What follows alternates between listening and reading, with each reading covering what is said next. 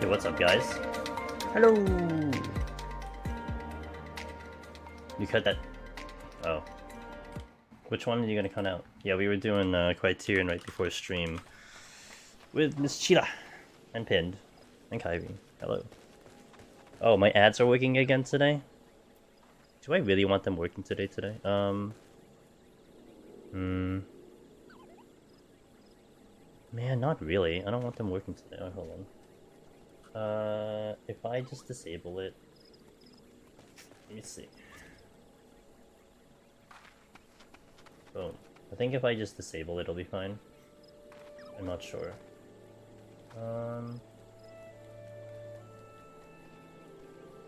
Let me actually move this out of here. And then I just delete the... thing. I don't want it happening today. I said, like, I was gonna get rid... Like, we're gonna move on from that after, but, like, I don't want it happening today, so... Level 1 crash and burn this up. Hello. Yo, Confused, what's up? Frozen, hello. Brokey. Who else? Wallen, Government Mule, Southerner, hello. Ray, hello. Frozen, did I say hello? Hello. Simmorphy, hello. Hi guys, how you doing? Pain, hello. Today we kind of get back into normal territory. Actually, let me check my camera too. We get back into normal territory where we're actually just gonna do a climb, like an actual clear attempt. But of course, the focus will be on the 171, and just to give you guys a little bit of a preview, I don't know if you guys checked the Discord in the media section, but our buddy Delicious Dairy Band attempted the no tincture, no superpot machinist Behemoth, and it would look very comfy. So we'll try that today on stream. Now I'm gonna get inside while we're talking about that. Let's get inside first. Oh, I got problems. Okay, here. Now, I was talking about this with Darryban a little bit, and that's great and all in terms of the strategy, in terms of you guys trying to get the clear, but that is going to be something that I will not do on the GDQ run because I think we want to cater it a little bit to the entertainment part. So, like, best case scenario is I actually try to eat 3 meteors, or rather the animation for the 3rd meteor comes out. So this one today, we will practice that strategy of seeing if we can do it without the tincture, because that will really give a lot of comfortable vibes to the run. And then I think on Tuesday when we run it with Frosty, who seems to still be good. His voice, I don't know if you guys had watched Mog Talk yesterday. His voice still sounds kind of shot, but I imagine it's a lot better than it had been before. So I hopefully he'll continue to recover until Tuesday. I think what I want to try to do is cater the Behemoth attempt so that we really push it to the end. You know, maybe I pick up some GCDs on purpose or something. But to like do the no tincture, no superpot strat and just eat 1 meteor is I don't think it's as entertaining. I gotta eat at least 2. So something to keep in mind. Like, it's actually interesting to think about it that I have to kind of do it for the entertainment value. But there's gonna be a couple things I do want to work on in general. I think I didn't really plan on anything today. I'm not gonna really work on the commentary either today. More about certain things I want to try to see if I can get comfy with. I had a couple floating in my brain, and we'll do that. But other than that, it's gonna be more or less a typical run today. Trying to get to 200, and that's what we got. So hope you guys are doing good. Tincture Behemoth strat. We should call it Tincture Healer strat without the Tincture Healer. That's what it should be. It should be as dumb complex as possible, so everyone's gonna be confused very well. It's like, wait, what do you mean? Tincture, no tincture, healing, no heal. What? The more confusing, the better. That's how I think we should do it. I hope you guys are having a good weekend. A good end of the weekend. Swipe or no swipe. Yeah, exactly, dude. Gotta make sure you know, everyone doesn't understand you, the better. Oh. How inconsiderate. Good thing I have NA ping. Oh, also, I think when I was reading it correctly, I should find out by the 16th or the 17th if the incentives are accepted. So that would be whether we find out if I have to worry about Fantasias or not. So, yeah, I'm kind of excited about that. They gave a date for that. Don't... Okay, good. Hey there, yeah, I'm gonna try that no tincture, no healing shot today. I'm ready. Nothing to lose. Although, what you will see me do permanently for the next, like, for the next, hang on. For the next, like, 2.5 months is we are going to try to get to Behemoth with 2 attempts every single time. That is one thing I need to secure, because I need to be able to comfortably get to Behemoth with 2 attempts.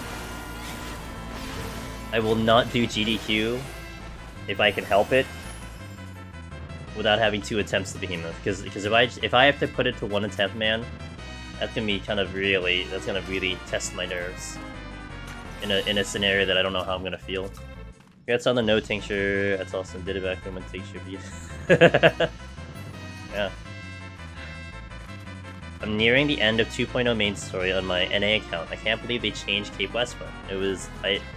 I get it was impressively difficult, but yeah. How do you feel with the new Cape Westman? Like, is it a nice challenge or not?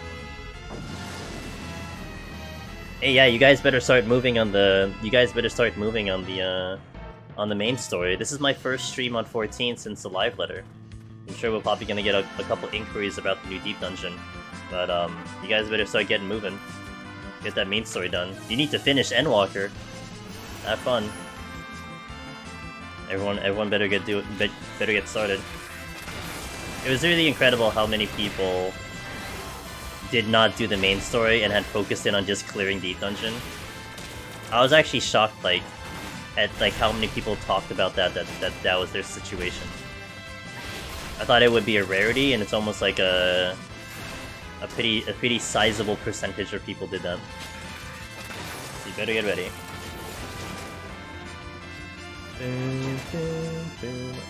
Bladed something. I gotta get closer to my chair. Alright, there we go. Comfort. Comfort. I might replay Endwalker's story for fun. It's so good. Hey, yeah, do whatever suits your fancy. It was interesting. Apparently, Praetorium is better now as well. I didn't do it yesterday. Yeah, well, it's shorter. I mean, it's 4-man and it's shorter. I think it's still kind of something that people just, they still kind of half-ass it a bit, but I've been solid for main story for years, thanks Deep Dungeon. I know. Now it's time to move, dude. I hope you enjoy the rest of the game. Please enjoy the rest of the game. Purity. You wanna get Omni first? Okay. Hey, whatever your goals are. Fair.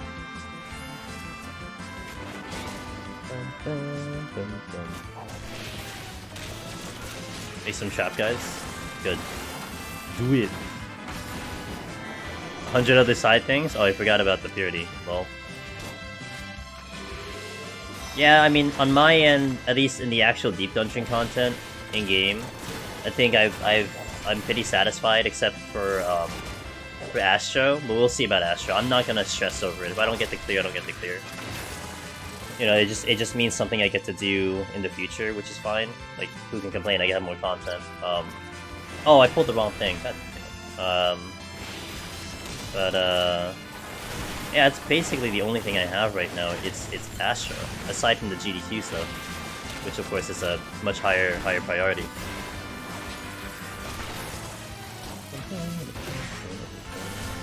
That's a bad heat blast.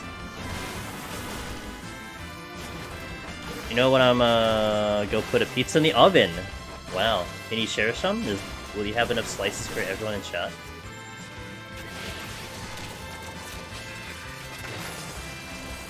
Damn it. Hey, Polish. Not much today. Just here doing machinist, doing a comfy climb. I should have labeled the title chill, cozy climb to Necromancer, something like that. You know, like there are a couple guys who do like cozy streams that they're just vibing with like lo-fi. We should do that one time. We just pop up some like, you know, non-DMCA lo-fi. Just like sit back with like a blanket and just clear 200.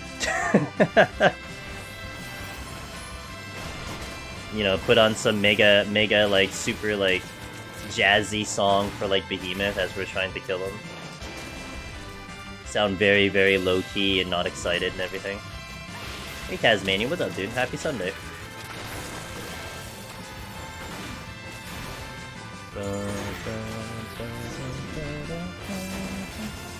Blanket hot cocoa. I can't do the hot cocoa on stream since there's a roulette chance that I would my stomach wouldn't agree with the hot chocolate. I could do something else though. I can't drink that on stream. Chill tunes, yeah. Oh wait. Hey! Oh, I didn't work. Oh.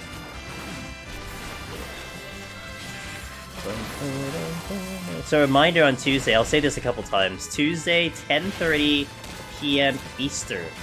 We are going to do a mock run of the AGDQ run with Frosty. I will not be looking at chat, and I will try my best to like talk as much as I can. I'm not going to do that today in terms of the commentary, don't look at chat thing, because I think today what I want to work on is just how many kind of tricks and tips and tricks we can talk about and do and execute today, just so I can figure it out without having to worry about 2 minutes talking. But Tuesday, that's what we're going to do. We were supposed to do that last week, but Frosty was sick and he didn't have a voice. He sounds a lot better. He was live yesterday on his Mog Talk show talking about physical range, which actually quite the timing that they did a whole show about physical range DPS, because I was sitting in on that show for a little bit, as long as I can before I went live myself, and there was just a lot of just sadness over machinists and how it's just a tough job to play and Savage and all that stuff because people have perceptions on it. And then on the flip side, you come to like Deep Dungeon and it's like literally BIS on its kit. It's funny. It's such a funny comparison. I'm here to watch an expert after choking 2 runs on. Oh, I'm sorry, Aeon. Well, I hope I can get there fast enough, Aeon. Will you be here by the time I get there? It's gonna take me maybe like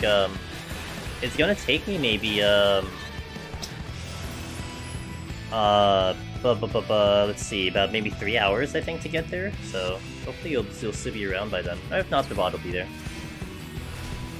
Don't worry, I know.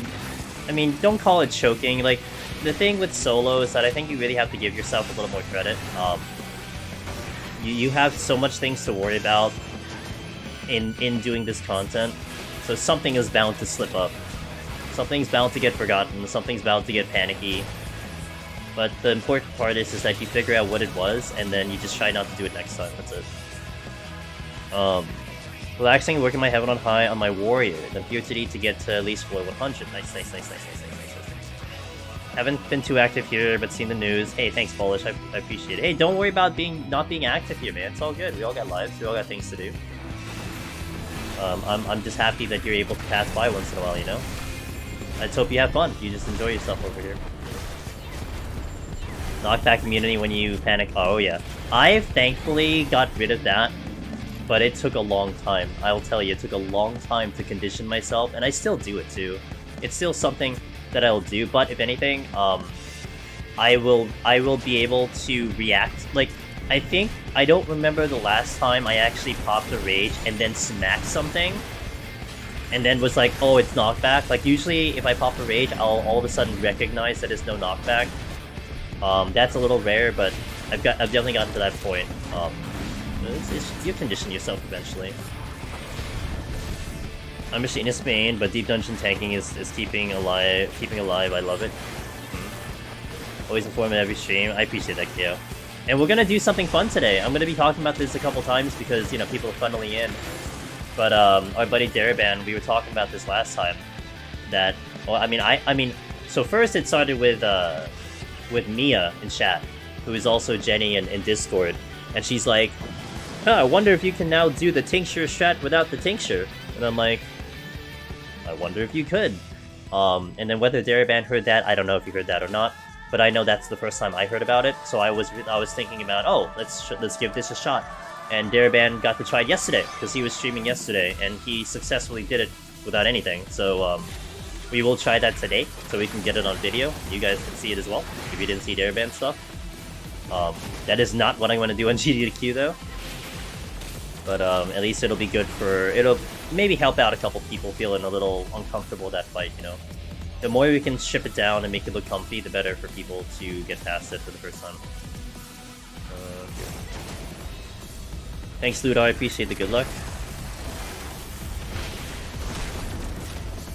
0.2% wipe to 180 last night and didn't press the second drill. Oh no! That drill, I mean, depending on the timing, that drill comes up like pretty like at the end of the thing.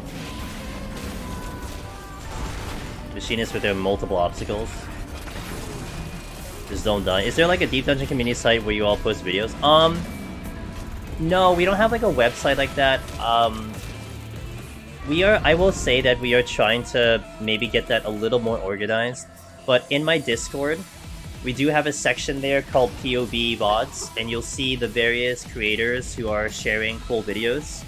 And you can kind of see at least who to check out in that department.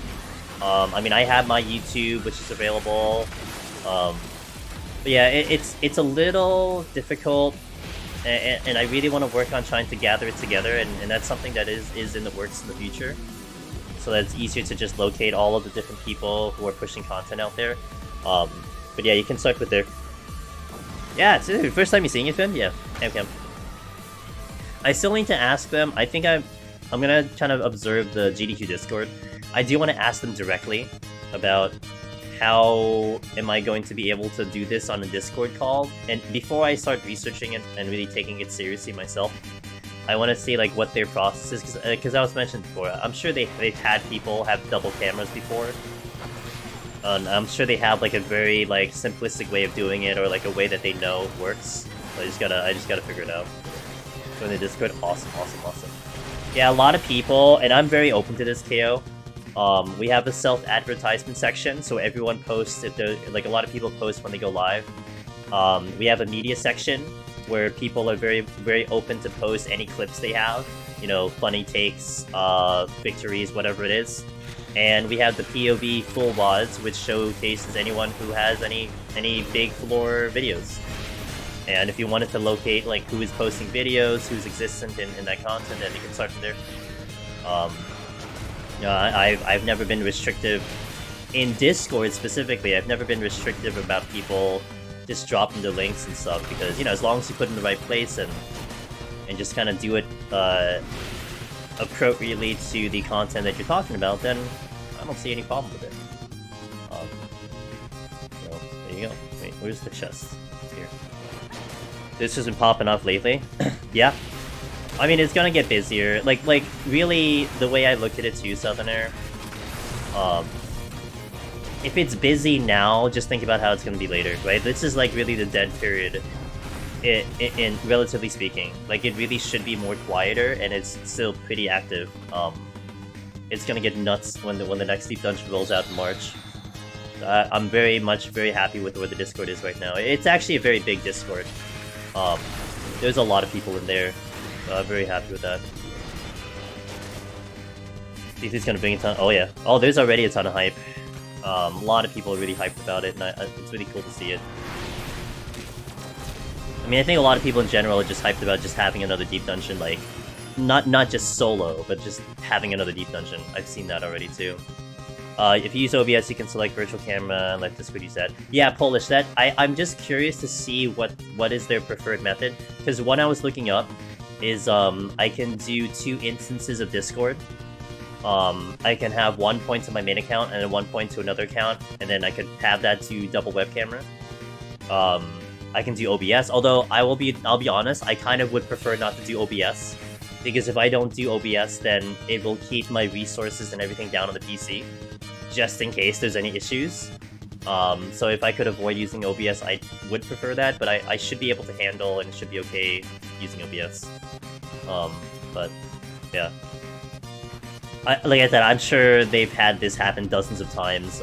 I just need to know what is the go-to way of doing it, and then I'll just be like, okay, got it, do it like that, and that's it. I'm not even gonna question it. Be like, okay.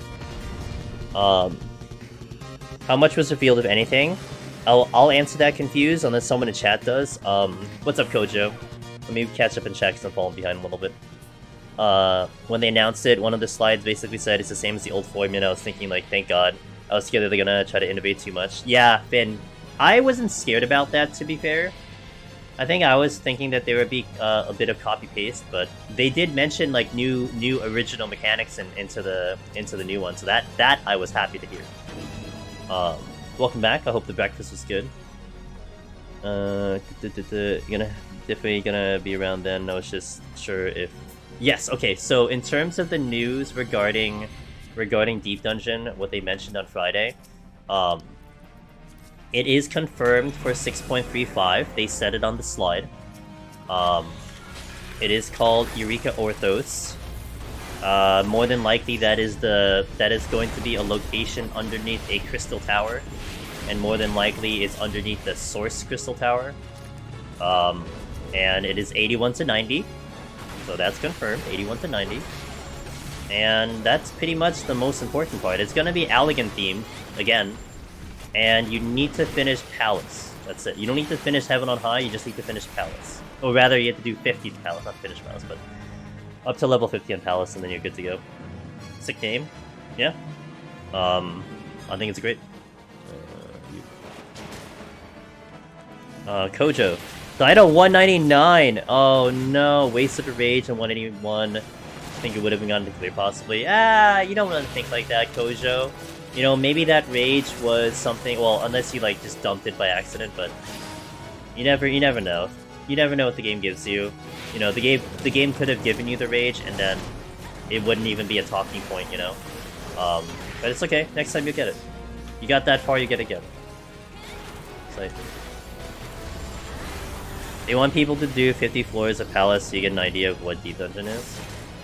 I mean, it makes sense, right, Sheila? I mean, it is part of the Deep Dungeon series. It's just like how you're required to run through the main story and you do like the basic mechanics, right? I think it's kind of the same in the same line of that. Deep Dungeon onboarding, yeah. I wonder if any of you guys noticed if there was more people in front of Palace. I didn't care. I didn't notice today, but I wonder if there's more people now just popping into Palace. It'll probably happen when they see patch notes, though. Maybe not from the live letter, because the live letter, I would say the live letter is more open to people who were in touch with like social media. But I think once you start seeing the prelim patch notes or something like that, or maybe another announcement or something, that's when it'll probably become more of a thing. Because well, when they announced Hildebrand, that did spread like wildfire. You definitely saw a lot of people doing Hildebrand. I don't know if it's probably maybe a lot of people already have it done. Who knows?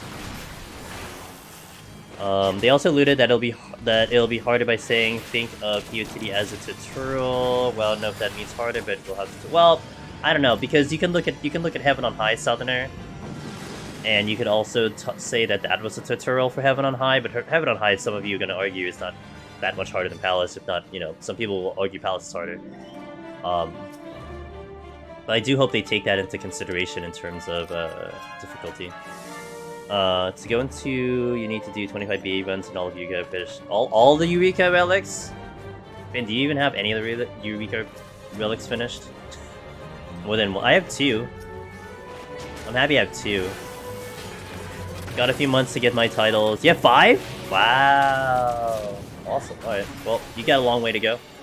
Got a few months to get my titles then before the big release. Yeah, you got until about March. We're estimating March. Also, I was saying this yesterday. Yo, June, what's up, dude? I was saying this yesterday that I am so happy that Miss Zuon convinced me. I mean, she didn't really put like this like huge campaign to convince me, but she kind of said it in enough words to tell me to tell the committee to avoid scheduling the GDQ on a Tuesday, on a Monday night Tuesday. Because I sent them an email the next day, after we had talked on one of the streams. I sent them an email the next day saying, hey, so there's this possibility that, you know, I'm available the entire event, however, I didn't take into consideration the game. And there was this possibility that the game could be down on a Monday night to Tuesday, and I gave them like 9 p.m. to like 6 a.m. So I'm like, if it's possible, if we could avoid that time schedule, you know, that would be great. And then, oh, was that a good play? Because now it looks like 6.3 is going to be potentially that week, the second week of January. So that was a very, very, very good move to avoid that Monday. Same. I just hope it's blue. I hope it's sick looking. I don't know. Oh, right. Eureka's sick. I went in and I just said, really? You know, you're like one of the rare people who actually enjoyed Eureka. I mean, I kept up with Eureka. I did BA. It was great, but I haven't gone back to Eureka since I completed getting Ozma, and I don't think I ever will. Actually, well, I'd like to kind of do BA. I've been kind of thinking about that. I could probably hop into BA. Like, I'm at least BIS for Eureka, so at least I'd be useful. It's just I don't remember any mechanics. That's my only downfall. What's up, Pappet? How you doing, dude?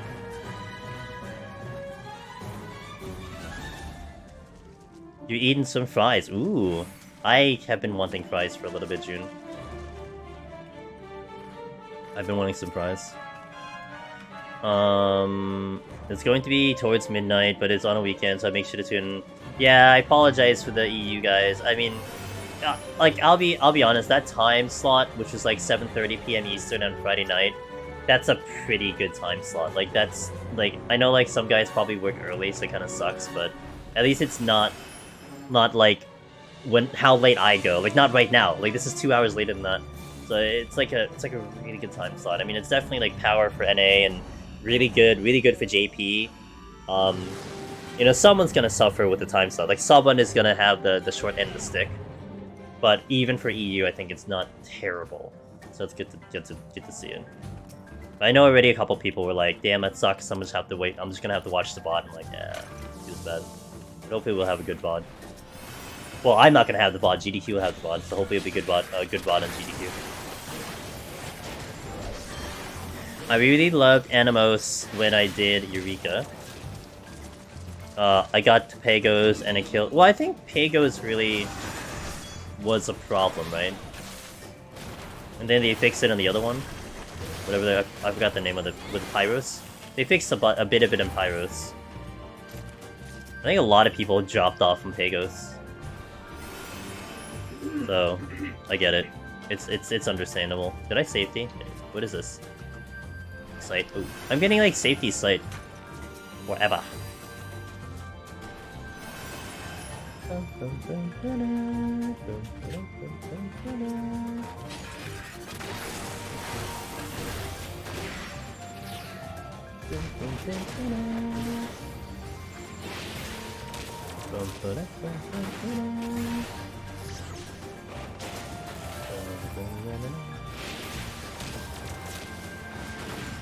Alright, Mr. Owl. Actually, it'll just kill the owl, whatever. Makes my life easier to kill the owl. Also just realized I didn't fix my water, I need to do that in between floors. I got 3 sets of armor from Eureka, says Boogeyman. Done BA, not going back. That's fair. I would do BA, but BA was fun. I kinda like BA with the right group of people. I know Wallen does BA all the time. How many saves did I decide to prep? Well, I do have 4 currently. I have 2 on Crystal, 1 on Primal, 1 on EU. I do want to do 1 more Finn, but pretty much because of my schedule coming up, it just works out that I'll do a couple full runs for now. So like, today, why we're doing a full run today was because we did Criterion on Thursday. So I just set up a 51 to 120 on Thursday, then we did Criterion. And then this week, we're doing the Frosty practice on Tuesday, so that's just like a weirder run just to do the higher floors. And then on Thursday, I gotta do a sponsored stream for a game called Ragnarok Online. It's a mobile game, so I'll do another 51-120 there, which then would set up a another Sunday 121 plus. I need the full day to do a backup file. I mean, I could split it in two, but it's better to do the full day. So it's just how my schedule works out. So like next week, not this week, but next week, I'll be able to do another backup file, and that should be good. And I'll know by then if we get the incentive for the Fantasia, because little mistake I made, although it's not that grand, but it was a little mistake I had made on the Crystal alt. I parked the second file. We set up the second backup file, and I logged my character out of the middle floors in the middle of 170, 171. But like 2 days later, I realized I did not put Fantasias on that character. So my Fantasias are not on that character. So I couldn't swap in there to see if it worked. So that kind of sucked. So I'm gonna have to try to do it in my primal one, because I wanted to see if it works in between floors and such. And then if in emergency, I can do it on the fly. But yeah, little mistake, but it's not that big of a deal. But when we do the primal, I should know by then whether or not we got the incentive in, because they said that they're going to announce it on the 16th or the 17th of this month, so like in 3 days. And then I could plan accordingly. And that also tells me if I need to set up a Dark Knight file, because we did put in, I did submit the Dark Knight landmine file to practice the landmine play, and I gave them an example of what it looks like. So if they accept the Dark Knight one, I have to make sure that I set up a Dark Knight file. So then my main will only have one file to work with. I used to play Ragnarok when it was a PC game. Yeah, I think this is a updated version, or like a redone, remastered version of Ragnarok Online. I think it does reference the old game. And I think a couple of people were kind of hyped about that game. I believe that game releases on the 15th. So we're going to play it on release. But that is a sponsored stream, so I'm getting paid to play it for 2 hours. I'm not getting paid to talk positively about it. I mean, you know, we'll be honest. We'll be honest and constructive. You know, I'm not gonna trash talk the game, but we'll give it an honest look and you know, see if you guys like it.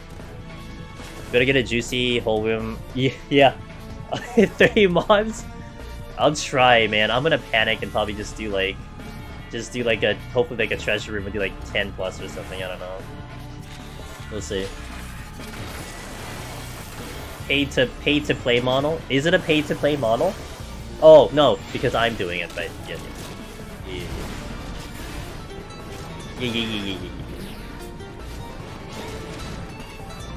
I get it. I'm a little slow today, it's fun.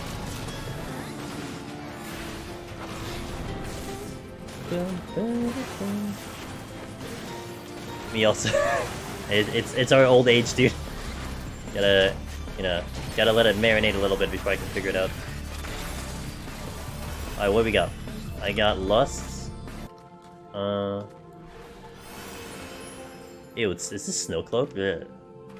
I always wondered, do you sometimes receive sponsor requests where one of the clauses literally don't say negative things? I don't think so. I think at least the ones I've received, Finn, have always been just be respectful. Like, so here's an interesting one. I had to do an advertisement for a mobile game called Vanilla Saga, which I had to put up on my channel. That was a sponsored video. And it did have to go through the company to approve it. Like, they had to actually run through the company to look at it before they're like, yeah, put it on your channel. So I did it, and they didn't come back to me saying, like, fix it. They're like, good, it's good to go. I did it in one shot, good to go. So I imagine if, like, I spent the whole video, like, cursing off the game, they're probably like, yeah, we're not paying you for this. Which is fair, you know? But then at the same time, I mean, if you're just honest about the game, you give some honest assessments about the game and all that stuff, you do have to probably lean it towards more or less a positive talk about the game, I imagine. But honesty is honesty, right?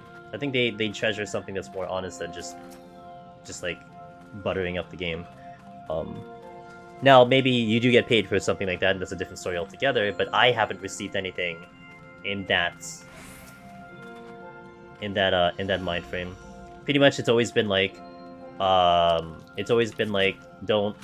like consume alcohol when you're doing the game. Don't bash the game. Like you know, like don't spend the entire 2 hours just like crapping on the whole game. Like, don't do that. Just be honest and just play the game. Why did I... whatever. Exclusive paid hobby also isn't great for an ad video because it would seem disingenuous to a lot of viewers. It's interesting because Royal, there is something there in YouTube where if you are paid for a video, you do have to kind of like say that. Like there is an actual box there in the video to say if you were paid to make this video or you were sponsored for it, to indicate that. So to some extent, even if you were positive or like even on it, like, you know, someone could still not really care that about what you said because they know you got paid for it. But to what you said is true also. You know, if you're overly praising it, and yeah, it would be disingenuous. Imagine getting 14 into 8 and then trash talking the game. I mean, as long as you don't use curse words, you know. I mean, that's an interesting thought, though, Pappin. I mean, you could be critical about a game that you're playing, right? You can say, "Man, the turning thing is bad." I mean, that's where you know. Of the irony of the thing is that they have the awful game block,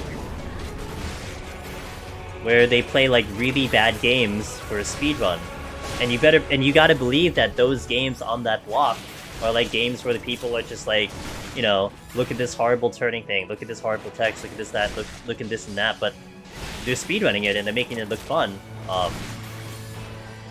So there's definitely a balance on that, but yeah. I guess technically speaking, you could trash talk any game if you wanted to, as long as you're not cursing it and if it's entertaining. But yeah, it would be awkward though for 14 because they do sponsor the game. Like that, I think that would be kind of a little bit of an awkward situation because usually they do sponsor GDQ, but it's not something I'm gonna have to worry about at all. I don't worry about that stuff. Also, 14 is a perfect game, so no.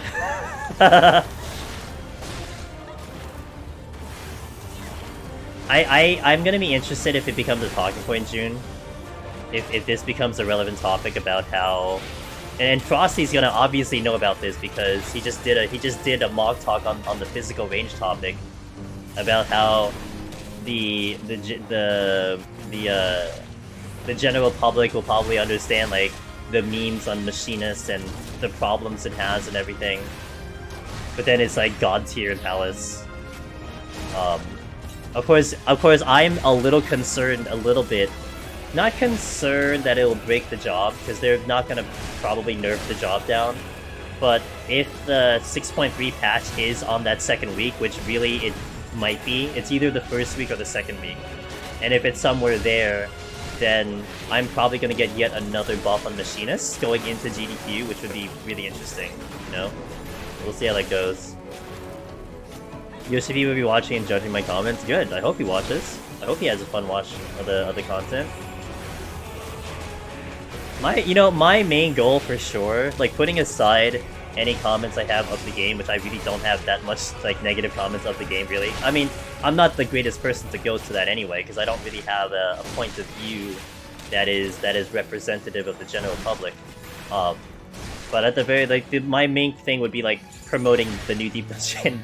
Like, hey, we got this new content I really like to do, and they're bringing out a new one. Like that's pretty much all I'll probably be focused on. That's all I'm gonna have time for. I don't even have time to talk about anything else. So. I'm gonna hit an ad when we kill this boss, so we can get the ads out of the way. So we'll BRB in 3 minutes, and I'll catch you in 3. I'm gonna actually do a couple things before we step inside, so be right back in 3 minutes for those sing ads. Thanks, guys. time with artifacts. But what if... Let me just... I didn't do my water yet, so I gotta do my water. What if the community gets too big, and then you have 20k viewers and can't reach out anymore? I'll worry about that when we get there, Southerner. Because if I have 20k viewers, it's a lot of ad revenue, it's a lot of money. We'll figure something out.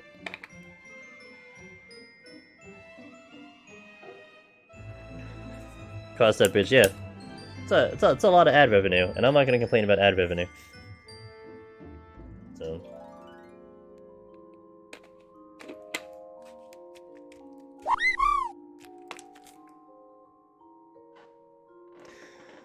Hey Finn, I don't know if you're seeing this, but thank you for the prime. Appreciate that. You might have been put into an ad, I'm not sure. Also what June said. Any tips on grind parts? Oh. Okay. Valway, hello. Am thinking of going for solo PoTD. Machinist still the way to go? Well, Machinist is a great, Valway. I'm assuming you can hear me. Let me know if you can hear me, because I just did hit an ad, so I don't want to like say something you're not even listening to me. So I'll wait a little bit. Mind me, my prime is ready. Hell yeah, appreciate that, dude. Yep, you can. Okay, perfect. Okay, so Machinist is still the way to go, and not to mention they just updated, like they updated a couple things to Machinist because it's still having a problem with raid, and that carried over into Palace, so it's even stronger than it has been before. And we're going to be doing a strategy on Behemoth that would probably make it even better. But putting that aside, Machinist was the best in Shadowbringers, that's without a doubt.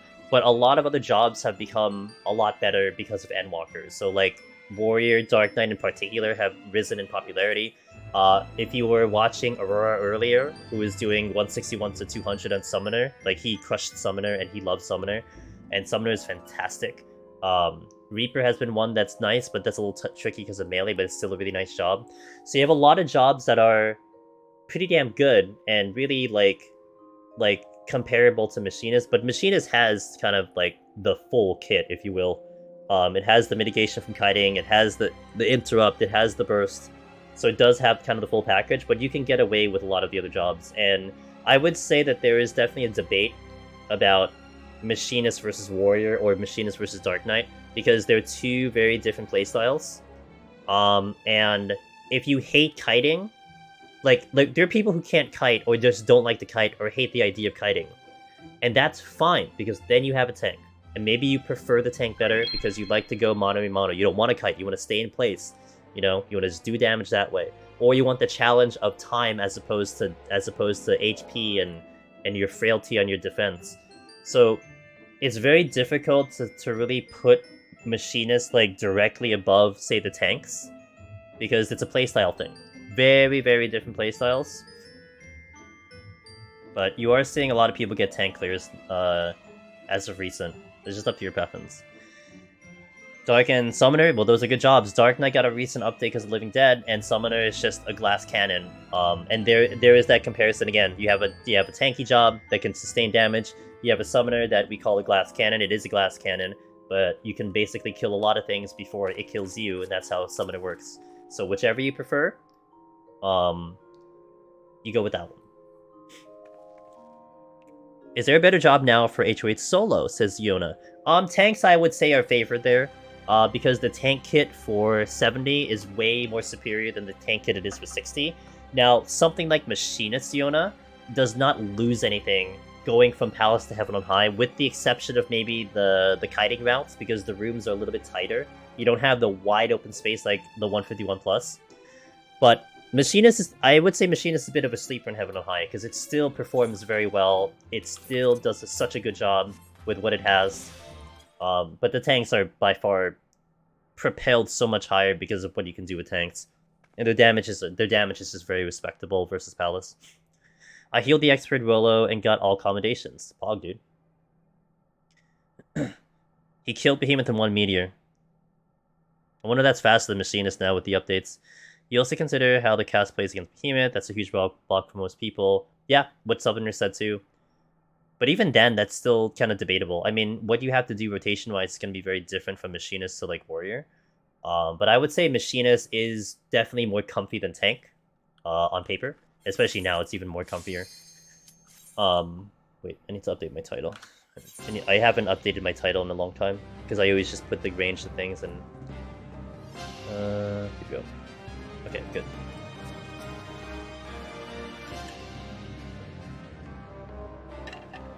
Also, Lonesy Carp, thanks for the follow, and welcome back from the ad guys. Thank you for supporting the stream. We'll be doing 3-minute ads at the end of boss kills.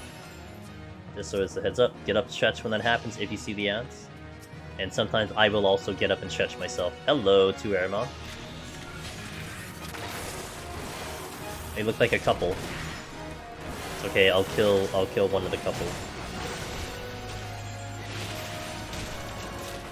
Stretching good. They love each other. They did.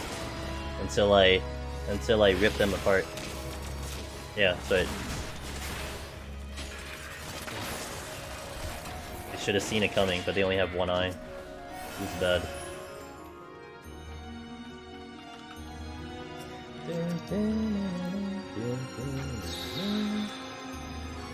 I'm writing words. Oh. I'm writing words and it's hard. You're writing like on paper? Who the hell writes words on paper? What the hell?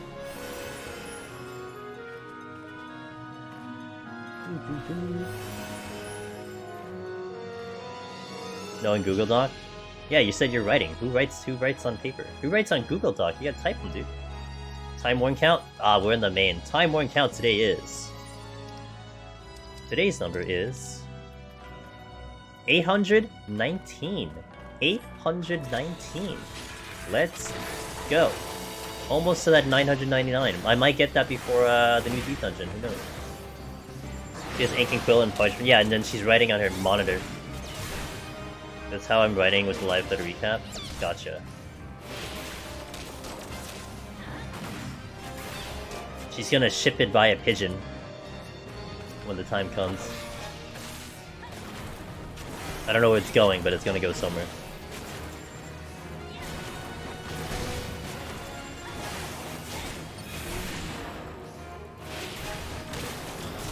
Okay, is the bird gonna make it? I don't know if the bird's gonna make it. Wait, let me get rid of the ogre.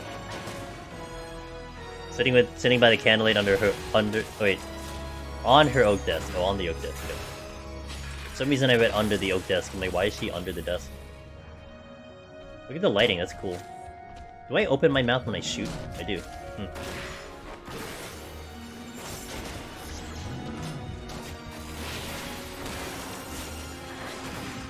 Oh, because I say something, that's right.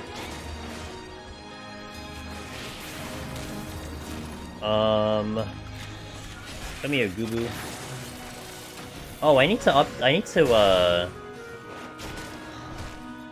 should fix my sustaining potions. I don't have quite enough that I'd like to have.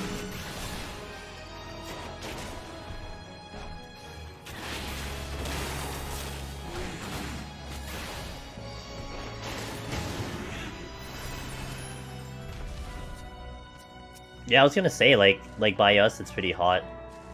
It's still hot. Well, it's gonna get a little colder, but not by that much. I was actually curious because we had the same weather, what, 2 days ago? Yesterday, Sheila?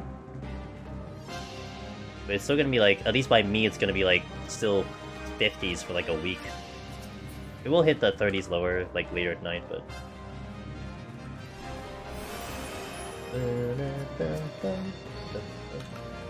Ching. It's nice out, but it's scary that it's nice out. Like, it shouldn't be that weather this year round. 60 to 70 degrees for 2 days, then yeah. It's wild. I know some guys are getting snow and stuff, too. Super cold here in Dallas. Had to turn on... Wow! Yeah, everyone's all screwed up. We had 70s and 60s here for the past couple days by me. And then it's still gonna be like 50s-ish for like the week. But...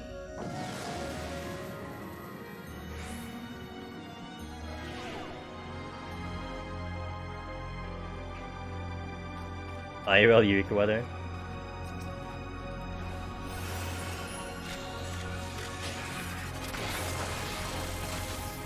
Lake Gloom. I hope I'm not gonna run into a patrol. It'd be very awkward. Yesterday it snowed where you at? Is it common to snow where you're at?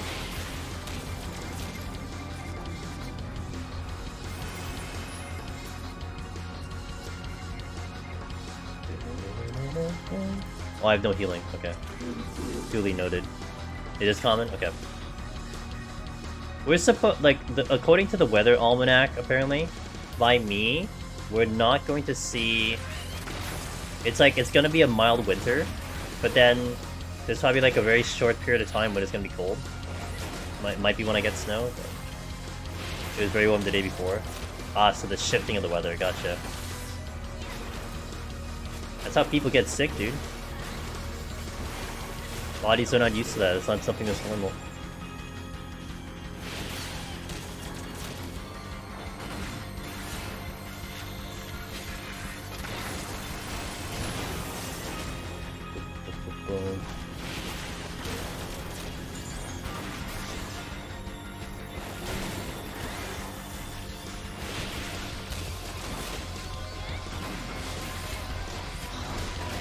Die already. Thank you.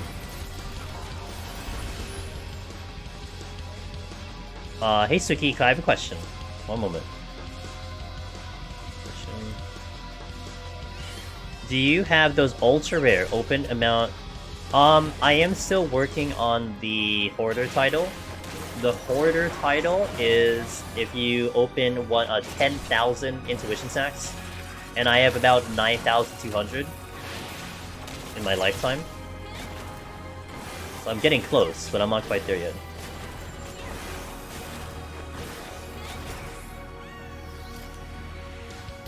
How many do I have now? You're making me use my mouse. This is very illegal. And I said, yeah, nailed it. 9,205. I know how to get Sig out of chat now. I feel special. Wow. I just got baited by Chila. Yeah. You held the mouse as a prop? It is a prop, occasionally.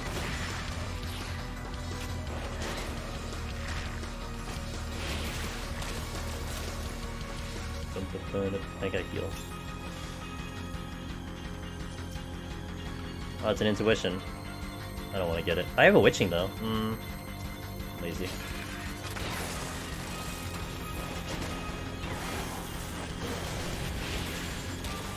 Thanks for showing though. No problem, no problem, no problem. I got you. But then you can have... I could have, that's true. I wonder if I can get... No, I can't get 800 by... I can't get 800 by March, right? I don't think that's possible. Like, what's the math on getting 800 by March? How many would I have to get? That's more than... Ugh. That's, 120 days? No way. 120 days? I'd have to get... like 8 a day. that's 8 every day. Or something like that, right? There's no way. I started learning Red Mage as Slow Dancer, and got my ass beat on 85 Heaven on High. Got any tips? I would try... One of the biggest prog points I had Slow Dancer for Red Mage, and this was when I was first doing Red Mage. The biggest thing on Red Mage is to try to handle things without steal. And my biggest prog point was handling a 71 Mimic, no steal. If you're able to do that, a lot of things will fall into place. You really want to conserve steal as long as possible. You will probably have to use steal at 81+, but you gotta hold on to it as long as possible. And that's how you have success on Red Mage. Because I imagine Red Mage you probably ran out of steal. Right? Maybe? So you gotta make sure that you like really optimize the steal usage, and that's how you that's how you get it. What's up, Baron? If you use intuition as soon as you get them, maybe it's possible. Oh, I'd have to go pick them up, that's the thing. And that's a problem. Did he just know the hinge? I did. I can't. It's like in the problem with the intuition, and you'll see I'll avoid a lot of intuition. It's because they share a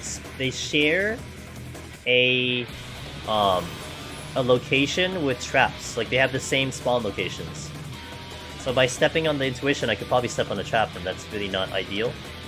That's why I avoid a lot of them. I actually do recommend Heaven on High first, and the reason why Heaven on High, Valway, is because you get to things faster, you prog faster, and whatever you learn in Heaven on High does carry into Palace. But the only condition in which you would do one over the other, like no matter what the reason is if you want the title.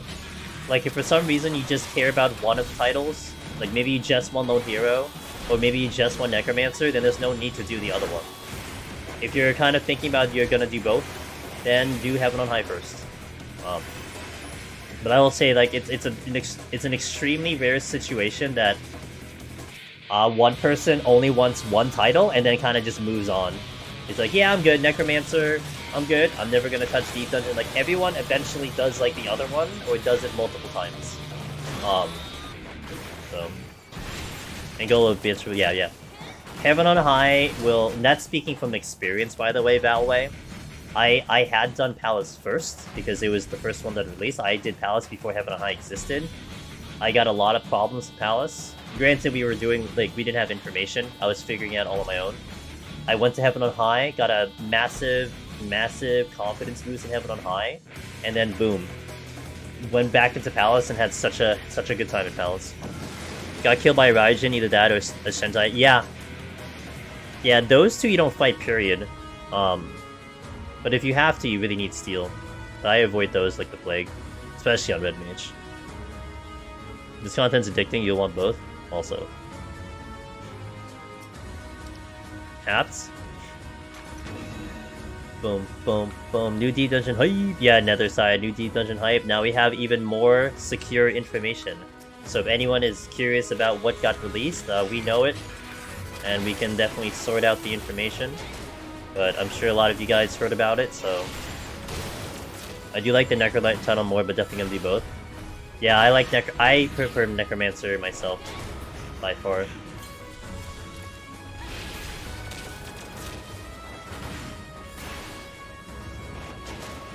Personally, the only title I care about is Necromancer. I will eventually do Heaven on High clear though. Yeah, and in that instance, what Taranko said, then really your priority should be Palace no matter what. Don't even consider Heaven on High, because honestly, it's like double the time at that point. I mean, it helps, but it's not. You're not at a massive disadvantage for doing one over the other just for progging. Like it helps, but you're not at a massive disadvantage. Any guesses on what the title's gonna be? So now that's an interesting question. New badge hype Angelus Mimic Rumble hey, Angelus Mimic Heart. Thanks for the 1 year of support, I appreciate that. Yeah, what do you guys think the title might be? It's Eureka Orthos. It should be a Crystal Tower thing. It should be Allegan. We just don't know what the story is about, but you have basically an area and you have a theme. So what could the title be? I wonder. I actually didn't even think of it at all, so I'll maybe slowly think about this, but... Yeah, I don't know. I like June's title, though. Oops, Eureka again.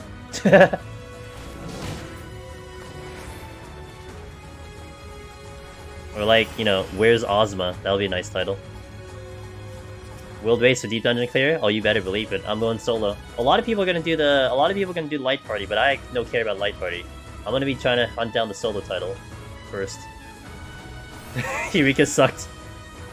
But this one is better. This Eureka is better.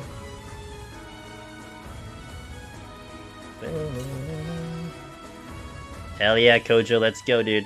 I'm gonna give myself a disadvantage because I'm going Red Mage, but I'm sticking to Red Mage. The Orthodontic. Oh my god, Valis. If it's the Orthodontist, that's gonna be sad, but it'll be hilarious. We are. Yeah, you, me, Pinned, and someone else. I mean, we were talking Loken before, right? But maybe we need fourth. I'm going till about 50-60 though. I don't know how far you guys want to go, but I'm going 50-60, and I'm going solo. I'm going like bare minimal, and then I'm gonna start soloing.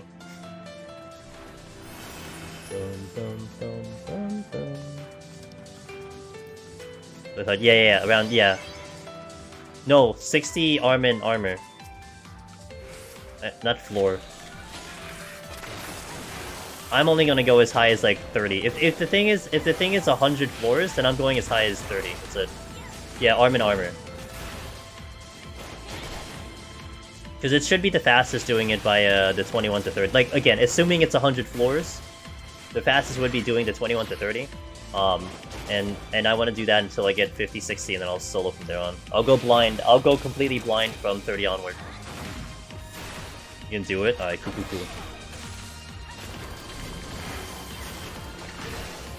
I hope they stick to 100. Yeah, I hope they stick with 100. I hope they saw the feedback video. That'd be nice if they saw the feedback video, so we'll see, like, if anything gets adjusted for the new one.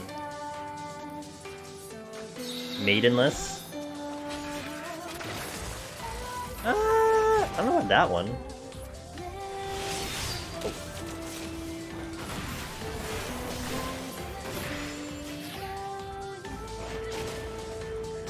Blue weapons? I hope blue weapons, dude. Pizza's ready. I only cut it in 4 slices, so first... Confused is like, I only cut it in half, there's only 2 slices. Why don't I use battery gauge? Well, it's a little odd when I'm going enemy to enemy Deathmon. Sometimes I literally just forget. Other times I feel like if I use it like at this part of the time, I waste it. So like on the lower floors, you're gonna see I don't really care too much. In the higher floors, I will start dumping it a lot more. But on the lower floors, since things die so fast, I just kind of care less about it. I care more like when we get to the bosses for sure.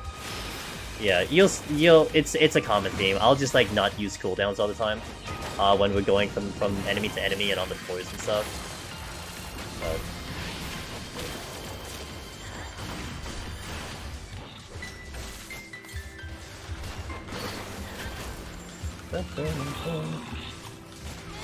This song is what the conductor of the FF New World. This song is what the conductor of the FF New World concert sang.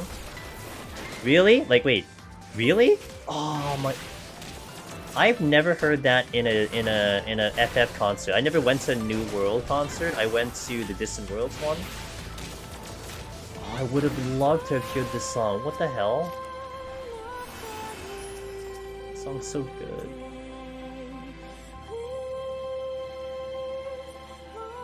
Oh man! I hope someone recorded it. I wanna watch it. What are my most wished changes for new D dungeon though? Posture adjustment, something with disconnects, a blue weapon, and radically more difficult bosses. Watching Hotshot not on CD, streaming his concentration. That too. But what do you call it? It's a lot weirder when you're going like enemy to enemy and stuff when things die really fast.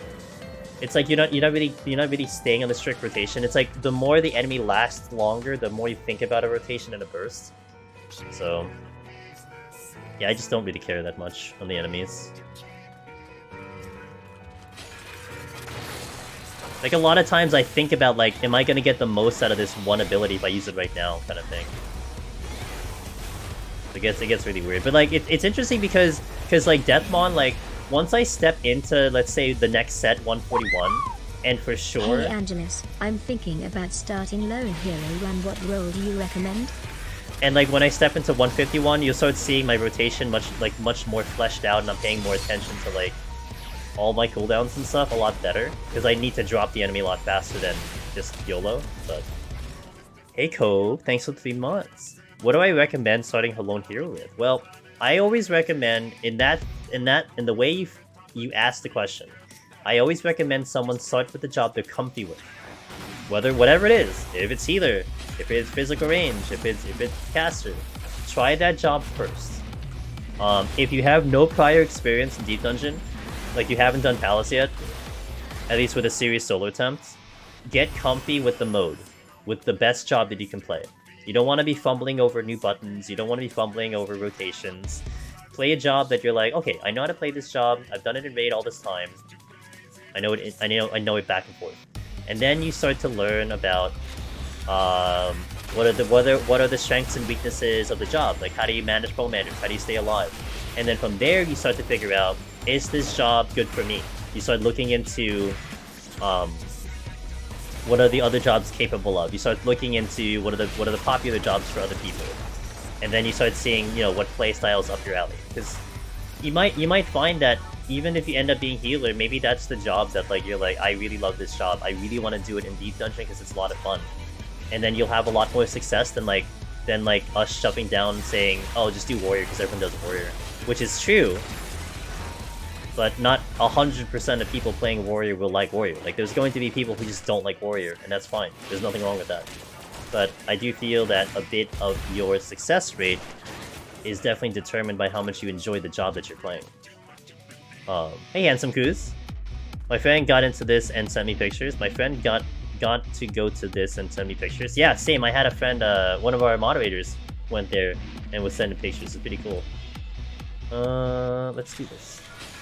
What's the big red X button? Okay, that is my transformation removal. It's status effect off for any time I turn into a lust or a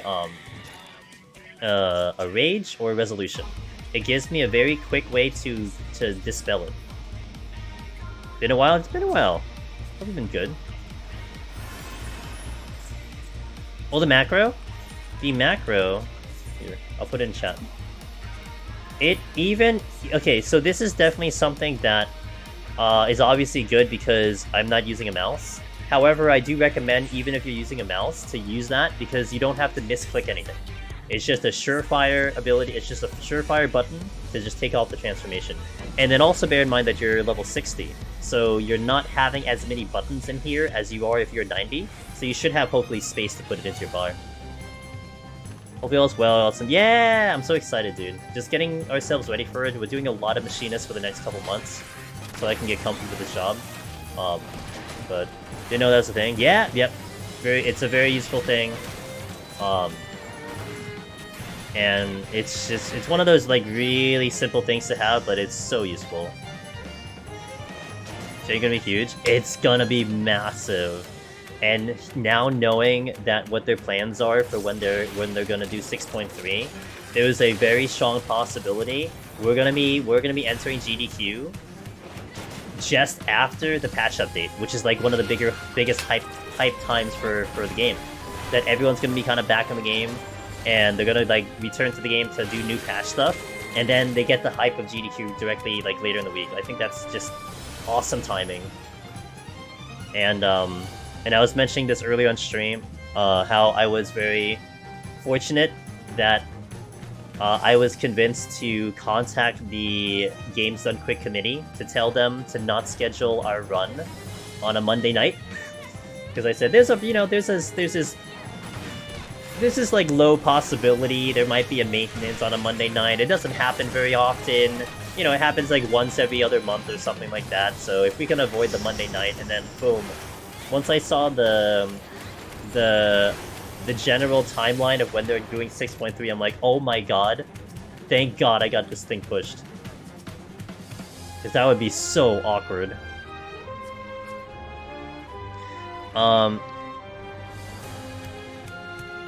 Increase mouse I used the macro to level sync when I was leveling phase. I think so, right? Because you do like... I mean, it's the same as just typing in any chat command. You just put it into a button. But yeah, level sync was one of them. Dark Knight is fun, but this class is mega simple in PoTD. I think it's still more engaging than some of the other tanks, though. You have more buttons to press here and there. Yeah, prime time. Yeah! The time was pretty surprising to me. That is as prime time as you can get. A Friday night, 7:30 PM Eastern. And there's nothing after me. So like, I think they're doing like a recap after me, and then they got a little bit of a break until the new block that they're doing. So that's almost like a checkpoint of the day. That's huge. Like, damn, dude, let's go. Very excited. We gotta really do a good job. But I will tell, since we're on the topic, and I'll say this throughout the stream. Tuesday, 10:30 PM Eastern. I know we talked about this last week, and it didn't happen last week, so I apologize, but Frosty was sick, and he was hoping to manage the sickness by that day, but he had no voice on the Tuesday, so I'm like, don't worry about it, we'll just do it this coming week. And we're planning the commentary AGDQ run practice on 10:30 PM Eastern this Tuesday. I'm gonna practice not looking at chat, I'm gonna practice my commentary. And then we're gonna have Frosty there to kind of get used to just what he wants to talk about. How can he have his input on the run? You know, what can he bring up and stuff. So I'm kind of hoping we can do it at least 2 times total, if not 3 times. I'll check in with him to see how he feels. If the man is good to go after 1 go, then we're good. If he feels like, you know, he wants to do it again, then I'm good as well. But that's Tuesday. Level sync isn't a bad idea for your grades either. No, it's not. Yeah, just need the timer to not start on the automation clean. Start until after it spawns. Be happy. Yo, Grotto, thanks for follow. Welcome in. Small update says confused on the keyboard. My kit arrived. I found switches that I liked. Tangerines. They have arrived as well, and now I'm waiting for the keycaps. I got colons because Screw paid 160 for some non-functioning plastic. That sounds cool. You know, you want to showcase a picture of it when that time comes? This is annoying. Must be exciting. Yeah, I still kind of can't believe it either. I still can't believe that we're doing the run. Like, I don't know if I'm gonna believe it until I'm live and I'm talking with like voices I'm not used to in my ear. But all I know is that I just need to keep practicing. I just need to keep getting ready. And that's why we're gonna be on Machinist for a very long time, because I need to basically. I was joking. I need to be unconscious on this job. I need to just I need to almost get to the point where all I'm doing is reading chat. And I'm just playing this job without even paying attention. Like, that's how good I want to get on Machinist, if we don't die in here. So I can focus my attention on the commentary and the entertainment value of it, if you will.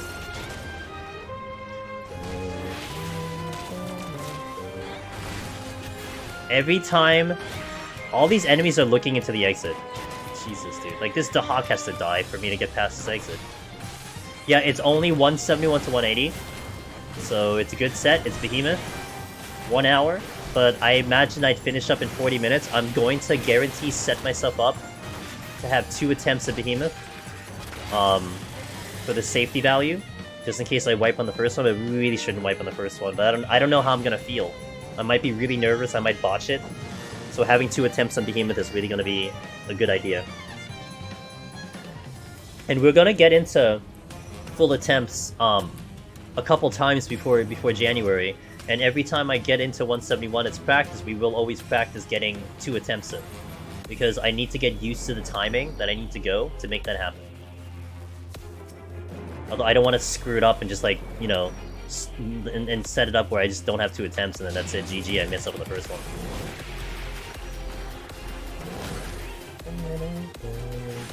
Doing the whole 200 would be insane. Well, some people were suggesting that there is a marathon called Really Longathon, that I could do that. And it crossed my mind, like, Heaven on High would be viable, because Heaven on High would just be a normal day for me. I've done 1 to 100 Heaven on High, no problem. But, you know, that's something to consider in the future. My goal was, for sure, GDQ. That was my main goal, and I just can't believe that we hit that goal. But I definitely don't want to say that's the last time I'll try to get into like a marathon thing. Found Eric Rod singing. Oh, thank you. I think I can open that. Hold on. Let me see. I want to open it so I can look at it later. Yeah, okay, I got it. So I'll save it for later. Thank you.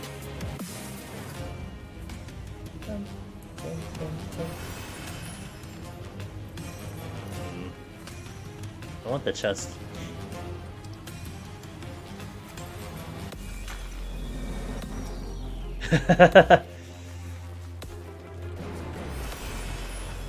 Well, to be fair, I didn't use the mouse in-game, so I think that gives me a little bit of a past. RPG Limit does a lot of FF games and some. Yeah, but I think something like ESA, which just released their schedule, and I think RPG Limit Break is still in that category, that it still needs to be like a legit speedrun. I got away with Palace because it is not a speedrun, and they do have open categories to challenge runs, and this is definitely a challenge run, a skill run. So I was able to get in because of that criteria.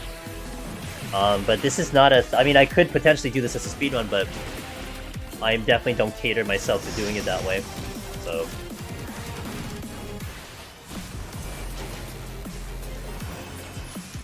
yeah, get the strength for the boss. Switching. Alright. Strength. Veteran Pro. Yeah. I know a couple of years ago there was a GDQ hotfix where... yes, it was. Yep. They've done it. They've done 14 on GDQ maybe about 4 or 5 times.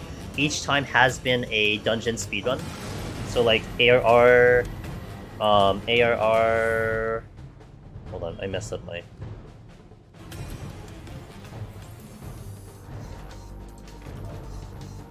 like ARR dungeons or Heaven's Ward dungeons or something, but it was like on hotfix. It was on. They did some on hotfix. They did some on Community Spotlight. They did some on Tina's RPG show. I believe that's the name of the show. But I don't think they've done it on an SGDQ or an AGDQ before.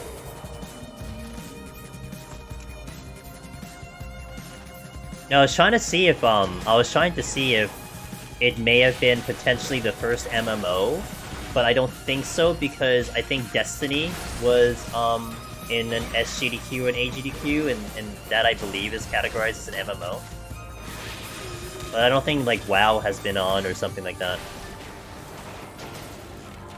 Definitely setting a pretty fun precedence, and I'm really hoping that this motivates a lot of other people to submit not just dungeon speedruns. Because dungeon speedruns are fine. I have nothing to say about dungeon speedruns. I mean, that's obviously like their method of getting like a speedrun aspect into there. But hopefully this kind of opens the doors to maybe doing something like, you know, other people submitting Deep Dungeon. A lot of people are really great at this content. Or one thing I had an idea for was people doing Criterion.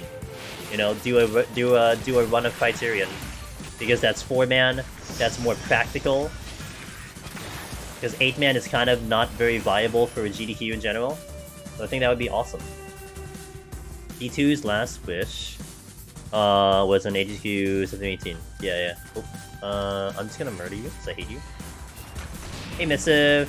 I think Criterion might be something they push in the... yeah, because in AGDQ, if they do it in SGDQ, if they do it in person, they have a limit of 4 PCs. So like you can do a race if you wanted to of like, you know, of a single player game. But you can only have a 4-man race at most due to that restriction. So a Criterion would be good because that's 4 people. Raids are a little less likely, and there have been, you know, I've seen things about ultimate speed racing. Like people have done an ultimate contest where they speed raced like a gauntlet of ultimates or something like that. And that's great, but you don't have the PCs to accommodate for that. That's the only issue, is that you don't have the kind of the hardware to make that happen.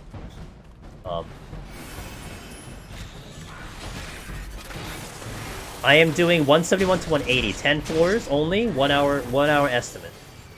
So it's just a 1 hour lockout.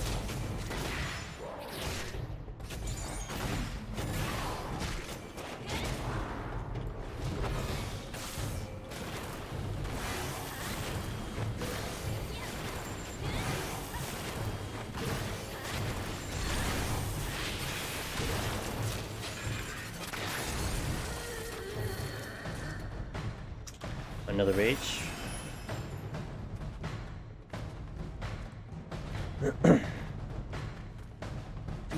I think this was the other strength, and then I have the exit. No, it's intuition. There was a strength. I think it's why the exit. Heads up, we're doing a we're gonna be doing a 3-minute ad once I kill the boss. So just heads up on that one. The boss will die pretty fast. You would love to do it. Speedruns are fun. I mean, I did Stranger Paradise speedruns. I actually still have the world record for PS5 Stray, glitchless speedrun category. I'm still first place, so that's kind of cool. All right.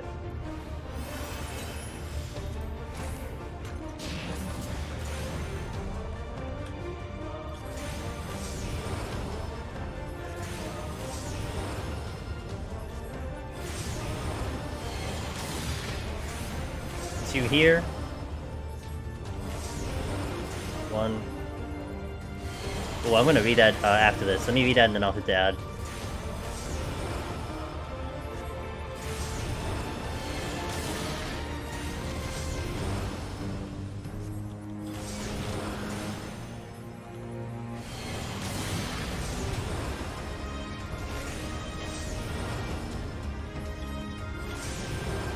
I gotta do two more.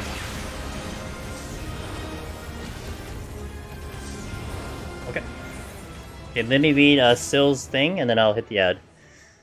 I would do a RE3 remake runs, but nothing too impressive. Hey, if you make it you know what, Handsome Cruise? I think some speedruns, leaving aside the content that you're watching, sometimes it's the commentary that makes it entertaining. You know? Maybe you can make the game more entertaining than it seems to be just as a visual thing, because you enhance it by what you talk about.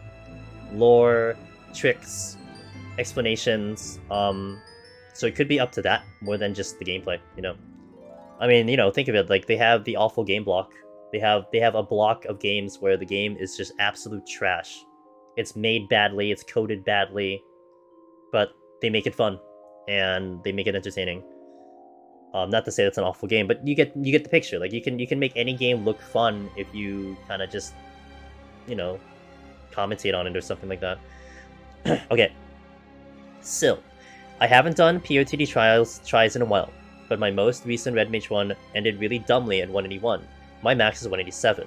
Was forced out of my racing, ended up panicking, had to use more palms, ended up accidentally overpulling Pairs of More twice somehow. Thinking of switching to Machinist. Have done Red Mage for so long, but I feel that the moment I F up Commanders, it's over. Thinking Machinist could help there since they can conserve a lot more. It's just, I always choke so hard.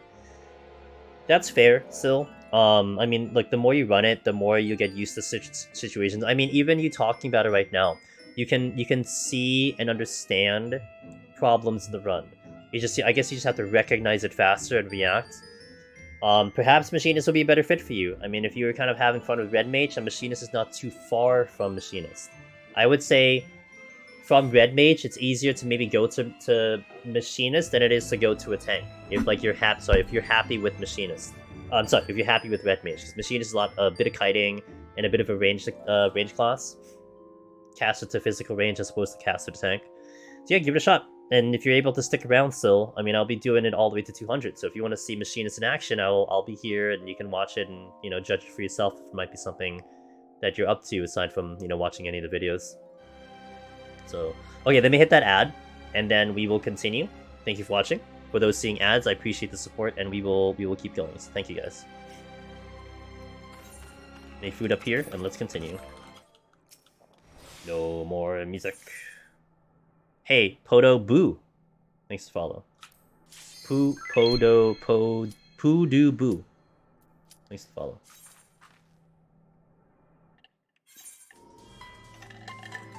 Oh, the other one.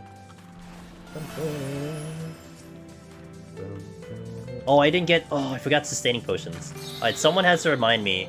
I need to get sustaining potions when I finish the set. I need them. No, when I finish the set,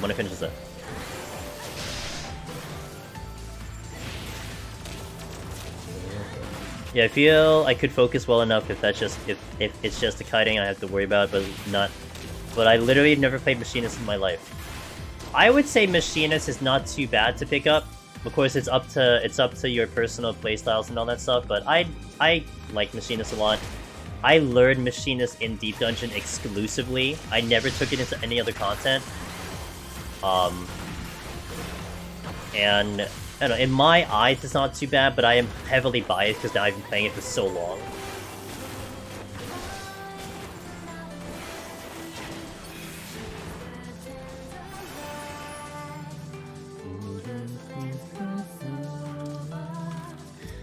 PoDoBoo.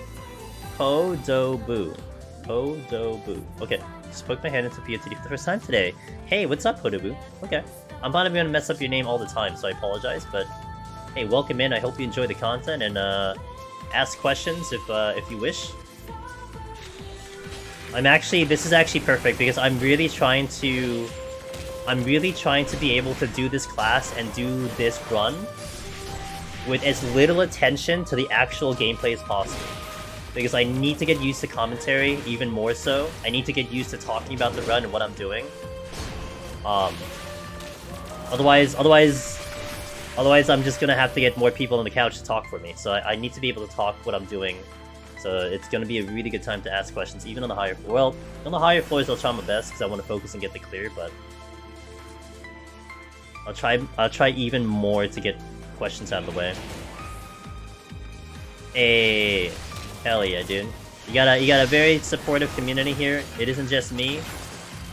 A lot of people in the community.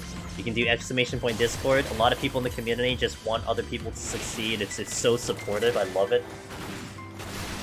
You know, someone asks a question, you get like five people there to like answer your question. It's great. Thanks, Gojo. And you're gonna be in a mix of people. There are lots of people hunting down their first clears. You got people who have multiple clears in their belt. It's a mix of players in there. It's fantastic. If you don't clear solo your person, then I'll bully you. Yeah, because Southerner got bullied himself. Feels bad, dude. It's like initiation. I started learning with Red Mage. I can't play Machinist properly because of my ping. Yes, good point what Kiambe said. Ping is a bit of an issue for Machinist. I know it. I know how that feels like. I felt it myself. Tried to melee for some time, then switched to Warrior, boom, got my clear.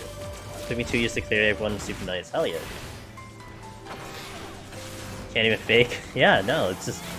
You know, it's just real in there, that's it. That's why I love it. People are real in there. No judge, no nothing. You want to clear, we'll just help you. Like, it doesn't even... Like, I don't... It's not any complicated. It's like, do you want the title? Okay.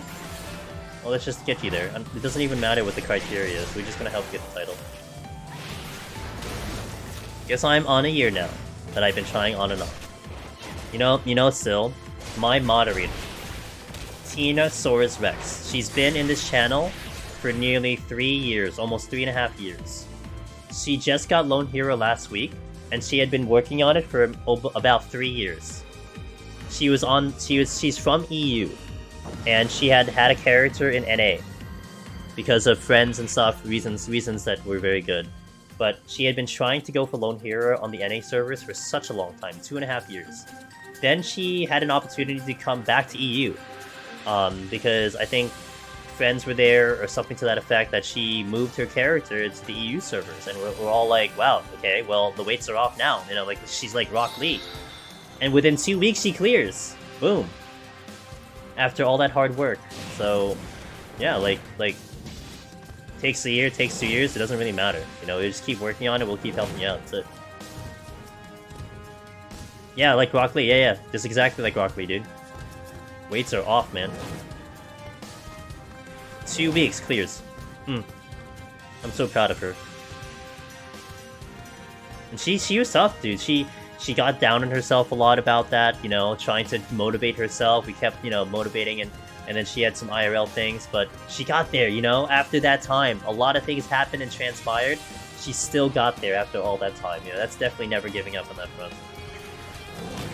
Never feel bad that it takes you a while, never feel bad about the time aspect.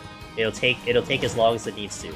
Of course, it's a little tough now, because you do now have a hard deadline with the next Deep Dungeon coming out. Like, we have an even more precise date-ish range of time period we're getting the next Deep Dungeon. And I know a lot of people wanna wrap up their business before March, and that's fair, but don't feel bad if you don't. It'll still be here when you come back, it's fine. But I feel that about wanting to get these those goals in time. It's really a test of determination and persistence. Yep. I mean, as a Poiking, you don't think I would attempt solo run until I clears the group? No, that's fair, that's fair. Yeah, you don't have to. I mean, you can do it as a group first to get comfy. I prefer to just run it solo myself, but...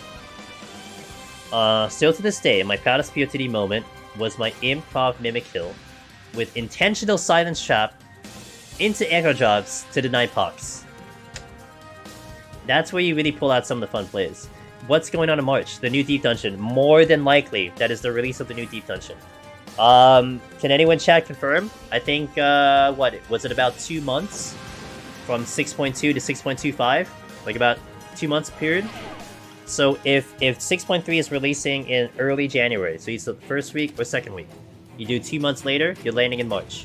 So that's why it's... Oh. And do I really want to Serenity this for the knockback? How lazy am I? Oh, that's a treasure room. I'm lazy. Alright, so...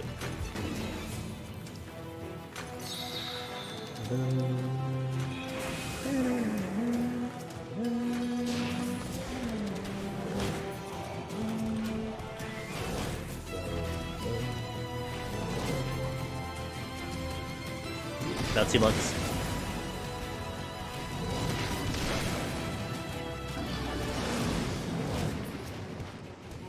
I never really had a 4-man that I could really just go to 200 with. So never saw anything in PoTD apart from what I reached solo. I am so excited still. That is one of the things I'm gonna be so excited for when we do the GDQ run. Because maybe there's gonna be a decent amount of gamers who do play 14 who are gonna watch that. But how many of them have never seen above like 60 or above 100, right? You're gonna hop into the prettiest aesthetic floors in the game, right into there, and be like, hey, this is the thing that exists in Palace of the Dead. It's kinda cool. You should try it out one time. Like, I can't wait. I really wonder what that perspective will be, you know? The dumbest thing that ever happened to me was a triple mimic in the 97 on high run. Down to the third one running out of everything. I mean, that's not dumb. That's more like intelligent, you know, pregnant mimic. You know, that's rough. That just sucks. That's more like just bad luck. Alright, Handsome Cruise. Alright, cool. I hope it'll all work out and I get. Oh my god damn it. Hope we'll see you then. Top 4 is always pretty. Hell yeah, dude. I'm always surprised to see how many people haven't been to 100. Cruise Chaser. Yeah, I mean, a lot of there. I would say a vast majority of people who have ever touched Palace specifically, for sure, has never seen above like 60. You know, if you've even done it before, you probably never saw they probably never saw above 60. I don't blame them. I mean, you need like essentially a light static to even get to past 101, and that's not easy. You know, Palace is not easy. Like Palace usually would take like 2 days to go. Even if you do a PF party, it's gonna be really hard to get that out in one shot. That's fair.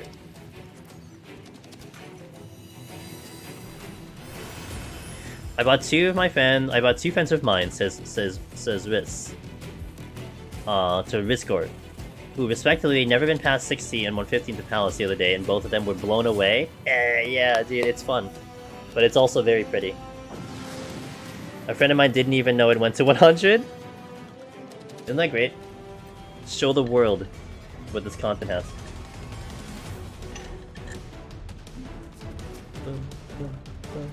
Ooh, I got my Serenity back. Huggers.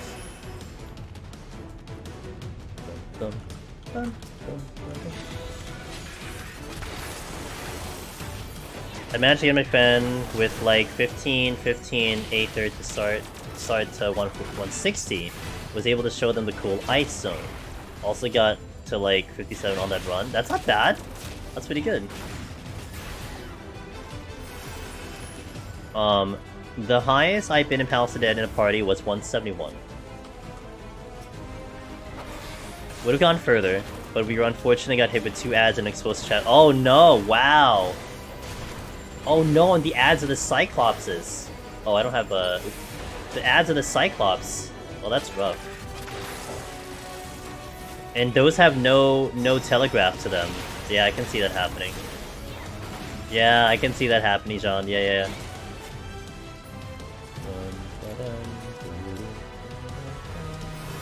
I'll hold on to that. Actually, yeah, I'll hold on to that. Because, I don't need seal for these things right now.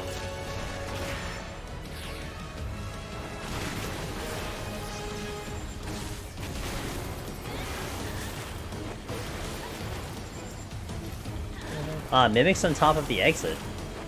Second favorite thing in Palace of the Dead next to Treasure Room exits.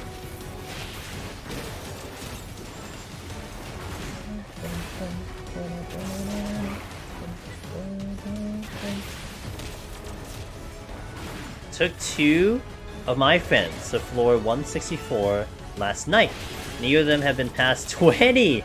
Wow! I wonder how that experience was. Holy crap.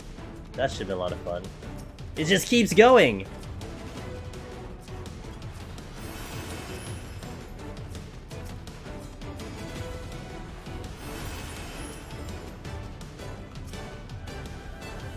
It was carried by— oh, and a half. Gotcha. God bless Living Death.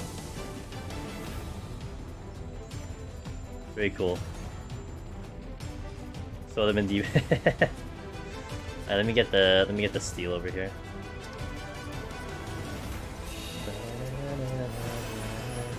Where's Willow? Is Willow here? I saw Willow helping tequila shots earlier. In Heaven on High. Shoutouts to Willow Greed. Carrying a group of gamers to Heaven on High. Hey Warren, what's up, dude? Been a minute. How you doing?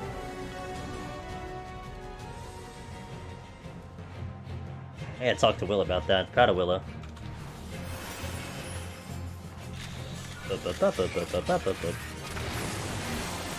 I got that drill off on the beach up. I was in comms with them, so I was explaining aggro mechanics and chats, comp usage, etc. Wait, one of them taking notes? You know what's my favorite comment, Shiro? Unless you had someone, actually maybe even someone who solos. I've definitely like popped into some streams sometimes when they're doing like a 4-man, you know, just like scouring the directory and just like looking for deep dungeon streams. And they're usually reading Meiji's guide, right? Who, by the way, Meiji we just introduced into the into Team Solo, our Twitch team. And I swear every time you hear this comment at least once, how the hell can you solo this? Because her guide has like party mechanics and like solo mechanics. Always hear that. How the hell do you solo this? Love it. Makes me smile every time. It's like, you know, wouldn't you like to know? Well, that's the exit. I go this way. Whereas like, if you have someone on shot call like you, Shiro, I think it's more about like just basically like you're a teacher with like very attentive students. And like they're not gonna ask about, man, how do you do this solo? It's just like, okay, do it, okay, got it, alright, got it. You know? So at the 180 wall, it's okay.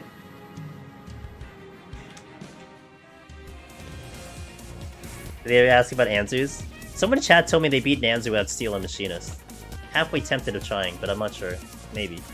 It's a very scary thought. I don't know if I want to do it. How? I don't know, you kill it before it kills you kind of thing, I don't know. I'm debating. Maybe with strength on. Full burst strength. I was going to pull one to mess with them, but one was the tank, 2 DPS would have been bad. Yeah, just kill it, yeah. What's the big deal?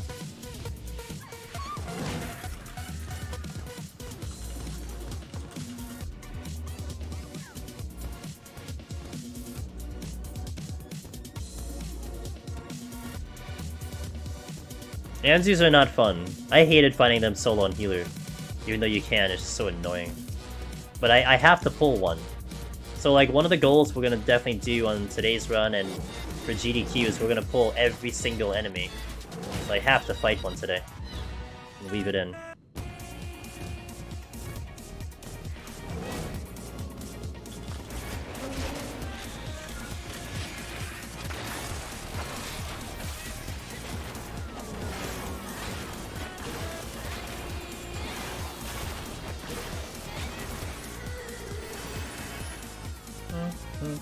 I was doing solo chats on run 2 to show them how you do it. Landmine plays, treasure room, witching, and without lust. Nice! You get to show off a little bit, you know? Hell yeah, dude. It really becomes like an exhibition, you know? Yeah, yeah, absolutely the flex.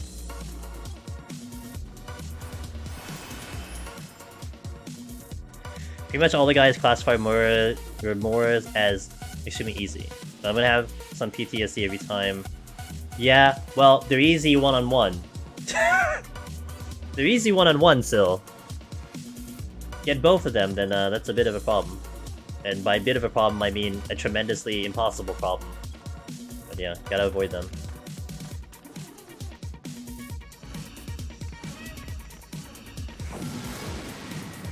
I am on speedrun pace, by the way.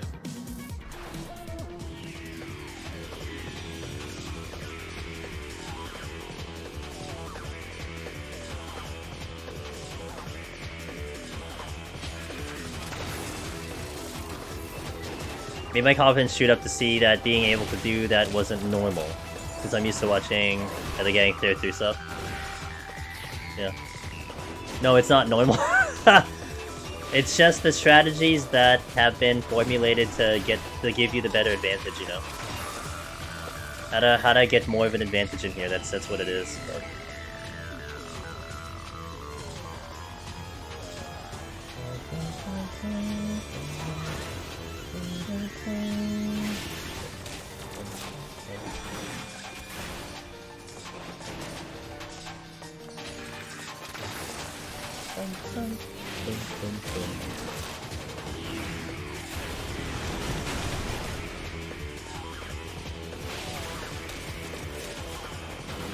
Hey Neppy, how you doing?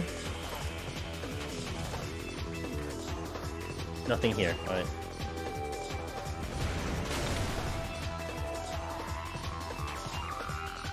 I'm good? Good to hear it. I am awesome today. Got some work done today. Had a power nap today. Did some Criterion with the homies today right before stream. Didn't make any progress per se, but you know, you always get better every time you go in. And then here we are doing some deep dungeon. We need to actually go for a clear file because we've been prepping backup files for like 3 weeks. So now it's gonna be fun to actually get up to the bench. Hopefully, that's the plan anyway. I'll use it now.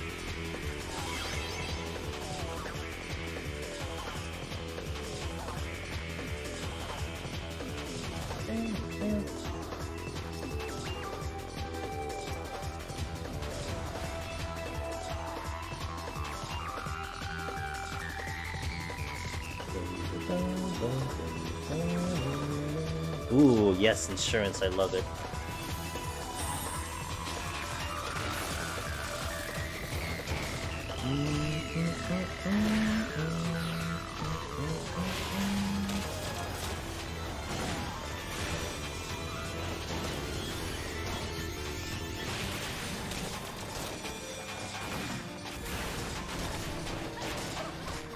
Well, I should get some sleep starting uni again, and it's... Oh, yeah.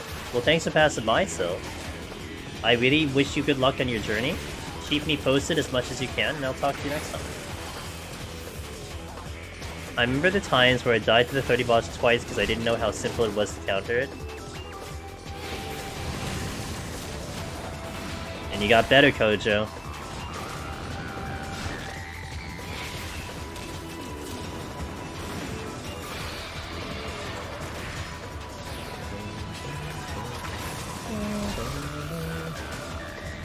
Got me all beta shit. Hell yeah! Hey, that's what I hope I can do. You got a whole community that can back you and be there to help you keep going, you know.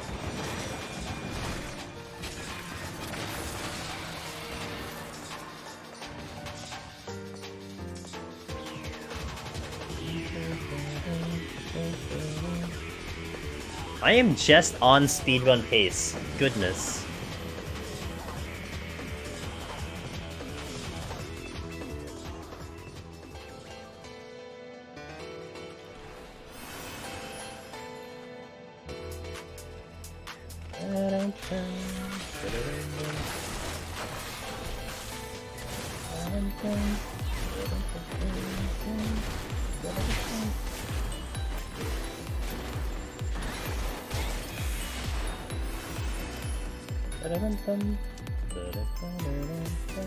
Nice steal. I'm gonna use that now.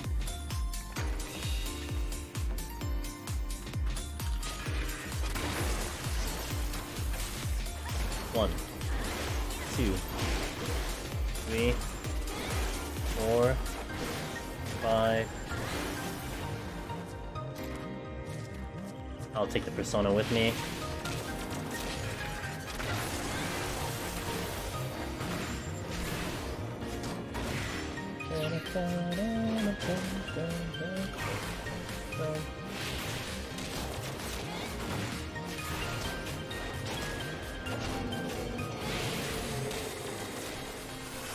This is the steal.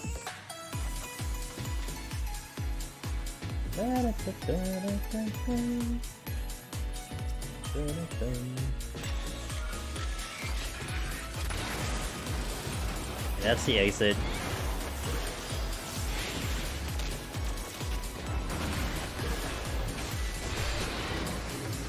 So I guess I died to last night on 199, but I keep telling myself it's prog. It is. You know, like, Deep Dungeon Kojo is definitely set up in such a way where, in my opinion, you don't just randomly get to 199. You know what I'm saying?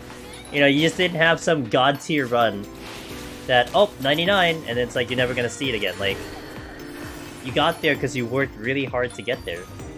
And so, it's very likely that you could do it again. That's all it means, is that you can do it again.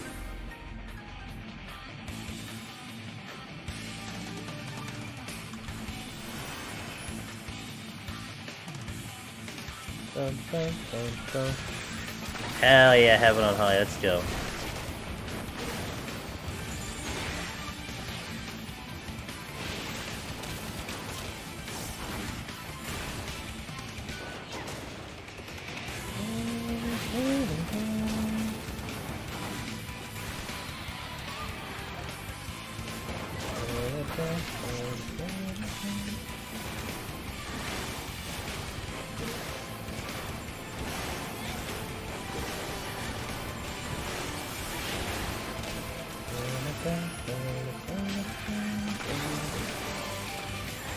I got the succubus. That's not a big deal.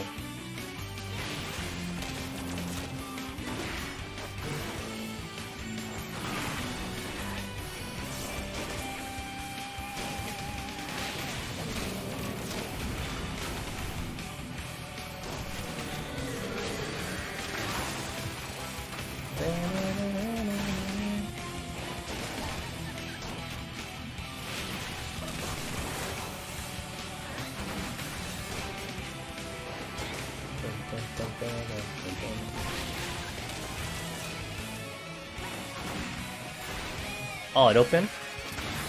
It's fast. Kinda hoping there would be like a chest I can get to.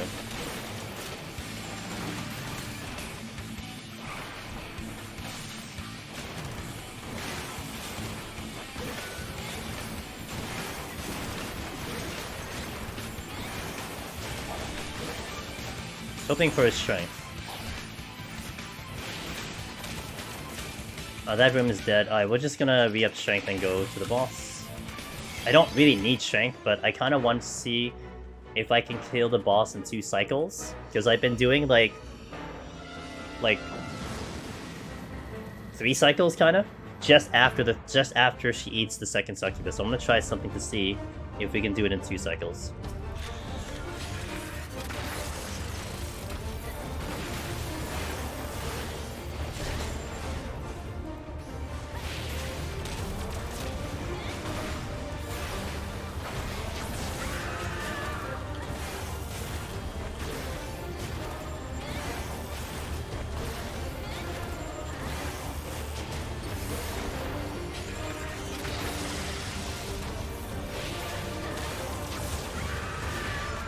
Aside from using like a pot.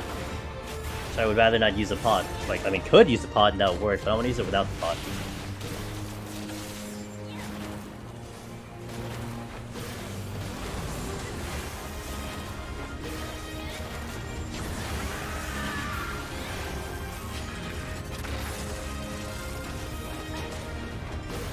Deciding my glamour for D2023, should I get jet full body bunny suit? Nude. Sounds good to me.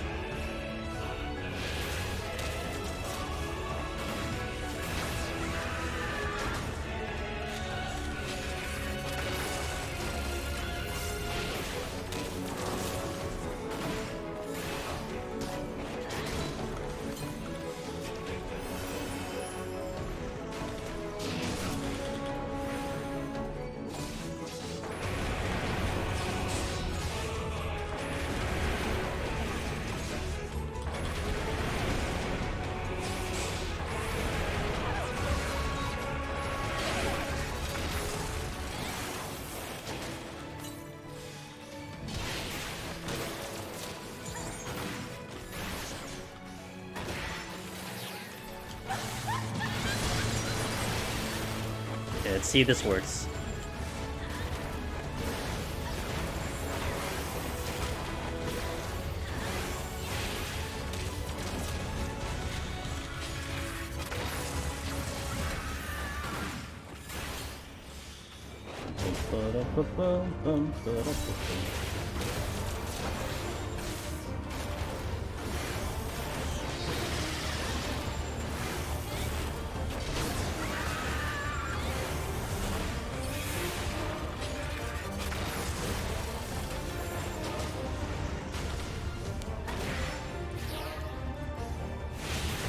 I'm gonna get a speed run for, and this'll be like, this doesn't even matter because, what do you call it? I started at 51, so the score is whatever, but we're actually gonna do this in faster than 30 minutes. Be interesting.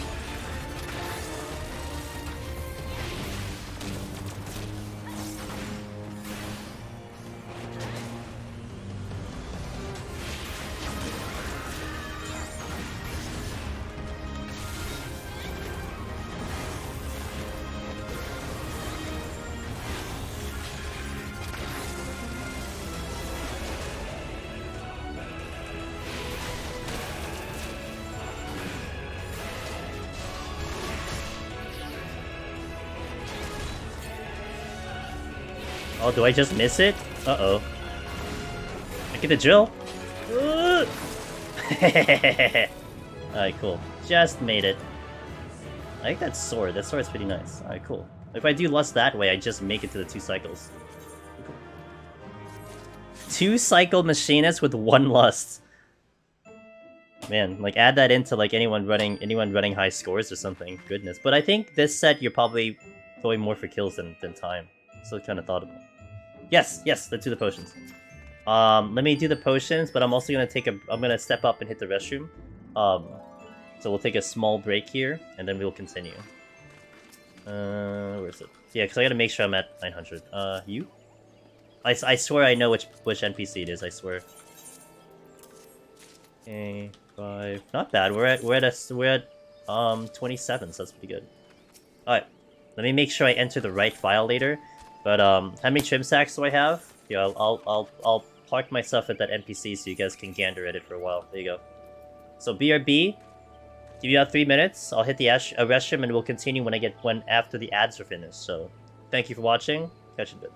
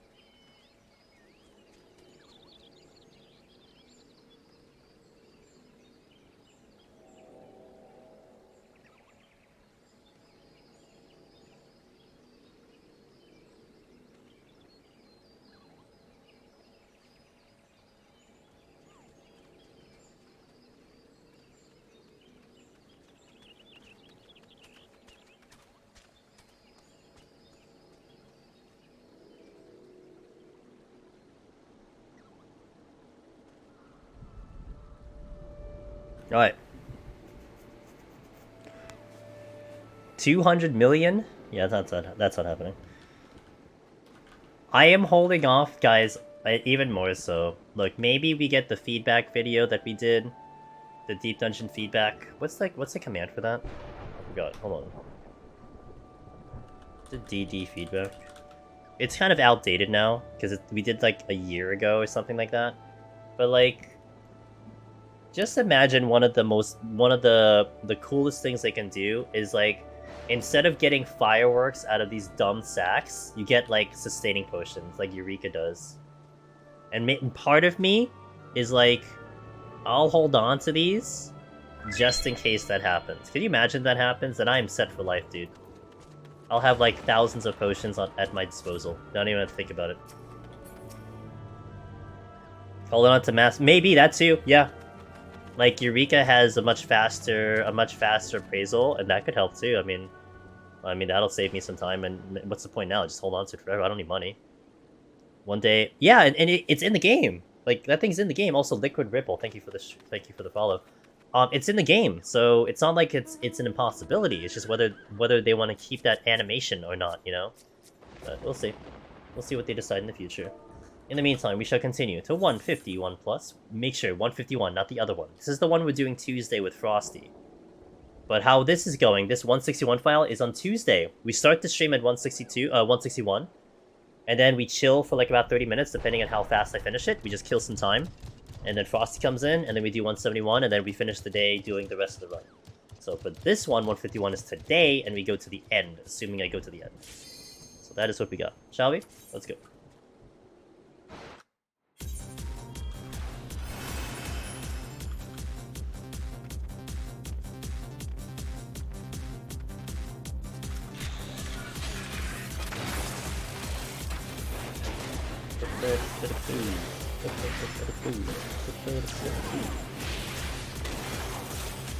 That's easy.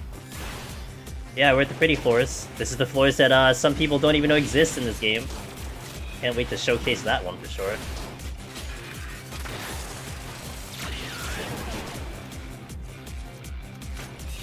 Music list, we'll do it in-game. We're gonna do it in-game music. Just as vanilla as possible. So no playlist, no nothing. Not music list though, I can't go without music. How can you do Behemoth without Revenge Twofold? You have to do Behemoth with Revenge Twofold. Dendane-san. I have to remember his full name, Dendane-san. I'm gonna go, hey guys, look at Behemoth, and everyone's gonna look at the name of the thing, and they're like, what, that's not called Behemoth.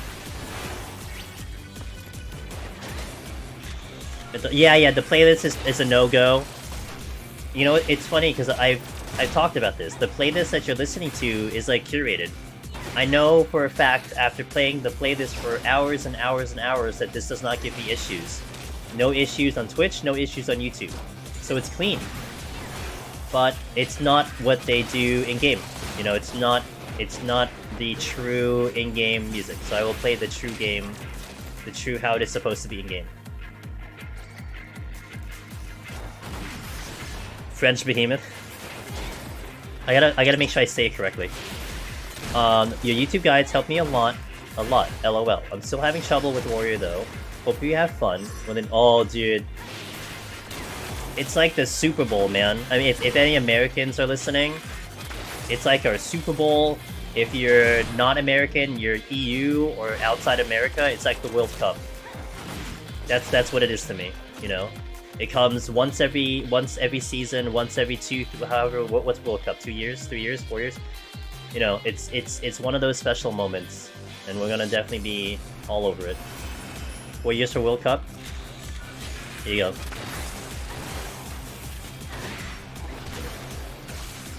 Next week World Cup starts. Yeah, I was hearing bits and pieces. I mean, I'm not gonna hear too much of it. Well, I mean, I'm not gonna hear too much of it because it's not mainstream over here. I mean, if you're looking for it, you'll find it. But I know I was hearing little bits and pieces of the World Cup.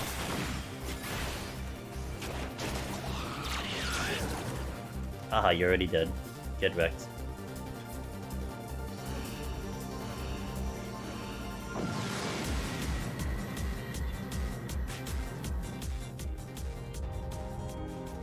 I hope the new Deep Dungeon is way higher in regards than even when my own city and Super Bowl can.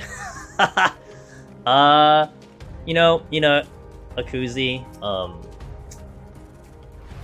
you know, our 1 million Final Fantasy, oh, I don't know how many, like 13 million Final Fantasy subscribers. I'm sure we're going to rival the 120 million viewership of the Super Bowl when it gets released. I know that for sure, so we'll do a pretty good job. Usually happens in summer, but since the country is happening, gets hot during the time, they pushed it. World Cup is a lot of fun in NYC, with so many different countries represented. Oh yeah, well, NYC is NYC though. You know, melting pot of NYC. I just hope it's not 200 floors. You know, I get that. I think a lot of people preferred 100. I'm sure they probably have heard that feedback. For me, I don't care. Just give me a deep dungeon. Just give me a deep dungeon. Although, here's a good question for chat.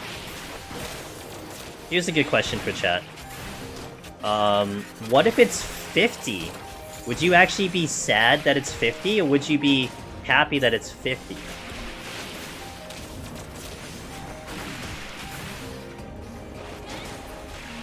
I'm assuming you're saying yes to my first one, because I gave 2 options. Like, would you prefer 100 or 50? I'm in agreement there. I think 50 is low, unless it's super engaging, but even then, I like the marathon part of it, you know? 50 would kill it for you. If they're hard enough, I'd be happy, but it seems way too low. So long as there are no filler floors, I guess 50's alright. 50 easy floors and ramp up 50 style. 200 too much, 1 is just right. Yeah, everyone's happy with 100, right? I was pretty happy with 100. Now, I bring that up because I was joking on yesterday's stream. Because this crazy thought crossed my mind, and it's just probably just coincidence. But I was asking people yesterday, what is your favorite letter of the alphabet? What alphabet is the most superior letter of all of them? Because the reason I asked that question, the first deep dungeon was 4 letters long, PoTD. The second deep dungeon was 3 letters long, HOH, and the second one is 2 letters long. So obviously, the last one, or if that's even the last one, the next one's gonna be 1 letter long. But you can also look at it as 200 floors Palace, 100 floors Heaven on High, and do they cut it again? But probably not. Heaven on High was adjusted because of probably feedback from Palace, you know. They tried 200, people were little unhappy with 200, so they tried 100, people were happy, kind of thing. Geek, Z, and Q. What would you call Z? I wonder what Z would be, or Q. Q would be interesting, for sure. 100 sweet spot? I agree. But I want it to be 100 tough floors. I don't want it to be, you know, 50 tough floors. I want to be 100 tough floors. Because perfect. Yeah, fewer filler floors, yeah. I want the challenge to be right there at the top, dude. I want people... You know, I want this. This is gonna make me smile, okay? Hold on. There's a steal. This is gonna make me smile. Day 1, hour 0. Deep Dungeon releases. Everyone goes in with their 4-man trying to clear, you know, with the light party. And like, 90% of teams, even like ultimate teams, get freaking stomped at the first 10 floors. They get obliterated in the first 10 floors, because they were just, you know, kind of going like, little chill. You know, it's like, oh, okay, we did Heaven on High. I want to see that, dude. I want to see people get destroyed in the first 10. I'll be so... I'm gonna laugh. You guys are gonna make me entertain while I'm trying to solo it, you know? Yeah, I want to see that. I want to see absolute devastation on the run.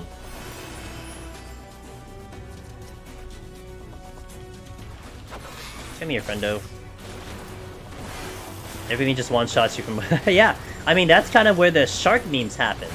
You know, sad that if anyone started Heaven on High and Endwalker, you missed the shark memes. Because in Shadowbringers, it was definitely a thing that lots and lots of people would die to sharks in 1 to 10. Because they would just do jaws and it would one-shot people.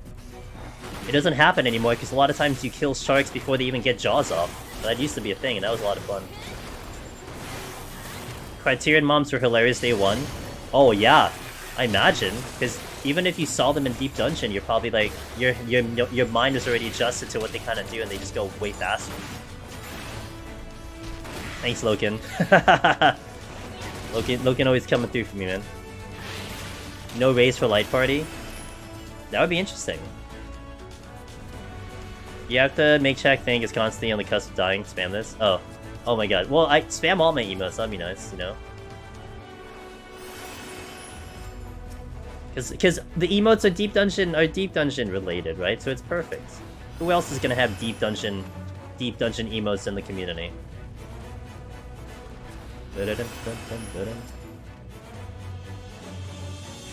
It happens if... Yeah, I wonder what animal we're changing into now. Like, what animal do you think you guys what we'll change into based on what we know about Eureka Orthos? It's Crystal Tower, it's Allegan. I wonder what animal they'll pick. Because Otter made sense, kind of. I can see how Otter makes sense. I can sort of see how the Toad makes sense too. I wonder what they'll make it change into.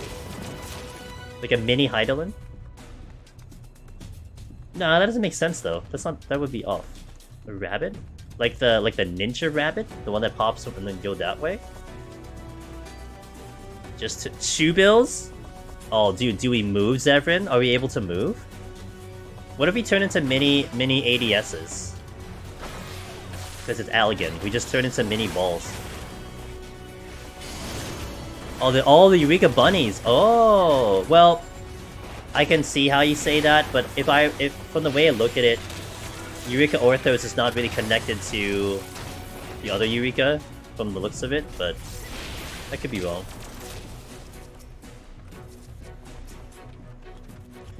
Ammon. But isn't he, like, it's after Endwalker, so wouldn't he be, like, long dead? Yeah, isn't Ammon long dead? Because it's after Endwalker? A mini Dreadnought? Ha! Xenos just shows back up. But he's confirmed dead, though, right? Spoilers, but I believe he's confirmed dead, so he's not coming back. Although it depends on... It kind of depends on how they're handling this deep dungeon. You hope so? I'm pretty sure they said that. Like, in lore, like, he's just non-existent anymore. Finally took the title of Necromancer yesterday!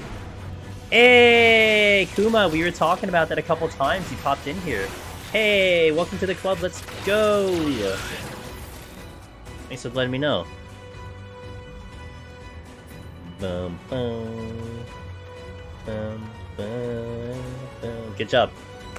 I'm glad the video's up. That's all I hope for. Great Serpent Aronka transformation dream dead? Yeah, like that would be a little off 9th. Like if it was in like if it was in the first, then you can totally think of the Ronka transformation, but I think it's very off. You have to think in the theme of Allegan and Crystal Tower. You know? Maybe you turn into a mini Allegan or something. Oh, what if we turn into like a what if we turn into like Cloud of Darkness or something? A mini Cloud of Darkness. The minion.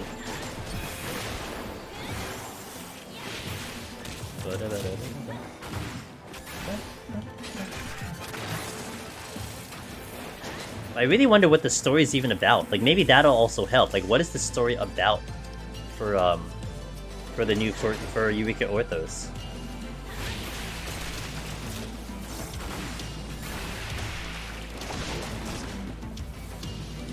The Unending Codex says he rests at the edge of firmament.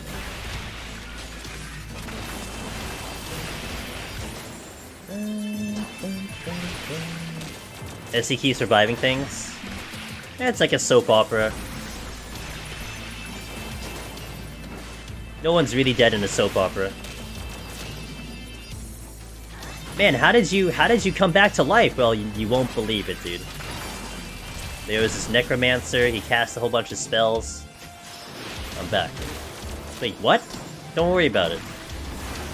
Just what's going on with your life. It's a soap opera.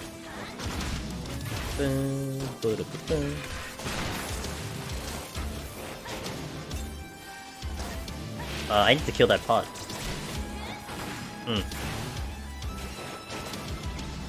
That pot's dead center, and he needs to go because he is blocking me from the path.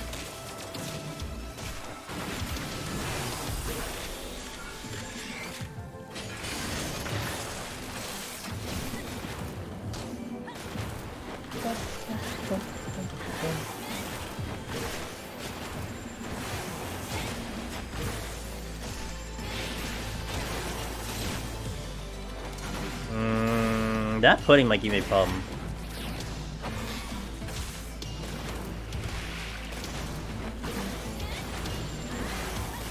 Okay, I'm gonna get the steel soon.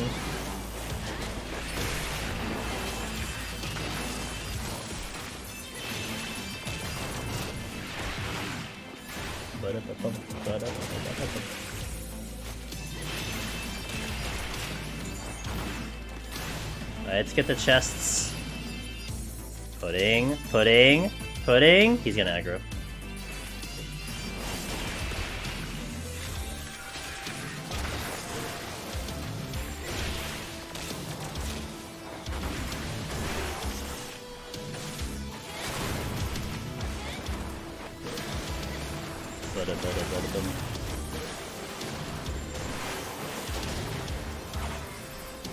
Damn it. That's why I didn't check the chest on the run.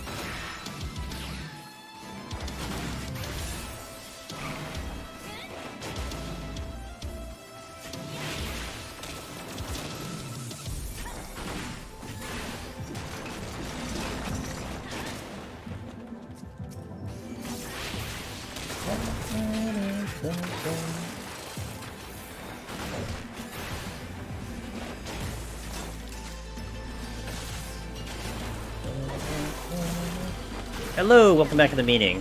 Smooth. I actually did 150 in under 30 minutes, so that's fun. Didn't even try to do it, we just did it.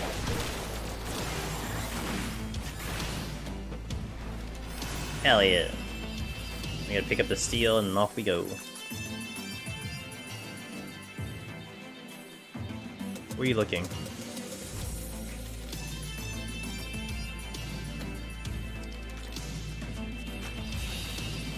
Boom, boom, ba, ba, ba, bum, bum, bum, bum, bum, bum, bum. Wow, he didn't move the entire time. Damn, dude, he just parked at one spot. I was expecting he'd move at least by now.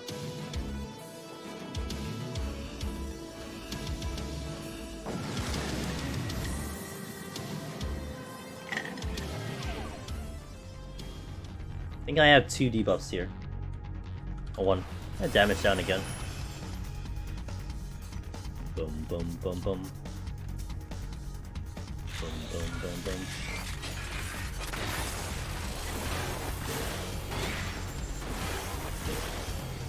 Nothing there. I guess I probably have to deal with the imp. Prefer not to, but I guess I might have to.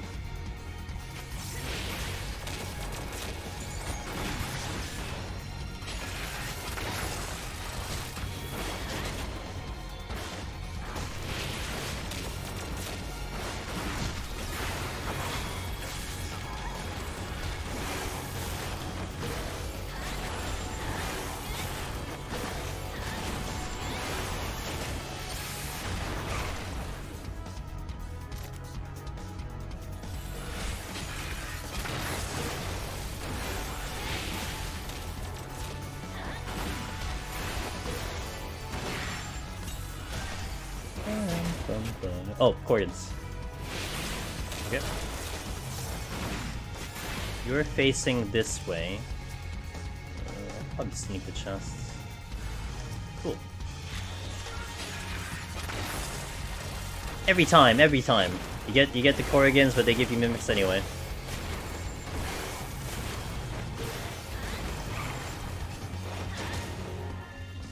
Is there anything there? I don't see anything. Oh, there is. Mimic Bestie. How many do we have now? 11? Eh, not too bad. Oh, that pot's gonna give me a problem. He's like literally right on top of the chest.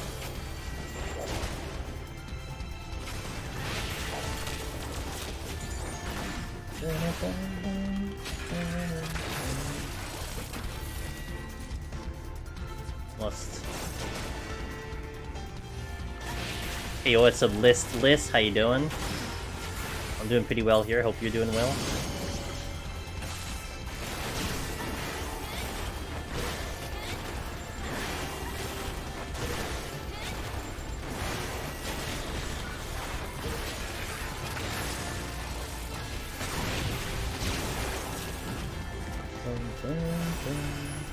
My strength back. Hey, oh. Okay, now I want to get to the Corrigans because they could open the exit for me right now.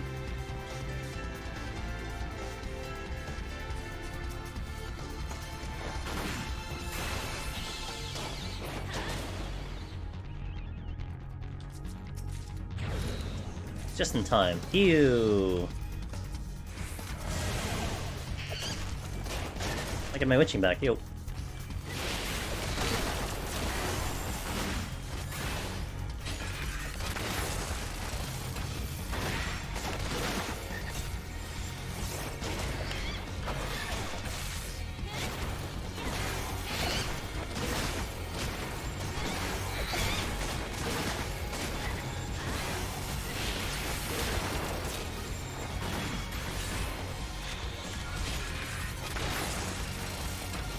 Should be all at the same time. Double Ray.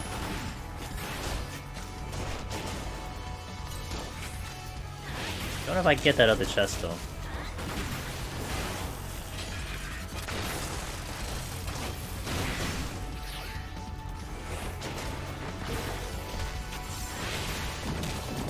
Okay.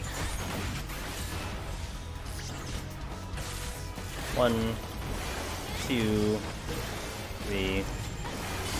Oops! I guess I hit drill.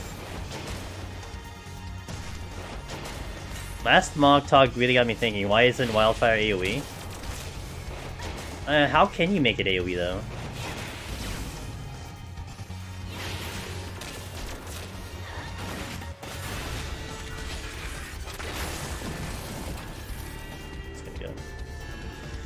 Oh, I've satisfied my ads for the month. I don't have to do ads anymore for like the entire month. That's nice. I'll still play them, little by little. It's an explosion, just makes sense. I mean, then it's like, well, why is Fire 4 a single target? You know? Because you know why, Sheila? It's because it's the rate that I got. Including when I took the break from in September for vacation. So that was the calculation of it. So it was like usually I average like 102 hours or like 110 hours for the month. And this month they only required 88 hours. Yeah. But now it's gonna be busted up because I just streamed way more. Not to mention because we keep playing Harvestella, and that's requiring like, you know, a million hours to beat that game. That's gonna bust up the hours too. Guys, can you believe it? I played Harvestella for 50 hours so far, alright? I played that game for 50 hours. The first 6 hours, I beat the demo. The demo is like Chapter 1, Chapter 2. The next 44 hours, I am still in Chapter 3. I haven't finished Chapter 3 yet. I might finish it tomorrow, but that's still iffy.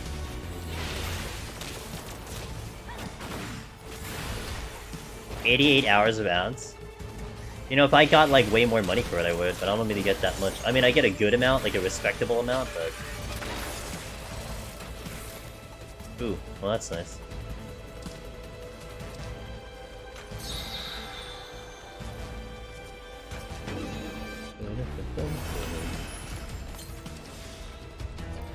Actually.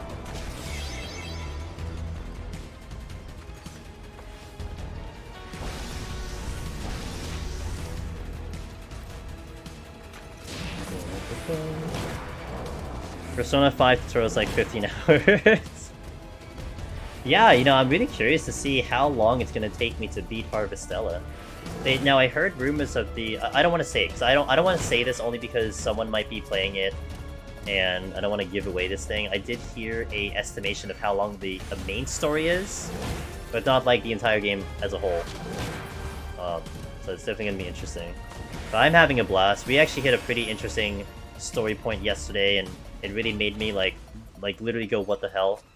What the F, dude? What's going on? And I wanted to know more.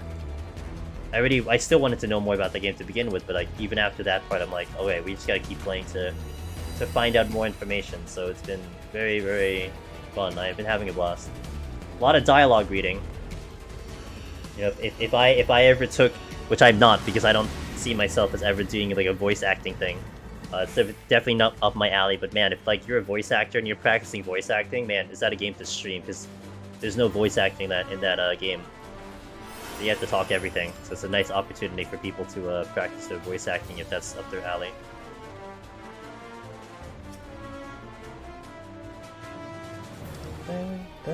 What do you think is your biggest strength when running? Routing, palm usage? Hey, learned to spell. I'm doing amazing today. That's a good question, Southerner. What is my strength?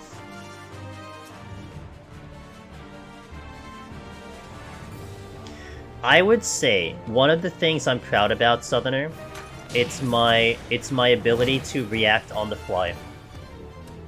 My ability to react on the fly is something I tend to be actually impressed about myself.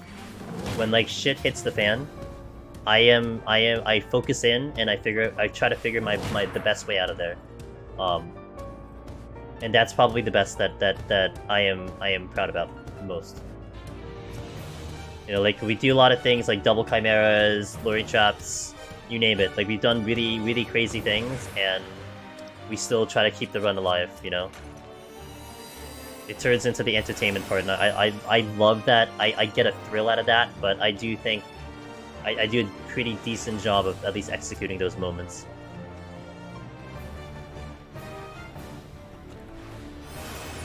And they're not like I'm not like manufacturing them either. Like, I'm not doing it on purpose. It's just reactions.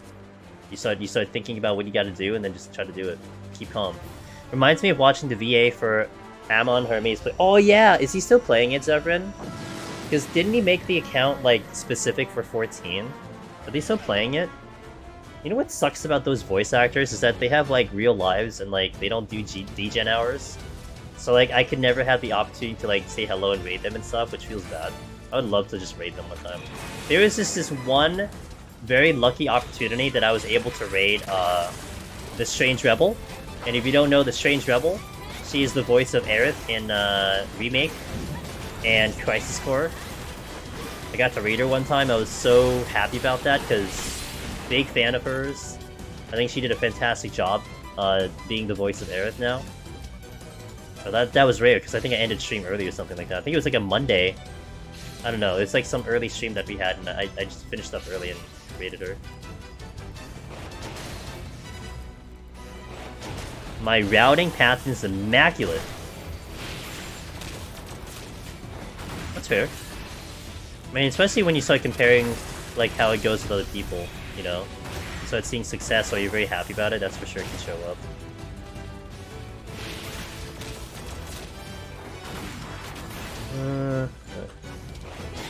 He hasn't streamed in 2 months. He has the best stream in OnlyFans. Yeah. Your decision making on the fly is garbage. That's hard though. That comes from experience, I feel like. But you gotta really practice for that stuff. You know, it's funny, Zevran. I think you've heard me talk about this before, right? When it came to the Strange Rebel, you know, she would do like a lot of streams. She would do replays of 7. You'd like see her streaming like 3 times a week. Like she'd be on like this like crazy like not crazy, like this pretty moderate stream schedule. And then all of a sudden you just see like, wait, where is she? I haven't seen her stream in like 4 months. She's been like silenced on social media, and then it crosses your mind of like, wait a minute, is she working on a project? Is she doing Final Fantasy Rebirth now? So when you say that he hasn't streamed in 2 months, it makes me think, oh, maybe the guy has like a project or something, right? Maybe they're doing new jobs, new gigs or something that they have to go full focus on. Maybe that is the reason. You know, like in between downtime you start seeing streams, but when downtime is over, they're back doing content. Oh, I don't have steel. Okay. Duly noted. I still panic rage to this day sometimes. That's fair. I mean, look, you cleared like what 3 times already. Maybe a panic rage is not as bad as long as you make the most of it. I think that's what it is. You have to make the most out of your decisions, even if it is a panic rage or a panic this, panic that. You just have to make the most of it. And that's where you can kind of pick it back up.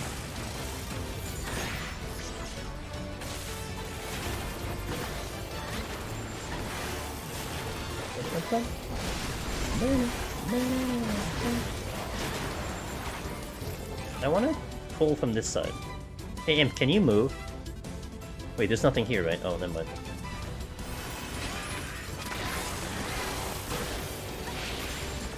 I do spike magicites when I don't want to deal with shit. It goes on the floors. like Craggy, it's your version of a table flip. Instead of flipping a real table, you just pop a magicite. I respect it.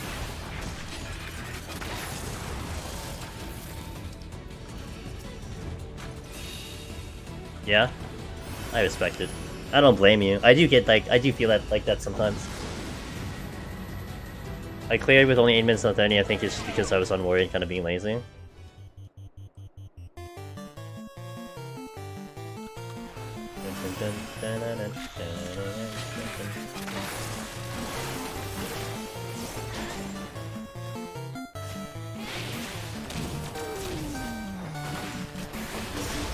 Hey boss! I feel like I don't do anything better than anyone else, but I've seen success clears because I don't really get fear. I don't really get fear of trying like some people do. When I lose, I shrug it off. Yeah, I get that, Ross, you know? It doesn't intimidate you, it doesn't get in your head, it's just whatever, move on. I'm pretty strong with that too. I don't let runs get to me very much. I was making a little bit of a big deal about the Astro run that we lost in 196 when I died because I was in resolution. That was heartbreaking to me. But you just go back in and do it again. Like you don't let it affect you. You just try to remember it. You try to make sure it doesn't happen again. And then that's how I convert that thought process, where it's like something really bad happened and you're like so pissed off at yourself or the game or something. It just becomes like, okay, let's just make sure if this happens again, we make sure it has a different outcome. And that's how I look at it every time. So I channel it that way.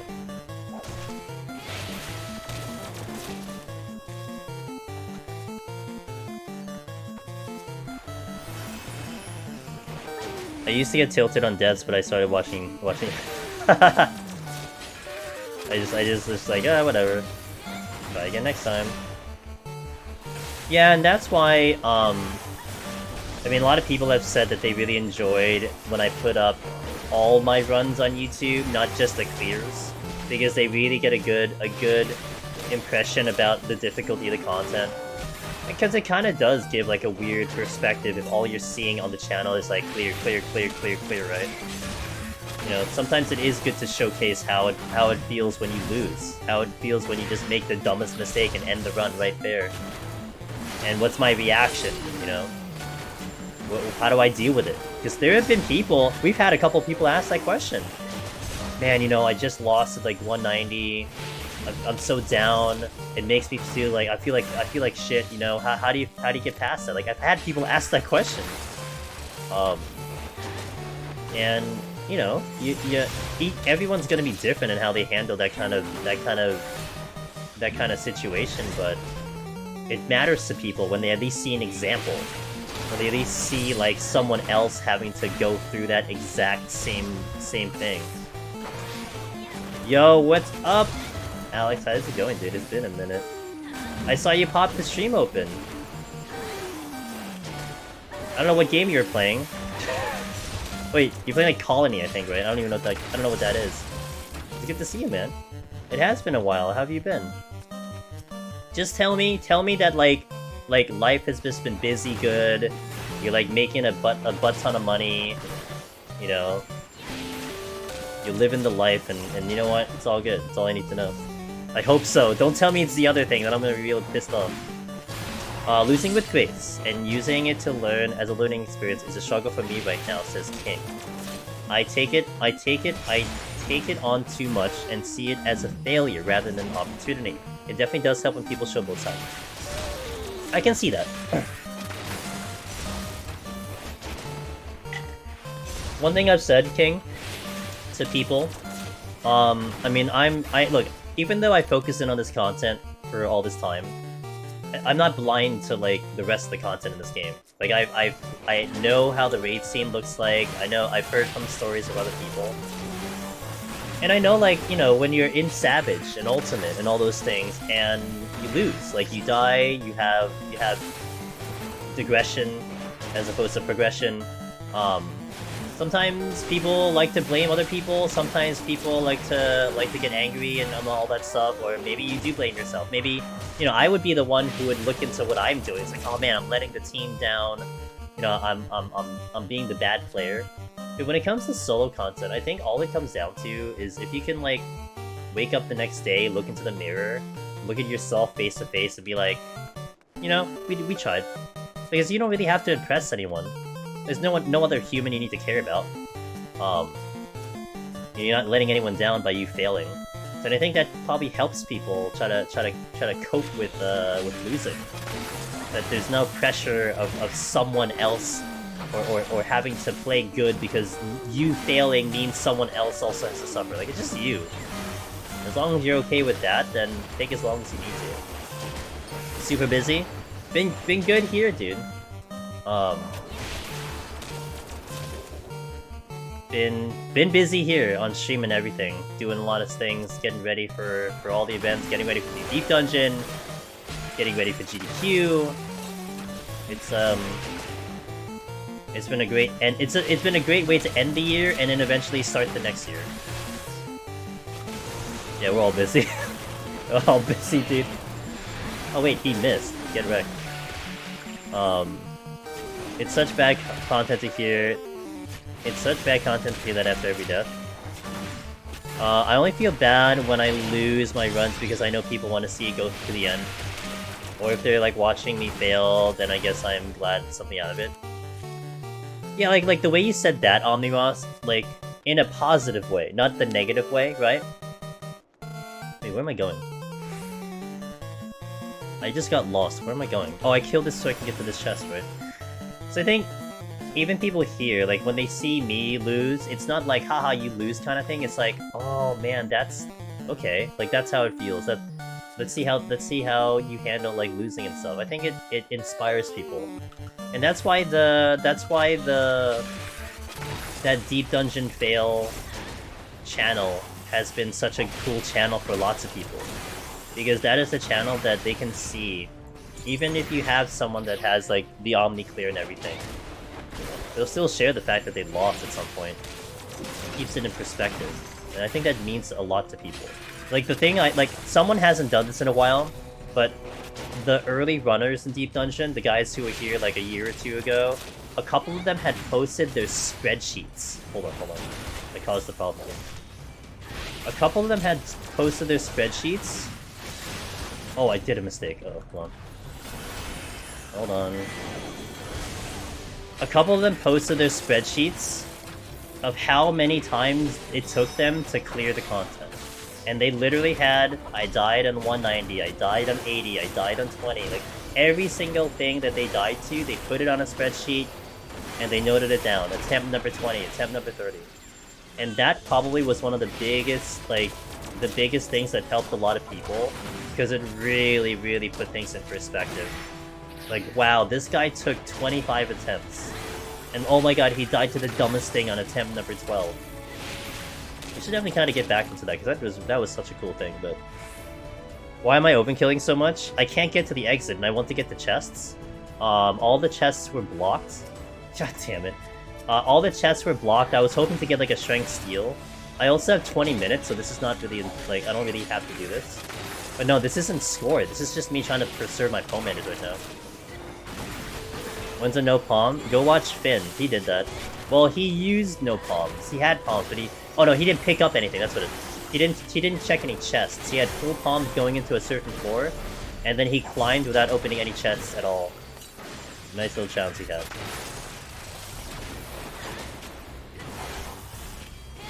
Yeah, I was kind of hoping to pick up like a strength steal, but...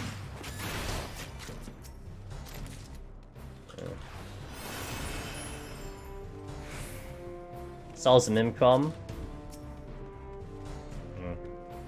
Yeah, it does solve the mim problem by not opening chests, right? Let me catch up in chat first before we do this boss. As long as you're not dying to the same stuff you died to it before, everyone's prog, and you should always try to make little goals if you run. Like getting to the boss you've never been to. Yep. I was like that too, and the switch flipped for you. I started asking myself how I could have done better instantly and had to fight off my ego. That's a good one.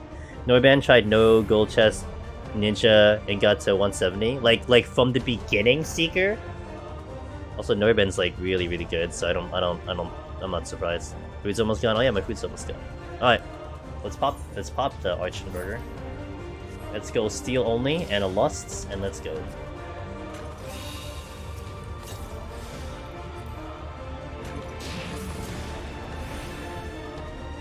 No gold chest and lots of yeah, that helps too. No tack. I could have. I don't really care. I forget that sometimes. A lot of times I do save a lot of my defenses when we're in a super emergency, or I know we're gonna be in trouble. But this boss doesn't really put me in trouble, so I don't really care too much.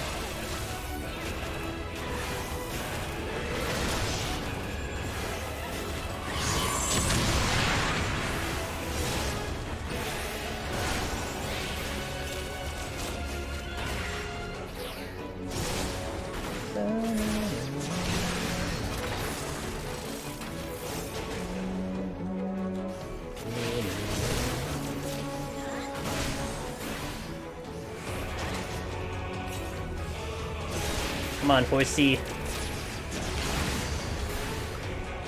Oh.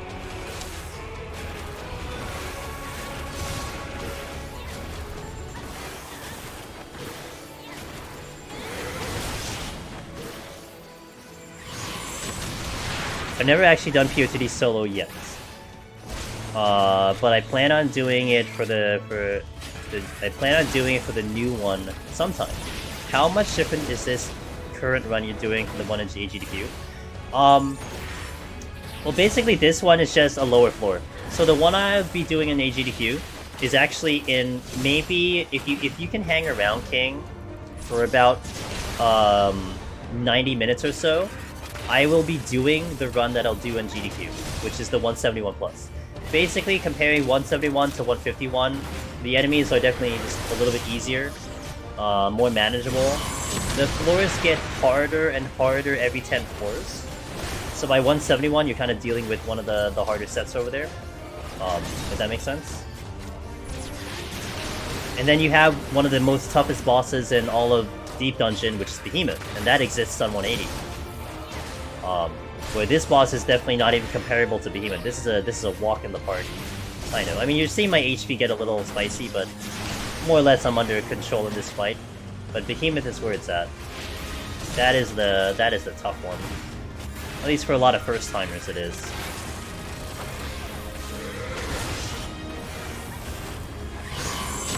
Behemoth felt comfortable with a slight machine of and tincture. So, Daraban did this first. I really wanted to do it, which I'm doing it today, but Daraban got to it first because he did Machinist yesterday. Our buddy Daraban, who made the trap video, was able to kill Behemoth. No tincture, no healing. Just straight up burst with lust. Didn't use the tincture, and killed it before second meteor.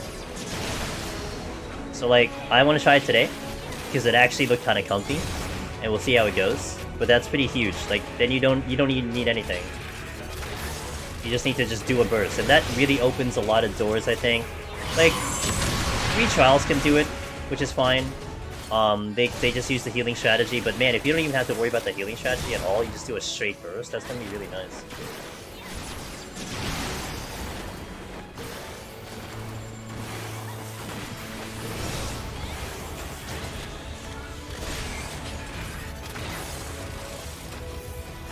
Strength and Steel include... Yes, Strength, Steel, Lust.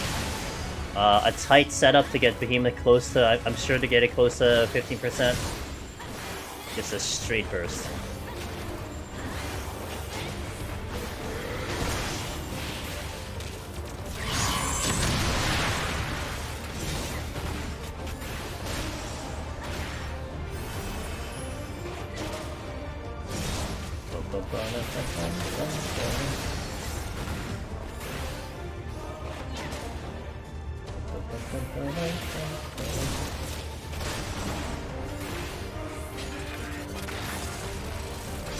Awesome.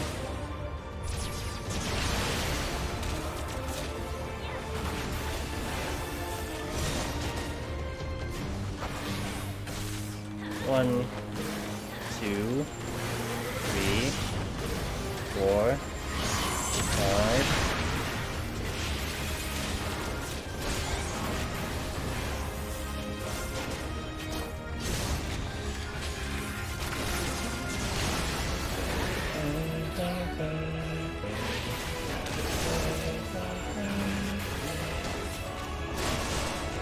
18% almost done. Just about to get it within the 1 steal, which is the idea. A little extra time.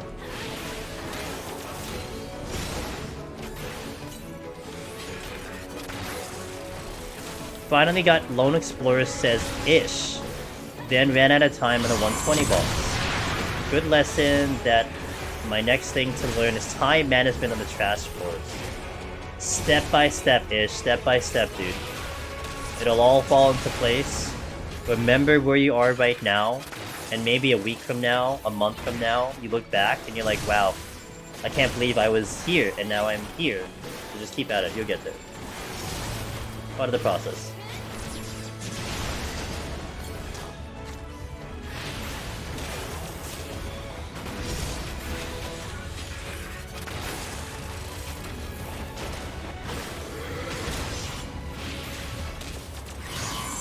Do you think the dungeon will make or break boss like Behemoth? I don't think so, and I don't think it should. I think from Heavensward into Shadowbringers, from the time you had Heavensward into the time you had Shadowbringers, you have so much... I'm sorry, Endwalker, I'm sorry.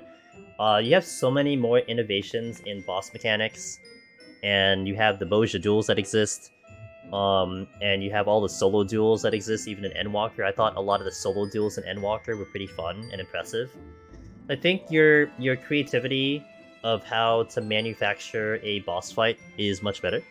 So you don't have to like just do something like a Behemoth, where really the mechanics are just very simple and then you just have this really hard DPS check.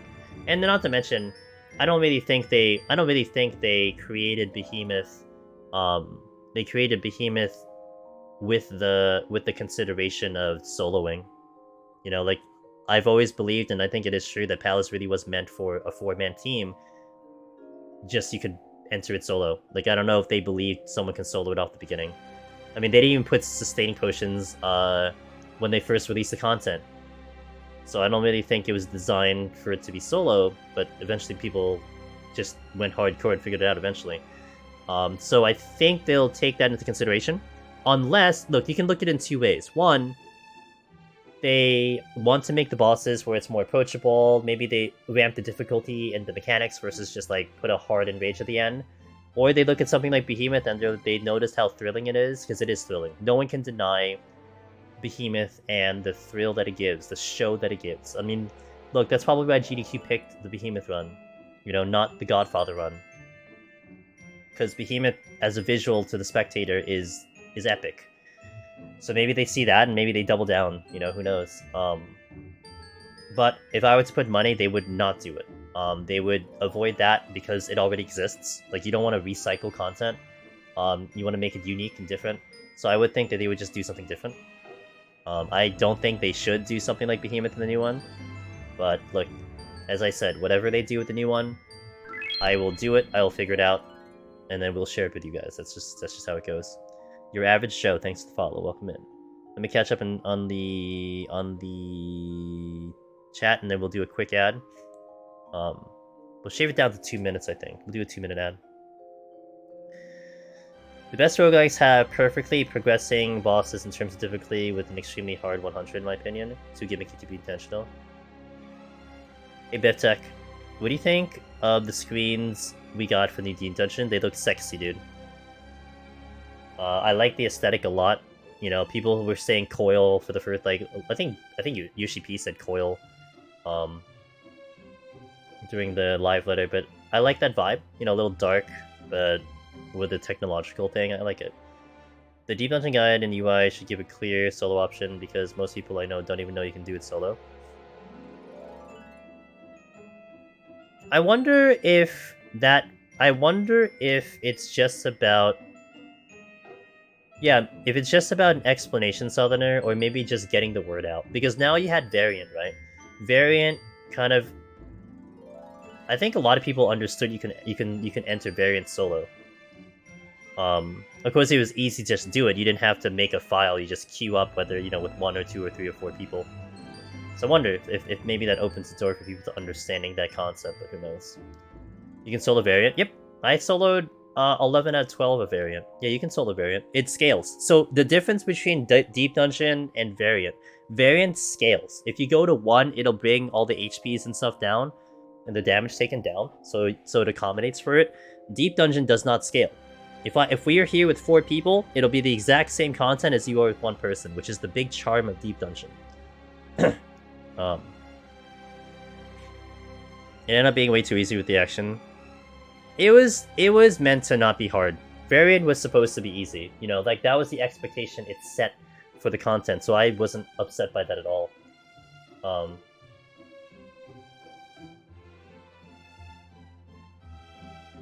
Sheila, are you listening? Let me hit an ad first. BRB. I'm also gonna adjust my ad so we can have less ads. So BRB on the ad, and then we'll continue. Let me just adjust my ads, because now my ads are finished, and... Okay, so I think you're gonna get a response, but if you're talking about the post thingy, what I did was that, you posted it, but it doesn't go live, because it has to get approved, so you can just post it, and then it's there, and then you can make edits after. Does that make sense? That was my question when I did it too, but it just doesn't go live until they yeah, because it has to get approved. Like, they have to look at it and be like, okay, that's good, and then it gets so you can post it, and then yeah. That's the smart thing, because they have to make adjustments to that. I'm gonna adjust my ads so that I can have more. Oh wait, that's bad. Hey guys, do you want 3-minute ads every 8 minutes, so that I can schedule 22.5 minutes of ads per hour? Do you want that? Sick. Alright. So we're gonna do 30-second ads every hour. It doesn't really matter. It's not even important. Okay. Good.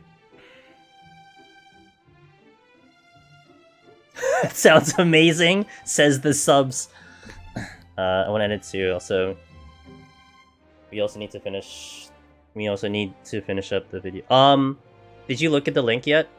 It actually, well, aside from the timestamps, which I can also put up later, I think all the descriptions are ready to go. Unless you need edits on them, then I'll do it maybe after I finish later.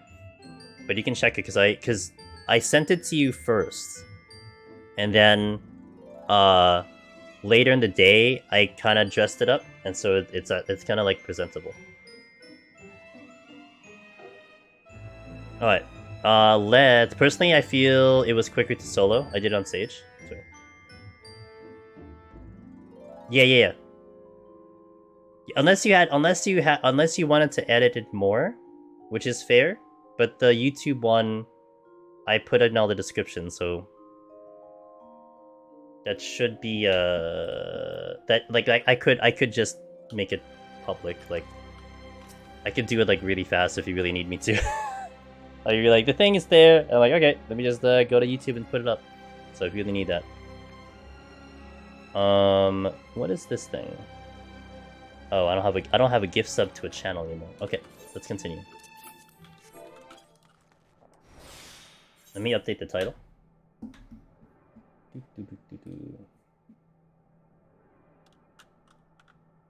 6. Here. Oh, what'd I do? Okay, let's continue. So like the past like 2 weeks, we've actually been doing this set and then ending stream, but we are going all the way up. So let's do it, class.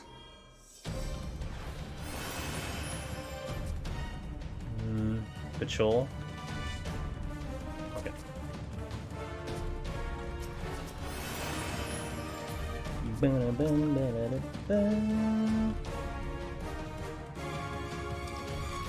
What's the ETA to finish? Debating on staying. Okay, so we are on 161. Maximum duration would be 4 hours, but we should go a lot faster than 4 hours. So I'm thinking maybe 3 hours to finish, at most. Maybe just under 3 hours, but yeah.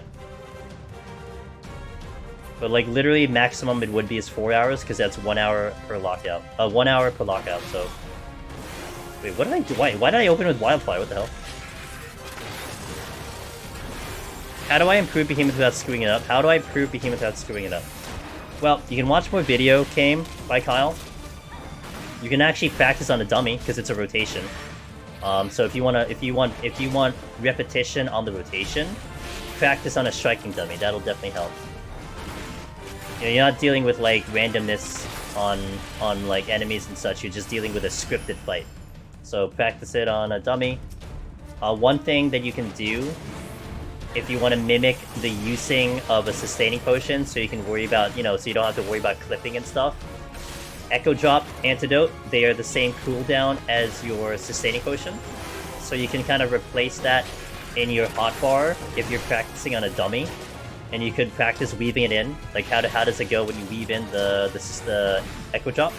So it gives you that kind of animation lock practice.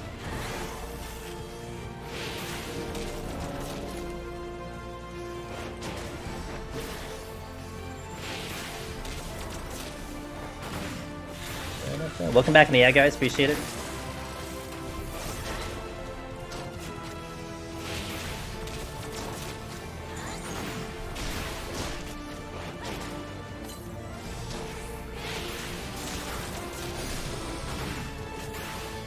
Yo, what's up, X?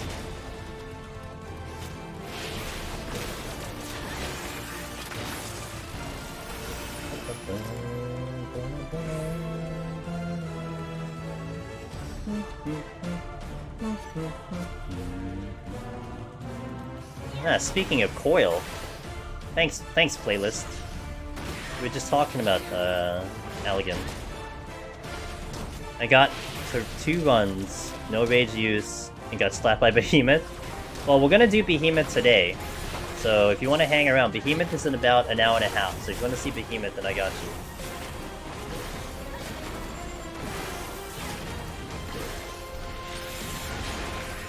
Oh, I overkilled him. Oh my god, that's a bad... That was bad. I overkilled that so hard. For me, it was deep bats because nerve-wracking. Good advice. I set up 3 bars with every button I needed to press that helped me. Who had that? Was that Aurora? Or was that Finn? Someone, one of our buddies, our content creator buddies, did it like a hotbar. And I think it was a warrior.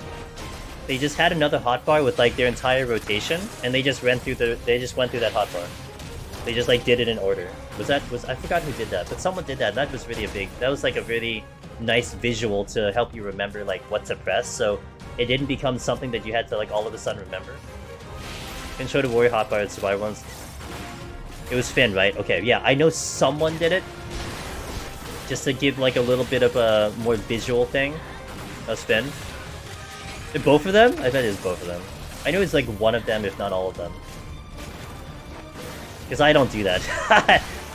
Finicking with hotbars is just not something I like to do because I have to use my mouse for it, so unfortunately that's not, I mean I can, if it really becomes like a high demand thing, but then I could just leave it to those guys and, you know, let them do that so they can have something different from what I do.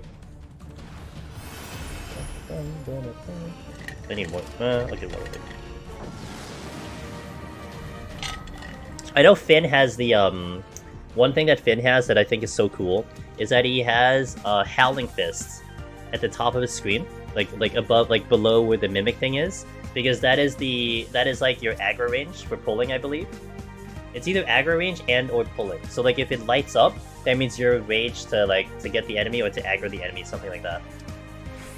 And I think that was really smart. I've seen a couple people have that when they share screenshots and such.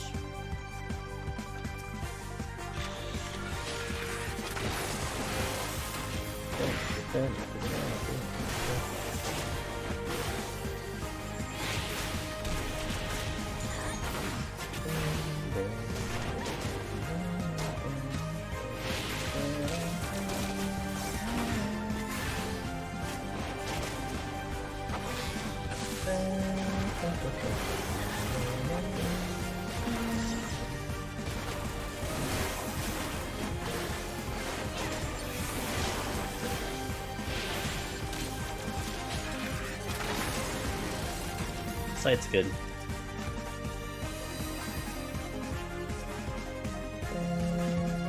Nope, nope. I don't want to deal with you.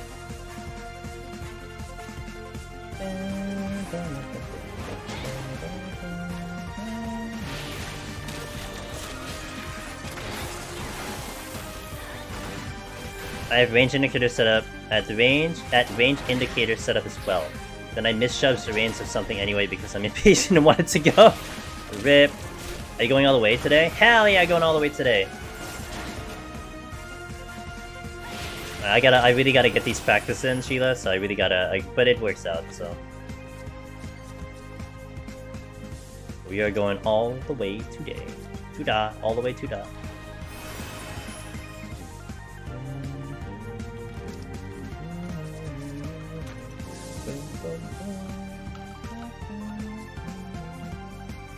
But yeah, let me know, Sheila, on the video, if all the descriptions and the title and everything is good. If there's anything I could do very quickly, and if you need me to make it public, I can do that very fast. I can do that in between floors, in between sets, no problem. But if you needed to edit the video, then I can't do that till tomorrow. So just let me know. You want to send me a Q? Oh yeah. I can. Again, like if we're in this spot to post it, like it's gonna get approved, then I could I can do that very quickly. You know what I'm saying? So just let me know.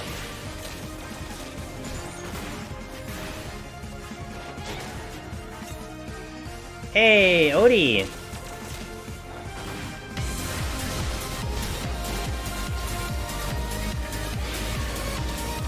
Odie Ray, drink some tea! Yo, I love that message, let's go. Welcome in, friends from OT stream. I'm Angela's Demoness. We are doing some Final Fantasy XIV, House of the Dead, Machinist solo.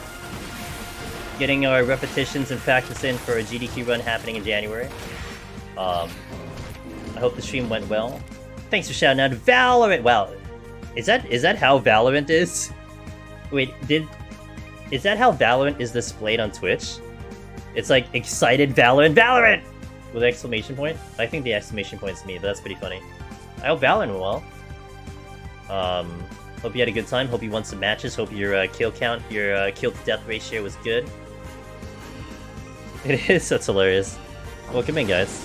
I'm gonna be here for about like 3 hours, so if you wanna hang around, got you covered. If you want a preview of what the GDQ run's gonna look like, that's in about 40 minutes. To give you a little bit of a look-see of what the run's gonna be all about. It appeared he's savage in the Valorant. Oh, cool! Oh, it's a busy day. Let's go.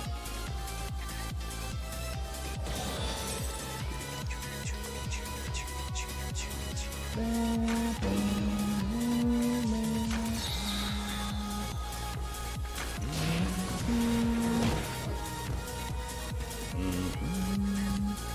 thank you for the raid. Thanks for picking the stream, man. Good to see you. Was this flighted? This must have been flighted. Getting better at Valorant. I'm still fairly fresh to shooters in general. Oh, you know what intimidates me about first-person shooters now?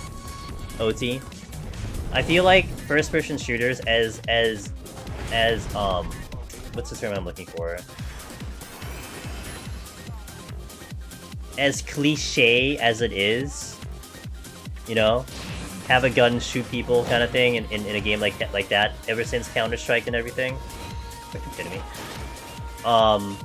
I feel like it gets more and more difficult as the years go by, because people who have been playing those games ever since they were a kid has now accumulated like years and years and years of practice, and I feel like it's so hard to get back into those games when you haven't played them for like the equivalent amount of time. So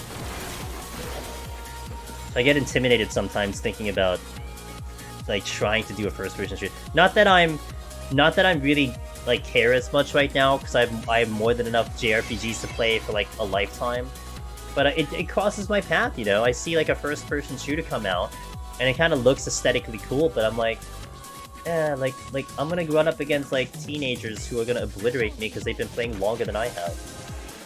Didn't touch them until this spring. Whew. Well, you got a lot of catching up to do, but hey, as long as you're having fun, all that matters is have fun. Make sure you have fun.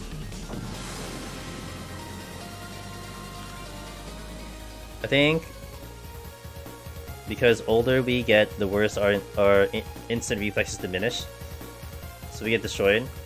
I don't know. I like to think my reflexes are pretty good, you know, considering how I play this game, but I think it's just my overall skill is different. If you play one that's free to play, generally it has such a huge amount of players that you can that still can't hit the broadside of a barn. That's funny. Dun, dun, dun. Dun, dun, dun. Dun, dun, dun, dun, dun.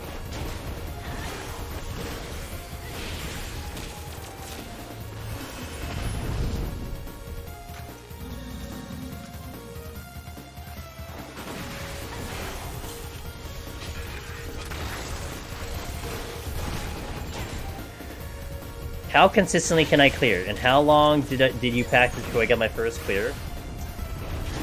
Okay, I'll answer the latter question later. Let's answer the first. Oh, I'm sorry. I'm so stupid. I'll answer the former question later. Let's answer the latter question. So it took me a long time to get my first clear. I had been doing Palace for like a year and a half, and I literally quit Palace of the Dead because I got too frustrated. Now, bank in about 2 years of experience in Palace, and this was prior to Necromancer existing. So one could probably say I wasn't necessarily practicing to clear, I was practicing to understand this game mode and to get better at this game mode, okay? So that's something to think about. Now, when Heaven on High released, I had been removed from Palace for like a couple months. I hadn't done Palace of the Dead for a couple months, so I just hopped into Heaven on High fresh. And when we did Heaven on High relatively fresh, it took me a month to get my first clear. And we went almost every day. Literally every day for a month. And then I got my first clear. And then, a couple months after that, I returned to Palace. And I cleared Palace in 3 weeks, 5 attempts. So whatever that mats out to, like it wasn't really a straight shot of just pure like attempt after attempt after attempt. It definitely was a marathon for sure, but you know, that's how it went for me. So it took a while, but I would say to get to the point I am now, you know, to the level I'm now with the way I play the game and the way I do this mode, that took a long time. I mean, I've been streaming Deep Dungeon exclusively on this channel for almost like 4 years already. At least Palace of the Dead almost once a week for 4 years, so that's a lot of attempts. There's a lot of hours, a lot of attempts, a lot of things to see, and watching other people do streams sometimes if I get the chance. So there's a lot of Deep Dungeon in my brain that has occurred. Now, going into the first question, how consistently can I clear? That's a very interesting question. One of the things that's going to be very interesting, I should go to bed, and come back to me after GDQ. Because we have set up 4 backup files for GDQ, and I'm going to set up 1 more just in case. Let's assume that GDQ goes no problem. Whoops. I just ran in the middle of the room. Let's say GDQ is no problem. I clear up the run, boom boom, and now I have literally 6 files all set up at like 161, 171 plus. Alright? I'm gonna bust all those files out. I'm gonna go all of them back to back to back to back. And we're gonna see if I can clear all of them. And I can then tell you how often I can clear on specifically machinists. Does that make sense? But I definitely would argue that if I'm on the best job that I can play, I think the rate of me clearing is very high. Like today, we're gonna go all the way to the end today. I would suspect I should be able to clear almost no problem. Like we should get to 200, like almost guaranteed. That's how confident I feel with the run. But that's specifically machinist. Like here's the flip side. I've been trying to clear on Astro because I have 1 more job to clear to get Omni Palace of the Dead, where we clear every single job in Palace of the Dead. I had been working on Astro for 5 months. We've done 18 attempts of Astro, and I have not cleared yet. I got close twice. Like, literally could have cleared, almost did, didn't pull it off twice. Astro PoTD? I know, I'm sorry too, but that's the last one I have to do. I finished all the other 18, so it's the last one I have to do. Like, no matter what you think of it, the job sucks, it's a painful experience, it's the worst thing ever. It doesn't matter, I have to do it. If I want to claim Omni and be part of that list of people who've cleared on every job in Palace of the Dead, I need to do it. I'm working on it. Power Gi, I hope you're doing well, by the way. Maybe you should play a free trial account for AGDQ just in case someone... Wait. In case someone try? Can you rephrase that question? Paladin no shield? No, I'm gonna do those challenge runs after I get like the actual Omni, right? Like class clears and all that stuff, like that would be interesting, but I gotta secure Astro first. What's the hardest besides Astro for you? No, Black Mage is actually pretty good. I'd say Bard. I'd say hands down Bard was probably the second hardest after that. Black Mage was actually not really that... I cleared Black Mage in 3 attempts. I would say Bard, no matter what scenario, and then Monk when I was initially progging. Monk took me one of the longest to clear until I figured out Monk. But that was Monk Shadowbringers, that wasn't Monk Endwalker. But I almost did clear Monk Endwalker. We got to 193 and I just made a bad mistake. It was all on me. But, yeah, I'd put Bard. Because Behemoth for Bard is just very hard. Like, the climb on Bard is not really a problem, but if you just can't get past Behemoth, you're not getting anywhere. like, you're not clearing. And that's really the big wall with Behemoth. Job-specific achievements for the new design would be neat. Hey, look, they acknowledged Yoshi P acknowledged Omni Clear, you know? They know people have been clearing all the jobs. So you do wonder if that's like, okay, maybe they're gonna think about putting in titles like that, you know? I was curious about the rate of clearing because... I was wondering how much is luck-based, and is it possible to get really good enough to clear no matter how unlucky you get? Okay, so for that one, that's a good question. There have been people who, when they clear, they feel like they got lucky. They're like, oh my god, the palms just fell in my place, the game didn't give me any debuffs, I got lucky. But my argument is the following. I don't think any runner can just magically get up to 191. Looking at how hard it is to even get this high, looking at how much knowledge requires, looking at Behemoth. Behemoth in itself is not luck. You know, okay, getting to Behemoth, you can get lucky getting to Behemoth, but luck doesn't carry you on Behemoth. Like, you need to execute on Behemoth. you need to have a pretty solid skill level to get to 191. Like, you don't magically get there because the game gave it to you. It just doesn't happen. The game could give you 20. The game can give you like 9 rages, and there'll be people who will still screw it up, you know. But in terms of Palace of the Dead, I will say probably for like 2 years straight, I should go to bed.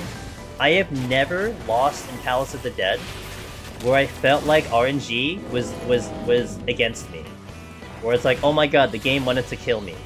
When I look back at all my Palace of the Dead runs, I can identify something I could have done better. Even on Astro, I could have done something in my power to prevent the death, or to make something better, or to execute something better. Heaven on High, on the other hand, is a little bit of a different story. Because Heaven on High is a little bit RNG, a little heavy on the RNG. I kind of hope the next Deep Dungeon isn't so heavy on the RNG. But Palace of the Dead is a little different, and I've always felt Palace of the Dead is just really in your hands. You make your own luck in here. You might want to busy for a GDQ, might be a Trollo too. Oh, so one thing I'm gonna do, Biftech, if I remember, and I better remember, I'm gonna modify my chat. I'm gonna put it on a tab, so there's no chat going in. I'm gonna get rid of the one where I have the tells, because I have a second window for tells. I'm gonna get rid of that, and then I'll just not have chat in. I know, Biftech. I am completely, like, I get it. So, I'm gonna take every precaution I can think of. That's why I proposed the idea, and I'm saying this as a PSA to you guys, okay? Because I don't care who hears this. If you put the effort to make this happen, then you deserve to be up there to troll me. But I'm proposing this idea, not 100% confirmed, but I want to log out in between 170 and 171. Instead of being outside of the NPC, where everyone, free trials, whoever is available in the game can go to that area, no problem. I want to park in between 170 and 171, and if anyone wanted to show up in-game when we do the run, like, get a party, get yourself up to 170. And, like, how many people are really gonna do that, right? That's a lot of effort just to show up, so you're gonna get the hardcore people doing that, and I think that'll be a lot of fun, and you're probably not gonna get very many, like jerks up there. Like, they're gonna have to really put a lot of effort to make that happen. Now, after the run, I don't care what happens after the run. We're done. It doesn't really matter. But that's what I've been thinking about proposing. I need to see a couple things first before I really make that like a thing to give everyone a heads up on it. But yeah. Time to prepare 6 saves for each between. Yeah, what, to log into all 6 characters? All the GDQ are gonna be like, oh, there's a million people up here, it must be easy content. Until they look outside and see all the people outside. I was wondering if a lot of people went into Palace all of a sudden to do that. That troll took 10 hours out of his day to troll. Yeah, that's why I laugh sometimes about when someone in this chat says, does the bot spam? Of like, oh, did you want followers? Here, do this website. Because my chat is set up where you need to have a cell phone verification, or you need to wait like 72 hours to talk to my chat. And when I see that come across, either the guy got hacked, or the bot literally waited 3 days just to say that in my chat. And I'm like, you know what? Kudos to you. You're still getting banned, but I appreciate your effort to just say this one thing in my chat. Pretty funny. I do respect the bots and the trolls to hustle, you know, to get their point across. You know, you gotta applaud them sometimes. It's like, damn, dude, you know what? You do deserve to troll me. Oh, that's easy. Okay, let me go this way first. Is there anything up here? There is. And the rage is over here, so let's pull you.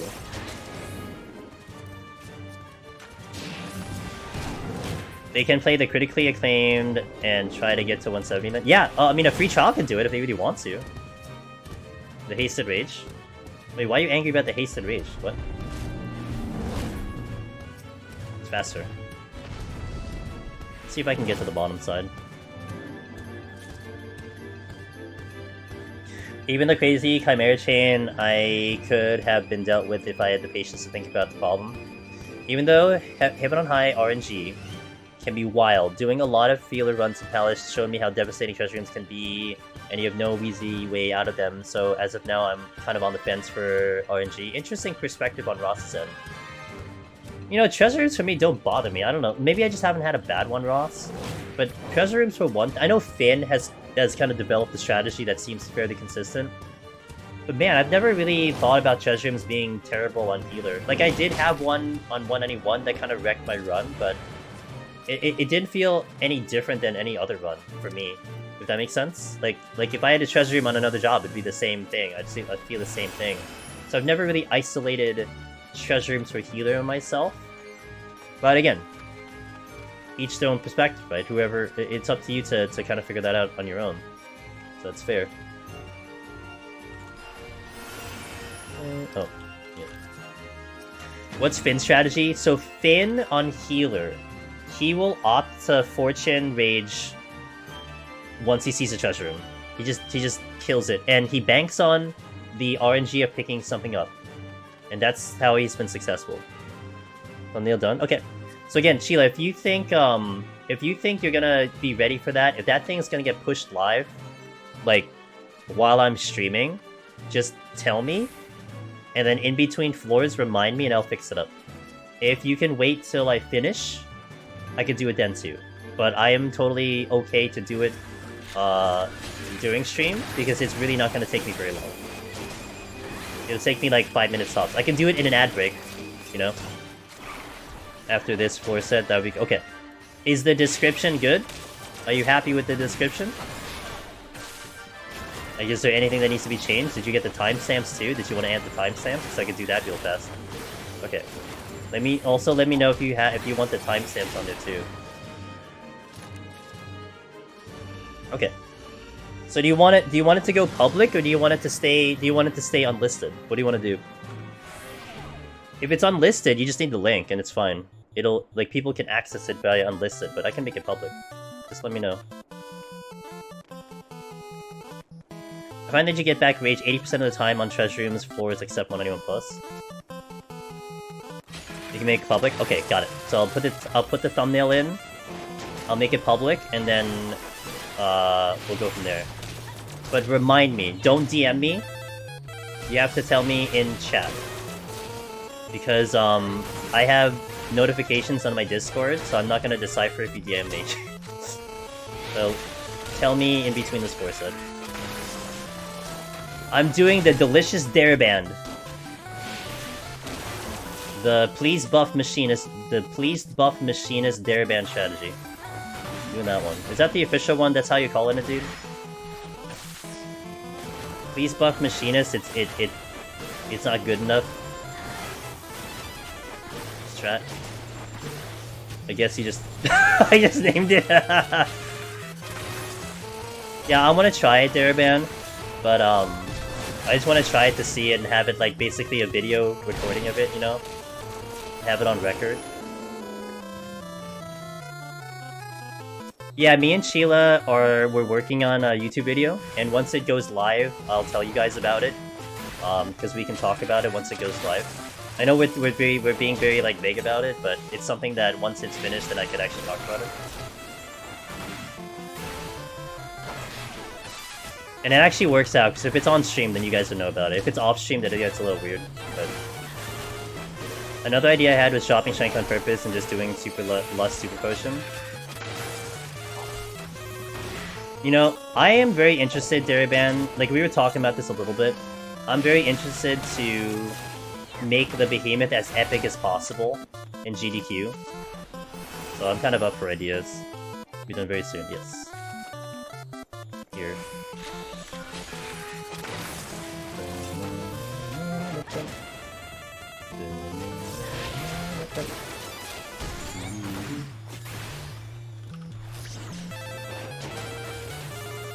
Buff combo 1, 2, 3. Oh my god. Yeah, 6.3 is gonna drop, guys. 6.3 is gonna drop right before GDQ. And then I'm gonna like all of a sudden like finish Behemoth before the first meteor even drops. Like forget about the second meteor. We'll just kill it before the first meteor drops. And I'll be just being like, well, you know, this fight used to be hard, but you know, it happens. If no strength loss super pod works, that's probably the most exciting to watch. Has a lot setup and tighter push. Mission trying solo PoTD. Any tips for a complete noob? Your average Joe. Welcome in.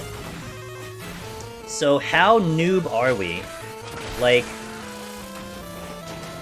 we've done Party Palace of the Dead, or like we haven't even like unlocked it. Like how new are we? Because there you'll get two different answers depending on how you say that. Huge. Oh my. They're not gonna nerf Machinist, because that's like people like they spent 2 hours yesterday in Mog Talk complaining about how Machinist needs to get fixed. I'm not gonna nerf Machinist. He's not yet. Well, they did say that you're not gonna get big job adjustments in 6.3, except for Paladin. That was in live letter. Just did a party to 100. But only 50 White Mage and Mug. Ooh, oh wow, those are interesting jobs. I mean, see which one you're happy with trying, your average Joe. Even between those two jobs. I mean, I would kind of lean more towards White Mage a little bit. I mean, you're seeing me do Machinist, which, by the way, like, if you are in Heaven's Word, you can get this job no problem, so that's something to think about. But how is your arm and armor? So you got to 100. I imagine your arm and armor is either between 30 and 60.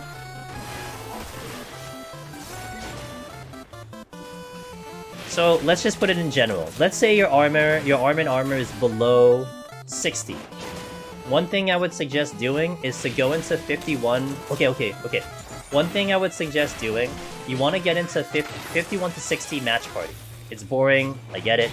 But you want to up your arm and armor till about 60 to 70.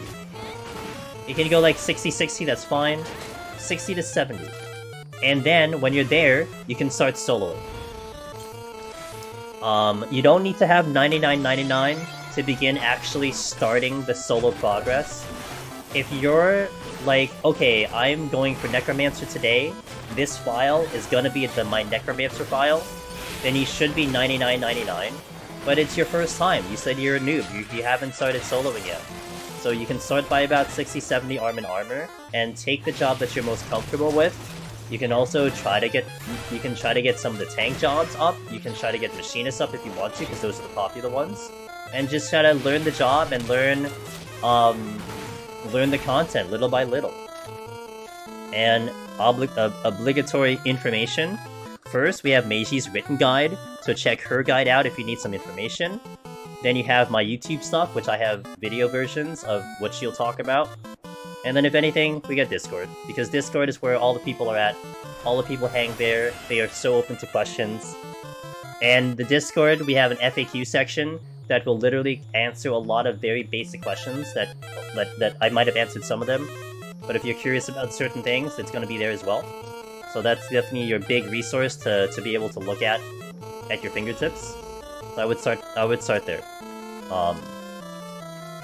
And be very open to asking questions. The community is extremely good at answering even what you might perceive as a dumb question, because we all know that like in here, a lot of people are coming in here for the first time. So don't think it's a dumb question at all. I've downloaded a copy of Meiji's Guide at this point because trying to find it in my bookmarks takes forever. Good idea. Good idea. Buff Hotshot and 6 still won't use it. What if Hotshot Daraband turns into like Air Anchor at like 60? Do you think he'll still not use it?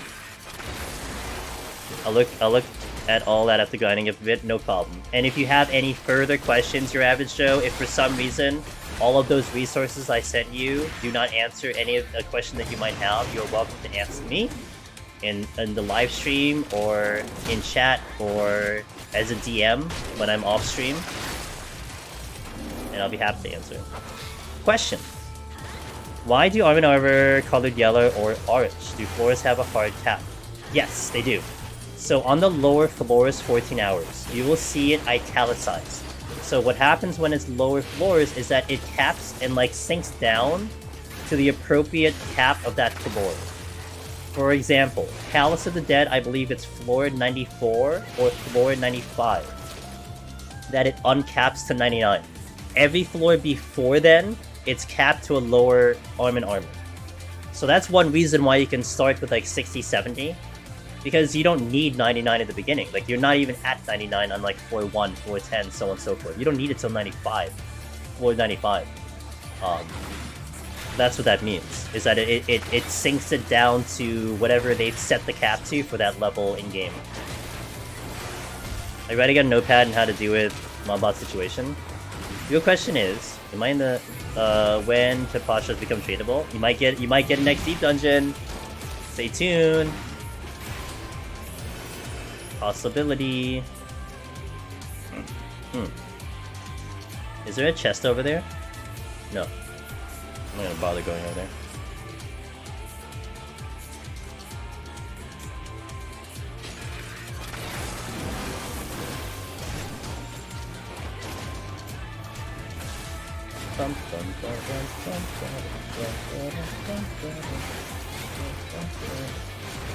Why is chat so cute? Because this is like one of the best Twitch chats available. Hey, what's up, Nate? I love those emotes. Good emotes.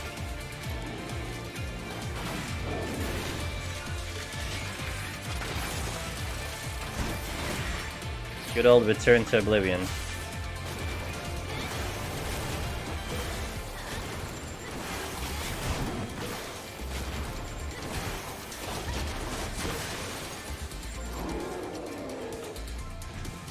That's good.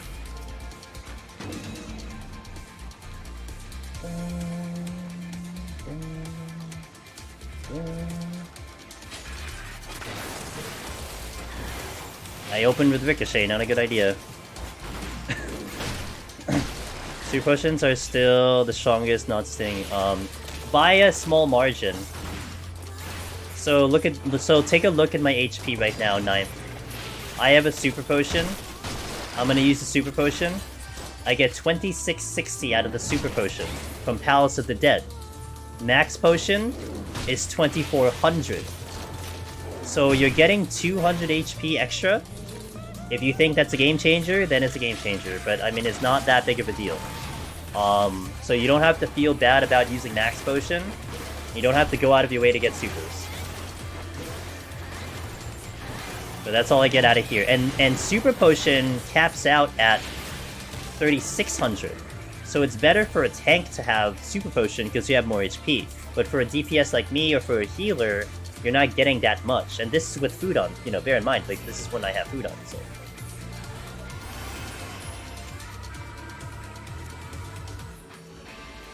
What is the cooldown? Same cooldown.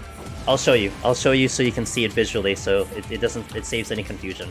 The cooldown for super and max are exactly the same. So, max potion here is 1 minute 7 seconds, and super potion is also 1 minute 7 seconds. Angelina, hello, how you doing?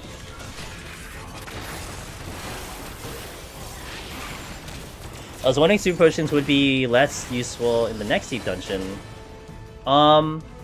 Well, it depends if they release a new tier potions. It would theoretically be less useful, but only if there's a new one that exists. And more than likely they will add a new one, but that's the only reason why it would be not as good. You see the live letter is going to be in... I did, of course. I'm all over that, dude. But yes, we're very excited about that. It is in Eureka Orthos, Allegan territory, I guess, under the Crystal Tower. Really excited. Probably, I know there's racial differences, but it's very minute. Again, you're talking about like, if like that difference is not going to be different between you clearing or not, because they're so close together. I'm sure there probably is something.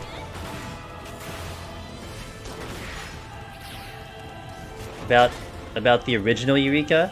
It shouldn't be related, although it can be related, but I don't think so, because a lot of people are basically pointing at underneath Crystal Tower, because it is a zone, and It is a zone in Final Fantasy III, which is under Crystal Tower.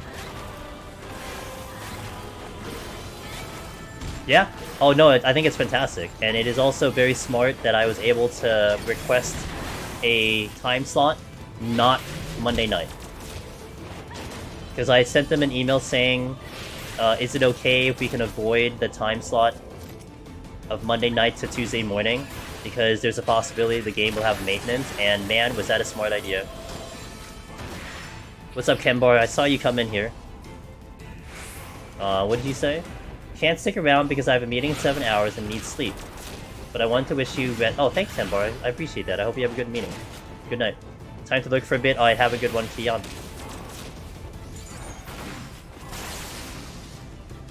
Oh, you're too far. More donuts needs quests anyway. Yeah, I guess. Let's go Crystal Tower, dude. Wait, not this one. I have to pull this one. I'm almost certain I'm aggroing, and I'm gonna wait till I'm aggro. Okay, he didn't aggro, good. Alright, sounds good. I'll check it after I finish, I'll finish this up.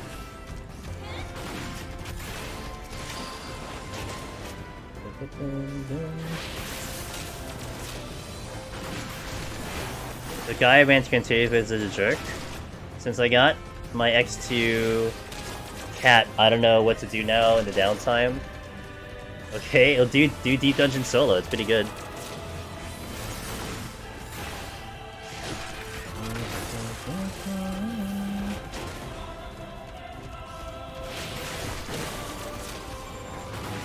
Steel is down.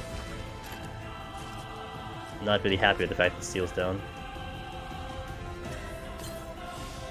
I need to try.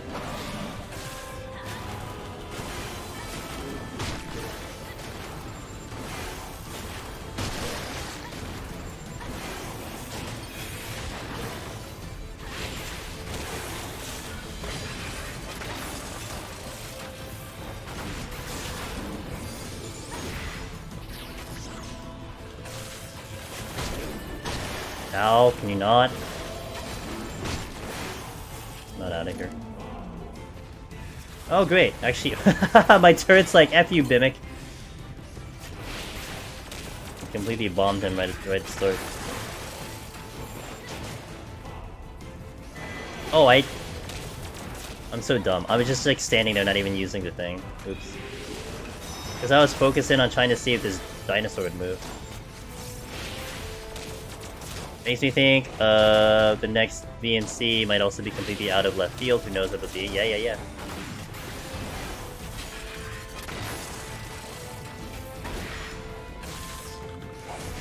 This is the only game where a super potion is better than a high potion. Ow. Mog talk. Hey, Frosty, what's up, dude? Don't mind me, I'm dying. Yo, can I use this potion? Okay.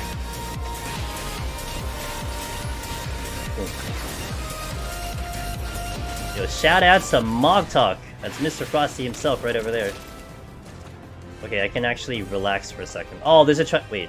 Let's try to save this one. Should be good Tuesday? Love it. Guys, Tuesday, 10:30 p.m. Eastern. Me and Mog Talk, Mr. Frosty, gonna team up. We're gonna work on our commentary for the AGDQ run. That's him right there. Hey, awesome show on the physical range DPS yesterday. I was able to watch a bit of it, and I caught up with it after I finished streaming yesterday. Good stuff. This sucks. So, I mean, I could just die, I have reason. But I have to deal with this Triceratops, which is more annoying than anything. I'm just gonna die. Must. Wow, I want to die and you're just missing. That's great. Can you kill me? Thank you. But yeah, guys, check out Mog Talk. He does podcasts every Saturday on hot topics in the community. He is the organizer of the world race for Ultimate and Savage. So big man in the community, but also an awesome gentleman, and will be helping me out. I think I'm aggroing this Triceratops, but it's fine. I'm gonna witching attack this case.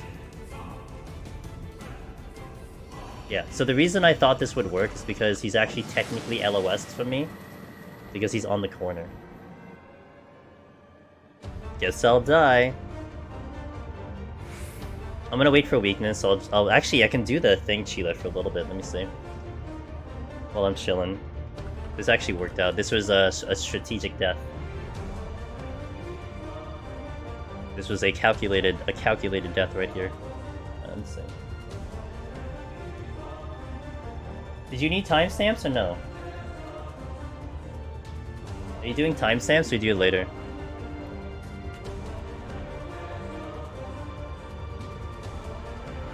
Nice, nice thumbnail. Let's go into here. I'll do this later. Okay. I'm gonna my late night activities for bed. Alright, thank you, Frosty. I'll catch you Tuesday, dude. I'll check in with you and I'll catch you Tuesday. Here. Okay, 13 seconds. How much time do I have in game? 14. Okay, we're good. Oh wait. I don't know what this saved. I have no idea where I saved this thing. What the hell? I just saved it twice. Okay. Open sesame. It's in there. Okay. 1 second, guys. I'm doing important things. Download. Boom. And I'm putting it public now. You said to go public, right? I'm making it public, right, Sheila? Everything's good to go? Go public on the thing? Is this the final? Nope, actually we're going all the way today. We'll make it public to... Oh. So I won't make it public. Okay. So I'll do it tonight. You wanna do that? We won't have to post it. So you can, but we won't have to post it tomorrow. Okay. I'll just make it public now. If everything's good to go. Yeah, I'll just do it now. It's fine. So guys, I'm gonna share a video. Me and Sheila were working together on this. A collaborative effort. Hold on. If you guys were watching Sheila's stream on Friday, she was doing the live letter. She was doing the live letter live. And I worked with her to edit out the video so it's more cropped down from the 2 hours. We cropped it down to like 30 minutes. And we agreed that it would be on my channel because it would get a little bit more visibility. But that's half of what's showing. Tomorrow we'll do something. You'll see something else tomorrow too. But that's the video. So that's what we were talking about. So if you want to check it out, if you guys missed the live letter, I'd like to think that she covered literally everything in the live letter translated. So check it out. Okay, so I can do this boss now. Let me get some water. I'm also gonna hit the restroom later, so I'm gonna do this now. Sorry for a little bit of the tease, just sitting here not doing anything. But don't worry, we'll do this fight. And the next set, by the way, guys, stay tuned because that is the set we'll do for AGDQ. So if you want to see a preview of what's going on, that is the next one coming in literally like 10 minutes after I get rid of this floor. Here. Must. I'm glad I hope it comes out well. Hope that people like it. It's the first time we're doing that on the channel, so.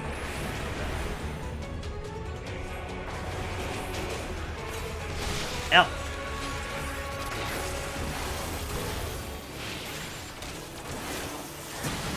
Find something new, hope you like it. Yeah! Yeah!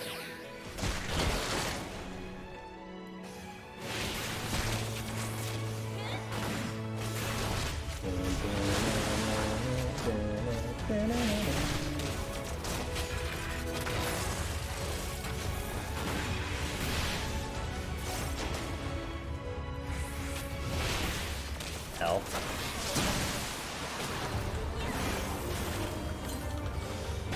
Ow. Yeah.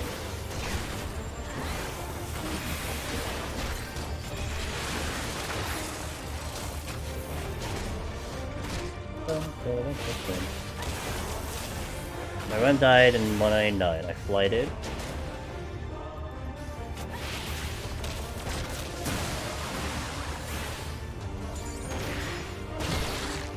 Now I understand why I'm keeping Puddle Spawn like a mess.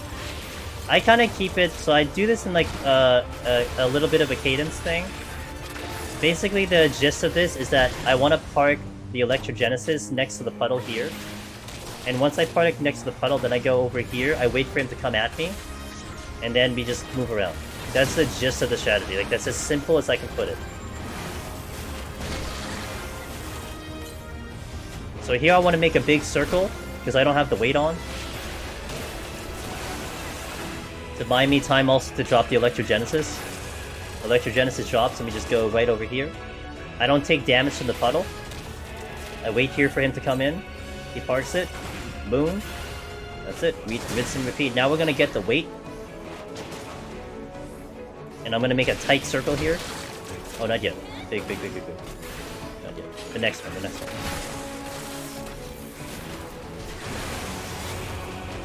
Electrogenesis coming out here, and we park it there to the left of the puddle. I go over here to wait for him to come at me to make it pretty. Boom.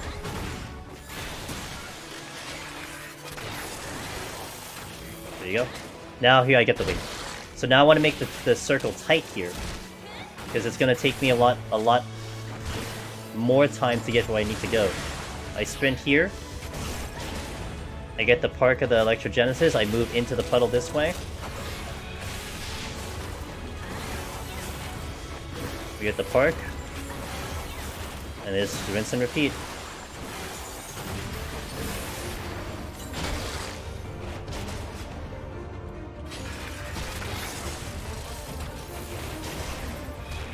So Electrogenesis on the left of the puddle, put yourself to the right of the puddle, run around in circles, win the game.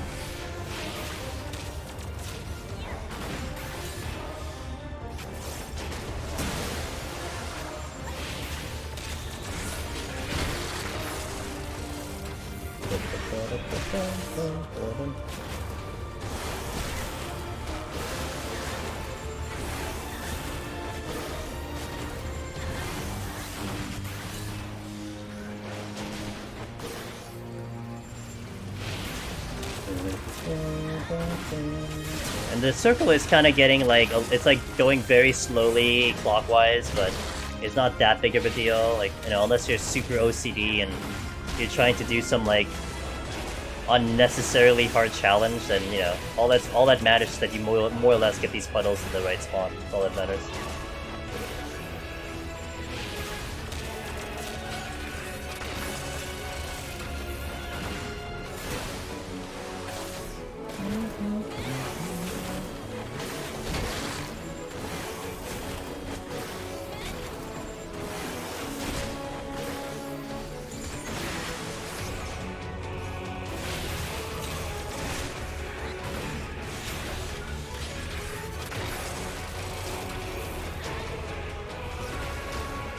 Make the Mickey Mouse. You do have 3 puddles. You could do 3 puddles, so I guess that would be possible. Oh, whoops.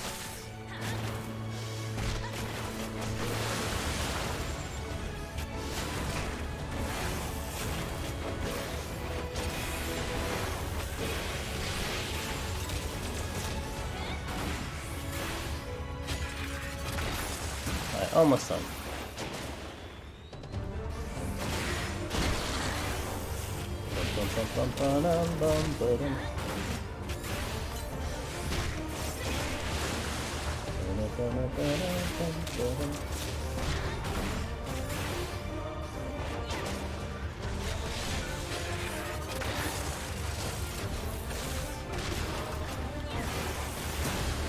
Nice and simple, no problem.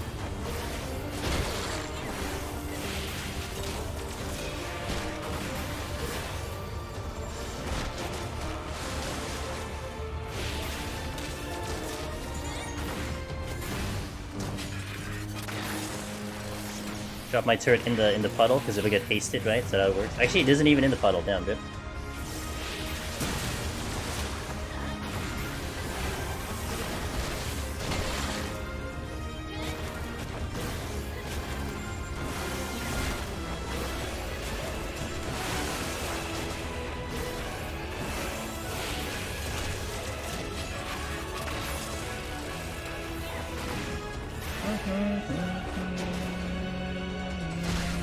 Ow! Get me out! Alright, no problem. Let me update the title. Actually, let me really update the title. So let's call it, AGDQ, wait. AGDQ practice. PoTD 171.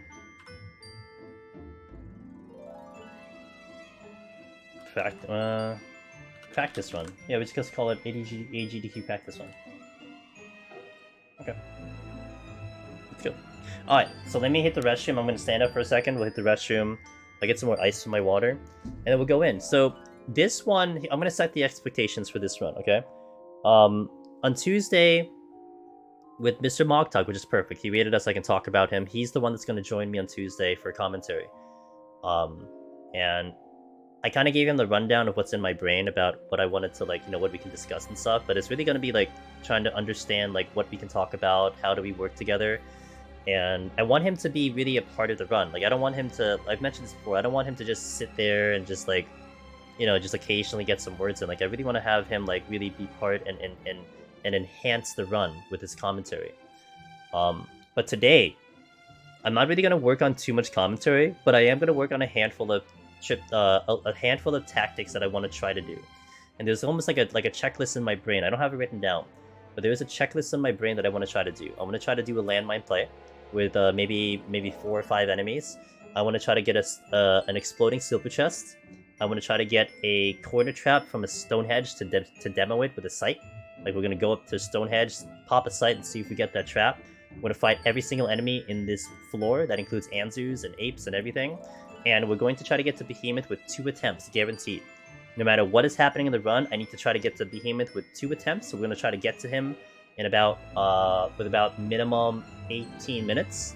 If we get to Behemoth with 18, that should give me 2 attempts, because that's what I'm going to set up on GDQs, that we're going to have 2 attempts on Behemoth no matter what happens. Because if I fail the first one based on just me being nervous or, you know, bad hiccup or whatever, at least I have a second attempt to go for it. So that's what we're going to try to check off as best as I can.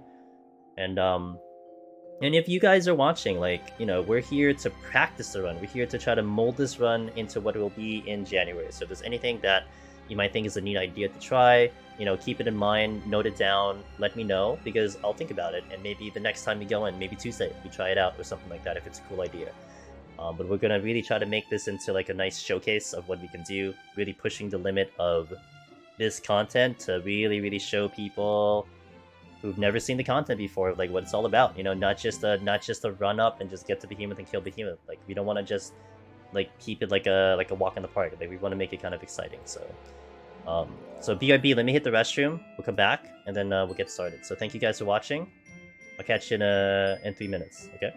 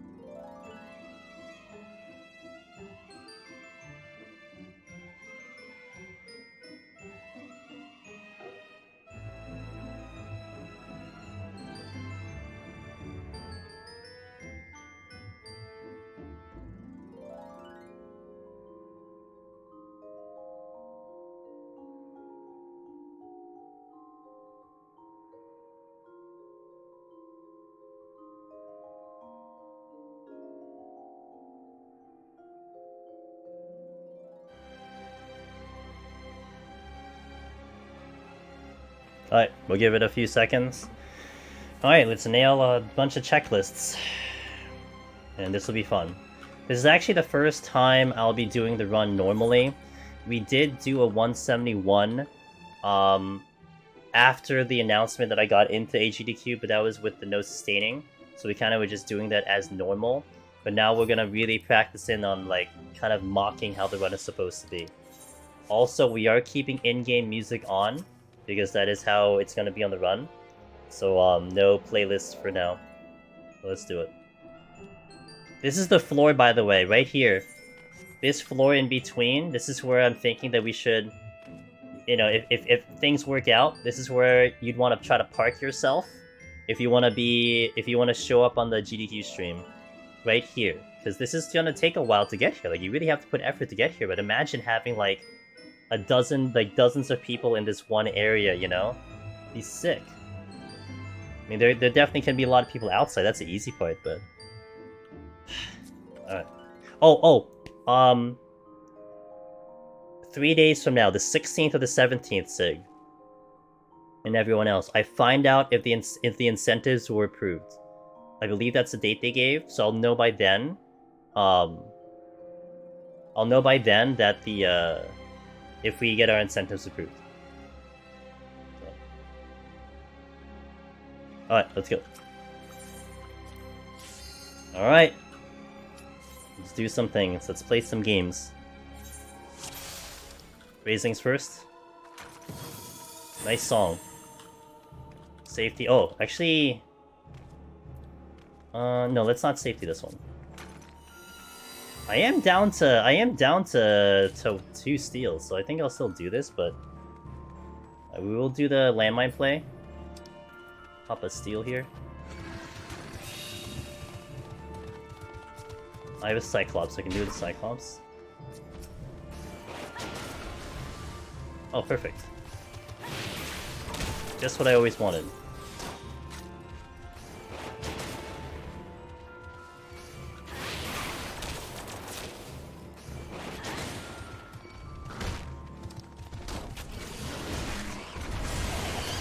Okay.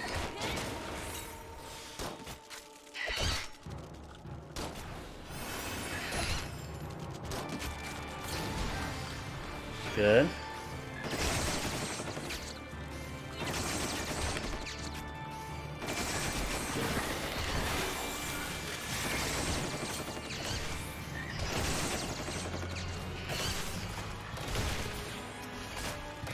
Alright, so we landed the landmine play, and that actually put us already out of the floor. Except the Mimic, another Mimic showed up, so there's that.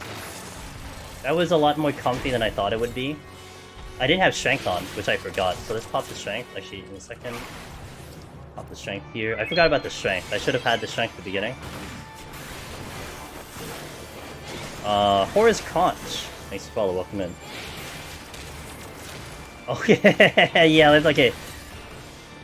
We're practicing GDQ. This is what's supposed to happen at GDQ, not practicing now. Do you mix anyone? 3? No, okay. This is what's supposed to happen on the marathon.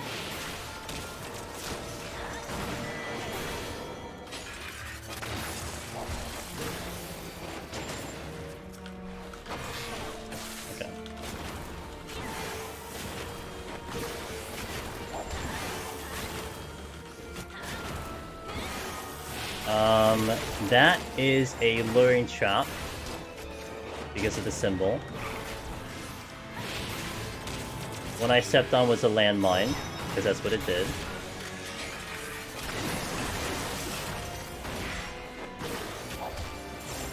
Can you not kill me, please? Alright, next floor, let's go. So we got the landmine play out of the way, although it didn't really save me time, so that happened. I'm gonna pop an Affluence because I want to try to get a little bit more chests due to the fact that we're kind of down to like 1 steal here. Tends to have the best luck ever, the worst luck, and no in between. I know. This is what I want. This is what I want for the marathon. I don't want it now, you know. All right, so we're gonna pull a Bandersnatch because he's one of the more deadlier enemies. Actually, one thing I did want to demonstrate was to showcase what happens if I don't kite.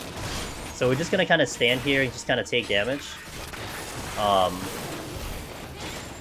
Which is, I guess, not really doing... Well, I mean, I do have Steel on. And now I run, because I have a Cyclops on me. I'm gonna watch out for the Glower.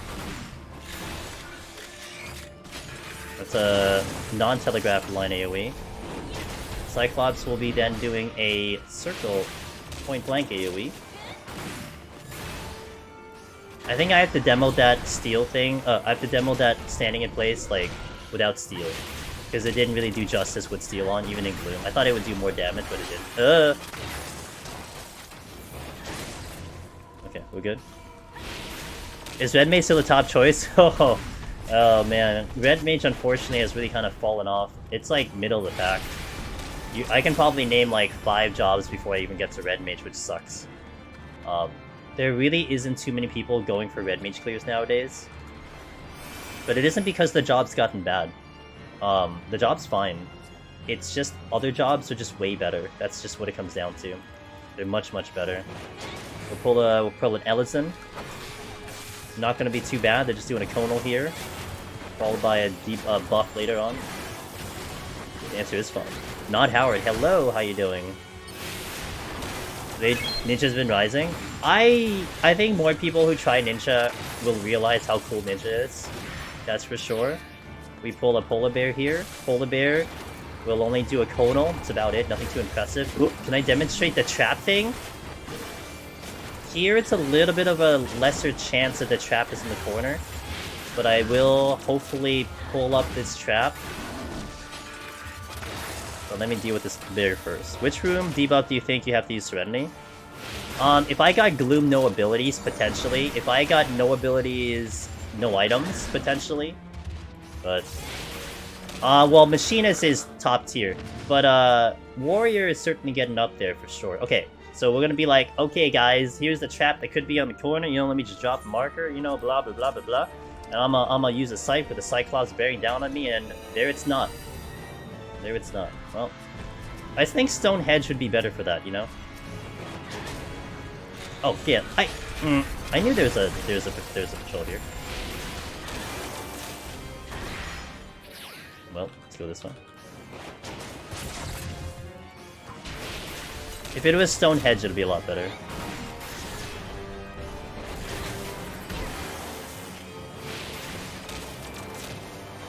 Not how I love content. Started PoTD a few days ago, and the videos have been helping a ton. Hell yeah! Well, I hope they get you to the bench, you know? Keep me posted. The whole goal is to get you to the bench. I hope they get you there, but at least at the starter kit, hope it's helping you for now, getting fun with the content.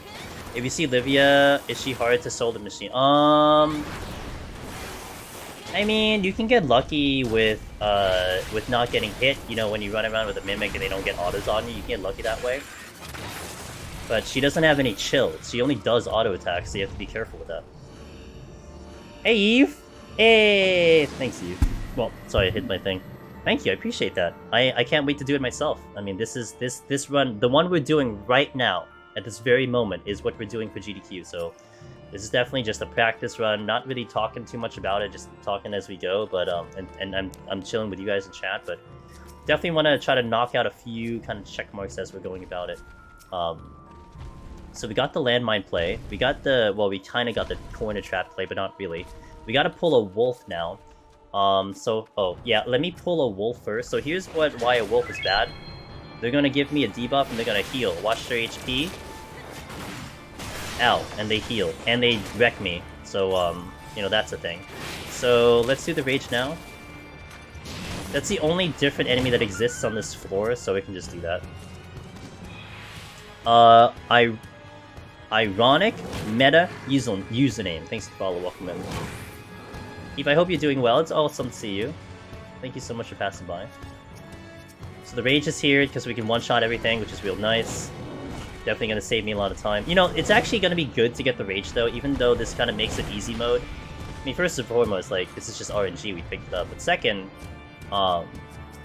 if I just have more time later on, it allows me to manage it allows me to just manage my time better. Pretty much. And I would like to manage my time better. Skip Anzu? No, we have to fight Anzu. We have to guarantee fight them. No matter what happens, I need to fight them. Why it's gonna be important to try to pick up more steals and stuff, because I don't have the... I should have fortuned this. I forgot. We should have fortuned here.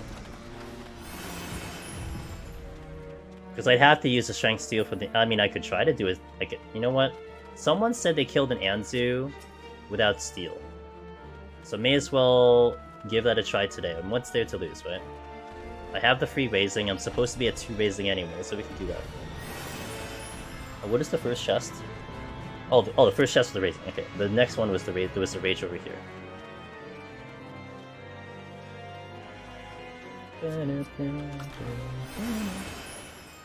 If anything, I hope during the run in January we just get good music. Like I don't like this song. Like, you know, this is like Palace of the Dead, like original Palace of the Dead music. But like I would just prefer like the happier songs. Windburn Dawn's a no-go. I'm gonna try it. Someone said they did it. You know, like this one should be playing. This is a good song. Oh, no abilities. Rip. I have no steal. We'll try to fight. Actually, this is a good demo for like how to survive, right? So I'm a sprints. We're at the Wyson, which is a little tricky because I can't stop his ability thing. But that's a less impressive enemy because all he does is just auto attacks. So he's okay to skip if I really had to.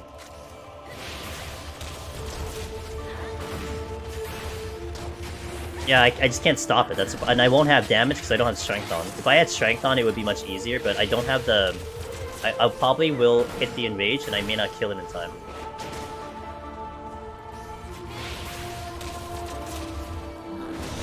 Oh, that would have... that would have been bad. Alright, that was a silver chest attempt. Let me see. I should really open all the chests, right? I skipped the silver chest before. Let's see this one, if I can pop this one. Hey! Oh! Okay, that was good. Got that down. That's in the checkmark list right there. Alright. Silver chest explosion, good. So that we can check that off the list. Because I did that way too early, but like he missed his auto attack on me, so I'm like, YOLO, let's just go for it. That's why I did it.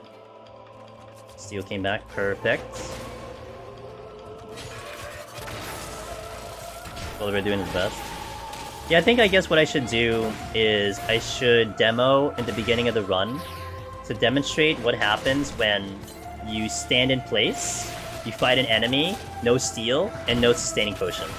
I think that would be the clearest example of like why why you need a sustaining potion, and then also why you kite, right? I think that's the fastest, clearest way I can demonstrate that. You missed open sprint demo? I guess that'll come hand in hand when we're talking about like how to kite. Like that would be part of that, right? To describe that. So I'll try to remember that for next time. Because I kind of just did the landmine play first. But I can probably delay it and like adjust. I could do like Serenities to modify it too. Is there any boss in PoTD that you enjoy the most? I mean, Behemoth is the most thrilling. I would say Behemoth and Godfather for me. Godfather is thrilling from beginning to end. Behemoth is just the most thrilling at the very end. Like, it's exciting to do, it's exciting to watch.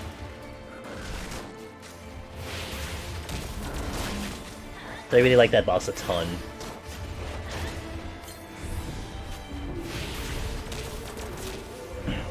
No one likes to beat... Well, I hate Hydra.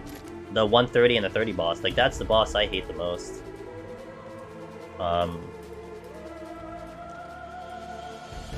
Yeah, those bosses I hate. I just despise them. They take so long. They do so much damage. They take so long. No Steel Ape. Oh yeah, No Steel Ape is no problem.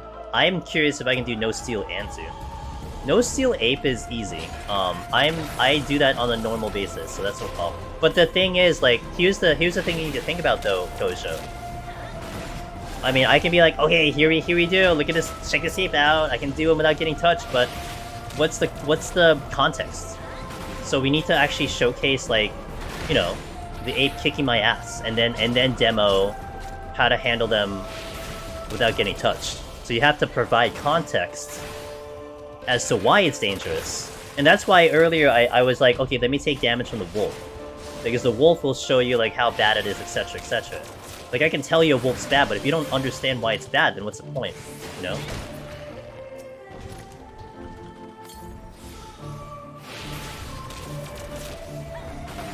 I'm gonna emergency witching if I don't kill this thing in time. I'm gonna hover over the witching just in case. That's something I do have to be very cognizant of, that I cannot make assumptions. I can't assume people know an Anzu's bad. I can't assume people know an ape is bad. Can't even assume how bad Behemoth is. I have to start it from like the very beginning. That it's the first time seeing it, and I have to be like, okay, why is this thing bad? Did I just do... No. I thought I was about to do a big brain play with the LOSing, but not quite.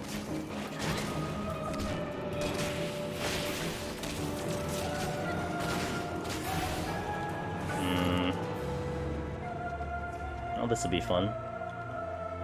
Only other one I want to fight is the Bandersnatch. The Bandersnatch. I gotta wait till Sprint is up.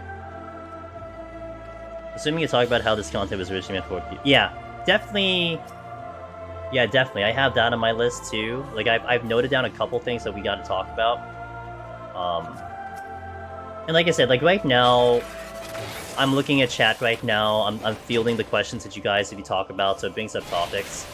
Randomly talking about stuff here and there. When I do it on Tuesday, I'm not looking at chat. My moderators are gonna try to be here, just in case anything weird happens. But I need to practice it. Like, you know, I need to just talk to myself essentially, or talk to Frosty really, but talk just spouting out as much info as I have in my brain. So I think a lot of that there'll be time to talk about that and go over that history and all that stuff, you know. But yeah, today like definitely not so much the chatter or the info and the commentary, but more the execution of the run right now, and to try different things. You say for a massive backzone immersion? No, no, because the thing is, I'm not even gonna look at chat for GDQ. Like, I'm just not even gonna show it. So that would be how I would match that. Like, if I go emote only, it doesn't really help me, you know? Okay, so can I demonstrate an ape? Hold on. Yeah, I can do that. So, I pull it first. I let it beat me up a couple times, right?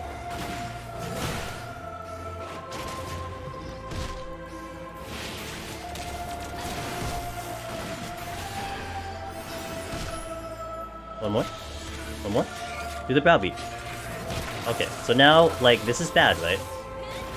Oh, it's real bad, because I didn't even potion. If he does browbeat right now, I'm dead. Not quite. There we go, just in time. That's how that would be the perfect way of demonstrating that. So that gives now that sets context up. Okay, that ape sucks ass, right? That's context. Except over here. I need to kill some time, so the Darmel will be first.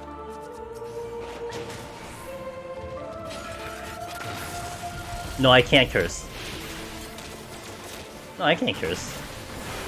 Don't worry, I will not be cursing. Some nice Morning Palace stream to get ready for the heyo. I got you, dude.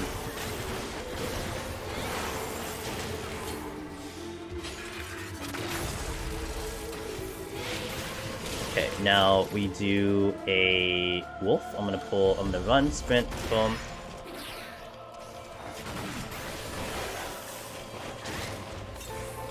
So here's sprinting 101 with Machinist. Except this guy is kicking my butt right now.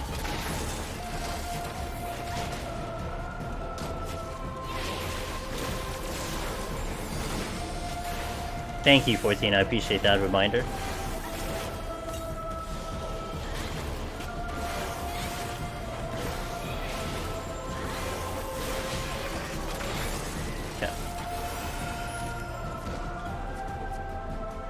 Almost have sprint again, but what do we have in the future? We have lions, tigers, and bears. Well, no tigers though. Ape. I do want to pull that ape though. Hey, also, Fia, what's up, dude? Good to see you. So I got a little caught up with things. Hope you're doing well. Thanks for passing by. What are those weird red signs in the ground? This is Dark Souls. Yeah, we gotta explain the... I gotta actually know all the traps, though. I don't know all the traps, which is hilarious. Because I only pay attention to the traps I really care about.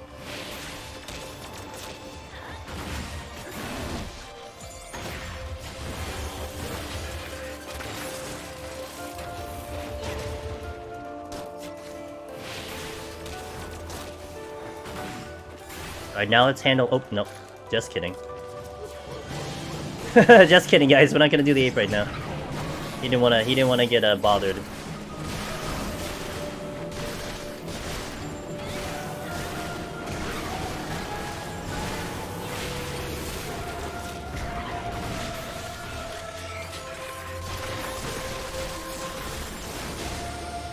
There's a chest here.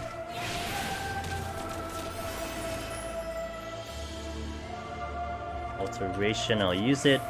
That can change the next floor to Mimics or Corrigans, Mandragoras. Running into a luring trap, then while you're running from panic, you run into a frog trap. And then show us how to recover, no raising aloud. You got it, Pin. I'll put that on the list. So here, we're demoing an ape. After it just kicked our butts earlier.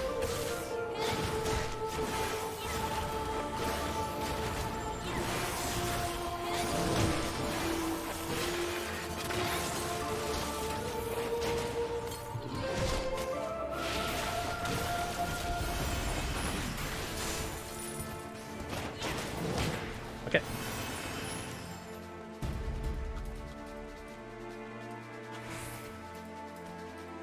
Been stuck in Harvestella for a bit. Hey, yeah, Theo, it's mood. Theo, I played the game. I played Harvestella for 50 hours so far, and I'm still in chapter 3. If that line aggro's, I'm gonna rage. No.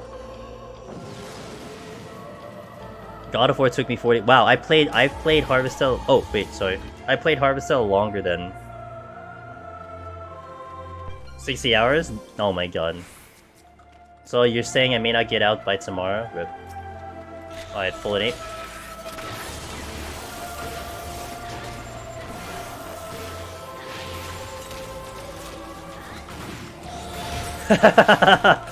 So yeah, that would have been great.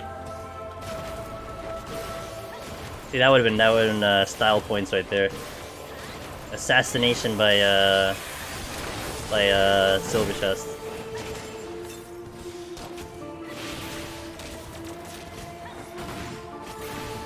It's good. Good. Don't tell me about it.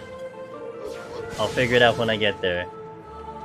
I already think it's good. So, hey, going well, Joni. We are on our GDQ set today, so I'm really happy to get this in, to practice this out, to get some reps in. Bird, we have to pull the Bird of Palace because to demo it. Okay, so they're gonna do an angry bird swing thing, and then they're going to do a circle AoE revelation. If I get hit with that, I am confused for 20 seconds. Basically, I'm dead. Welcome to death. You don't want to get hit by that circle AoE.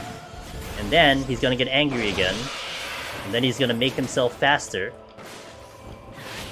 But then it makes him a lot easier, because he'll just start spamming the circle AoE with his haste. Like a faster cooldown. He does hit very hard though. Well, that's the gist of the Herd of Deep Palace. I'm already out. I'm gonna check that chest before I go. Yes, I did notice that, Theo, and that was one of the things I checked. And I was like, oh, interesting, okay. Well, I mean, you could still speedrun it. It's just not that fast. Hey, look, there's old JRPGs that don't have, you know, cutscene skips, you know? So, happens. Gigolian! Yo, what's up, Gego? Gego was playing, Loken, if you're listening. Gego was playing A Plague's Tale. trying to prog through that game. I was watching him do a little bit of it. I'm like, oh, it's a this game. No healing? That's not good. Excuse me, Anzu. Purity. Okay. Well, I only have... Damn, I only have 1 strength. Man, that's a little problem. Yo, Gego, how are you doing, man? How is stream? Hope you well. First time here, I'm Angelus Demonist. I do a lot of Deep Dungeon solo. We are actually practicing what we are going to be doing on AGDQ in January. We are going to be on AGDQ for Palace of the Dead on January 13th at 7:30 PM Eastern. And this exact set is exactly what's going to be on there. So today is a bit more chill. I'm just running through the set right now to kind of get some timing down. We're also going to be trying to pull everything, to demo everything in the run. So the only thing I haven't really pulled right now is the Curl and the Anzu, which I will eventually, but not with no healing. We'll pull an Anzu eventually. Honestly, if I pick up a strength, that would make it a lot better. But we will pull an Anzu to demo the Anzu. So what's AGDQ? AGDQ stands for the Awesome Games Done Quick. It is a biannual charity event that raises money for different charities. So this time is going to be the Prevent Cancer Foundation. Oh hey, 3 sub. Hey, yo, dude, thank you for the resub. Good to see you, my friend. It is a charity event, and it's going to be held from January 8th to January 13th. Wait, January 15th, sorry. And it's a pretty big one. They usually highlight a lot of speedrunners. So you see a lot of games getting speedrunned in that charity. However, they've kind of opened the door to be able to do challenge runs and skill runs. So this would be kind of in the definition of a challenge run. And every event they raise close to $2 million, $2 to $3 million every event. You get close to like 50,000 to 200,000 people who watch it every single event. So it's a massive Twitch event. One of the biggest charity events for gaming. And that is where we're on. Friday the 13th, PoTD is spooky? Hell yeah. I don't really, you know, those kind of superstitions don't really bother me too much. I don't really care, but we'll do our best. And just on my least favorite mob in this set, I think. Oh yeah, I mean, they're pretty nasty, you know. They have no chill. Seems like all that is here is Anzu, so that's kind of fun, but we'll deal with them later. Witching? Ooh, I could do witching. But I won't do it. Well, we'll save the witching just in case. Witching changes the enemies into 3 different types. Toad, Imp, Frog. Wait, Toad and Frog are the same thing. Toad, Imp, Chicken. Toad, Chicken, Imp. Are you doing full run? Nope, we're doing this one you're looking at right now. It is this lockout. So every lockout is 60 minutes, and we are doing the 171 to 200... the 171 to 180 set. So that is what we're doing. So the one you're watching right now. So when we kill Behemoth, assuming I kill Behemoth, that is the end of the run. First the Fates of Hangout for Friday the 13th. Yeah, you know, I've been proposing this idea, but I have to see what happens with the incentives that we put in for GDQ, and I find out about that in about 3 or 4 days. But I've been proposing if anyone on the NA data center wanted to potentially show up in the stream, because I have to obviously be in like a public area in the game, right? I have to log into my character. I need to be in a public zone. But I was proposing that we park my character in between 170 and 171 in that hub area where you can exit or enter. And to be like, hey, if you wanna show up and cheer me on, you know, be there. And I think that'll be great, because it'll also kind of prevent like people who just log in just to kind of be jerks and stuff. Unless you really want to make the effort and get all the way up to 170 and then be a jerk, that's fine too. But I'm figuring people probably would not do that. Yeah, it'll prevent people from doing that. Now you can wait till we finish the run. I keep forgetting about my music. You can wait till we finish the run and do it that way, but... Okay, so...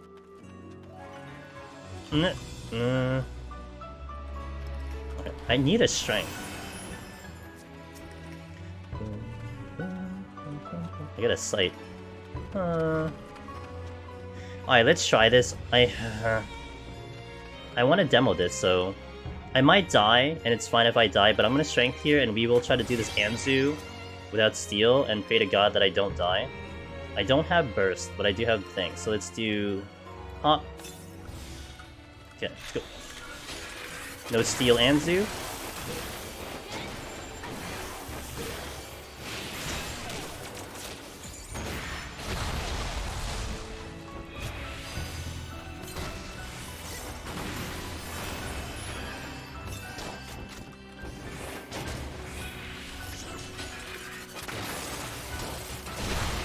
Ow.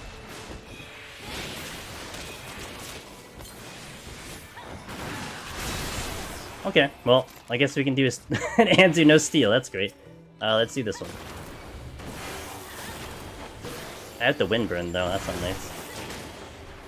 But I have to have strength on. I'm not doing that without strength. Screw that. Way too much damage. Anzu so I don't know.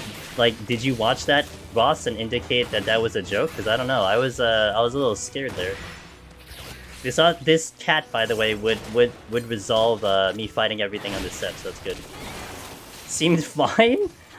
I mean, I had some leeway. Like, if I really had to analyze it, I did have some leeway there. I think I could have used Tactician a little bit better, but Astro kills him faster? That is false. I know that for a fact.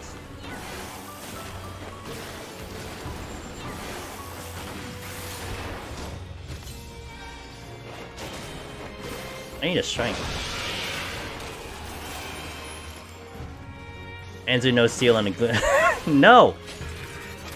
New challenge run, modified PoTD, the only oh my god, the only enemies in Anzu?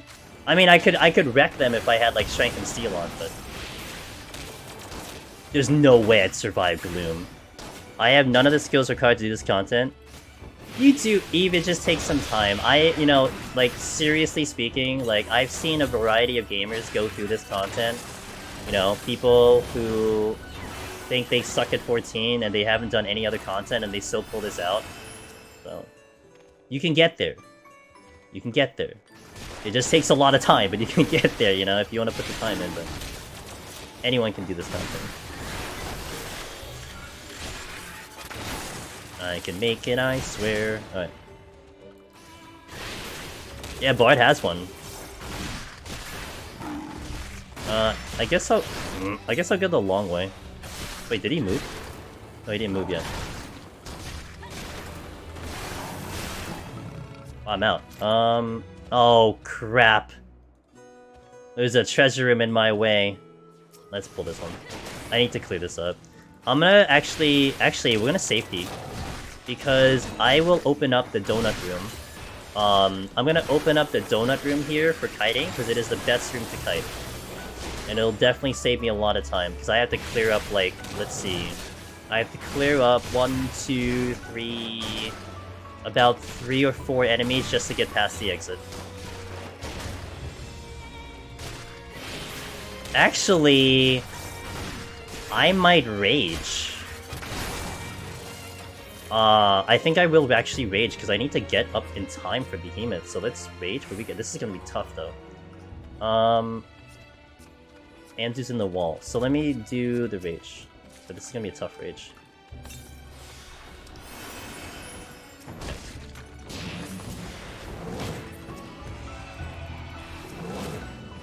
Gotta let them come to me. Uh oh. Angry ape, don't punch me! Woo! Okay, we're good.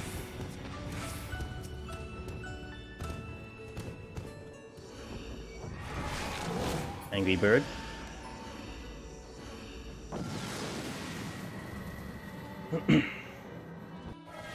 Alright, so that had to. So I looked at the time. We are at 28 minutes. I need to get the Behemoth in. I need to get the Behemoth at around like minimum 19. I would say 20 would be safe, but 19 because I need to make sure I have 2 attempts at Behemoth. And that's what I have to constantly practice so I get the timing. Because I don't want to just like practice it once and then like move on with my life. I gotta practice that like constantly. So it's gotta be it's gotta be Oh, I didn't get him! Okay. I thought I was able to get him, but it didn't get him. You want an Earth Bank, but it's Behemoth smacking and answer as far as possible. Oh, whip. Okay, Mimic. You and me. 1, 2, 3, 4. I think this is a good time to also see if I can do the stagger. Let's see if I can do stagger. Because I'm good sometimes, I'm not good other times. So if I go here, I don't take damage, boom. Good. Kind of hard to tell if I'm taking damage or not, but at least we're able to do it like once or twice. Dude, I did it 3rd time. That's like nice tech to demo, for sure. Just to showcase that you can do something like that in this game.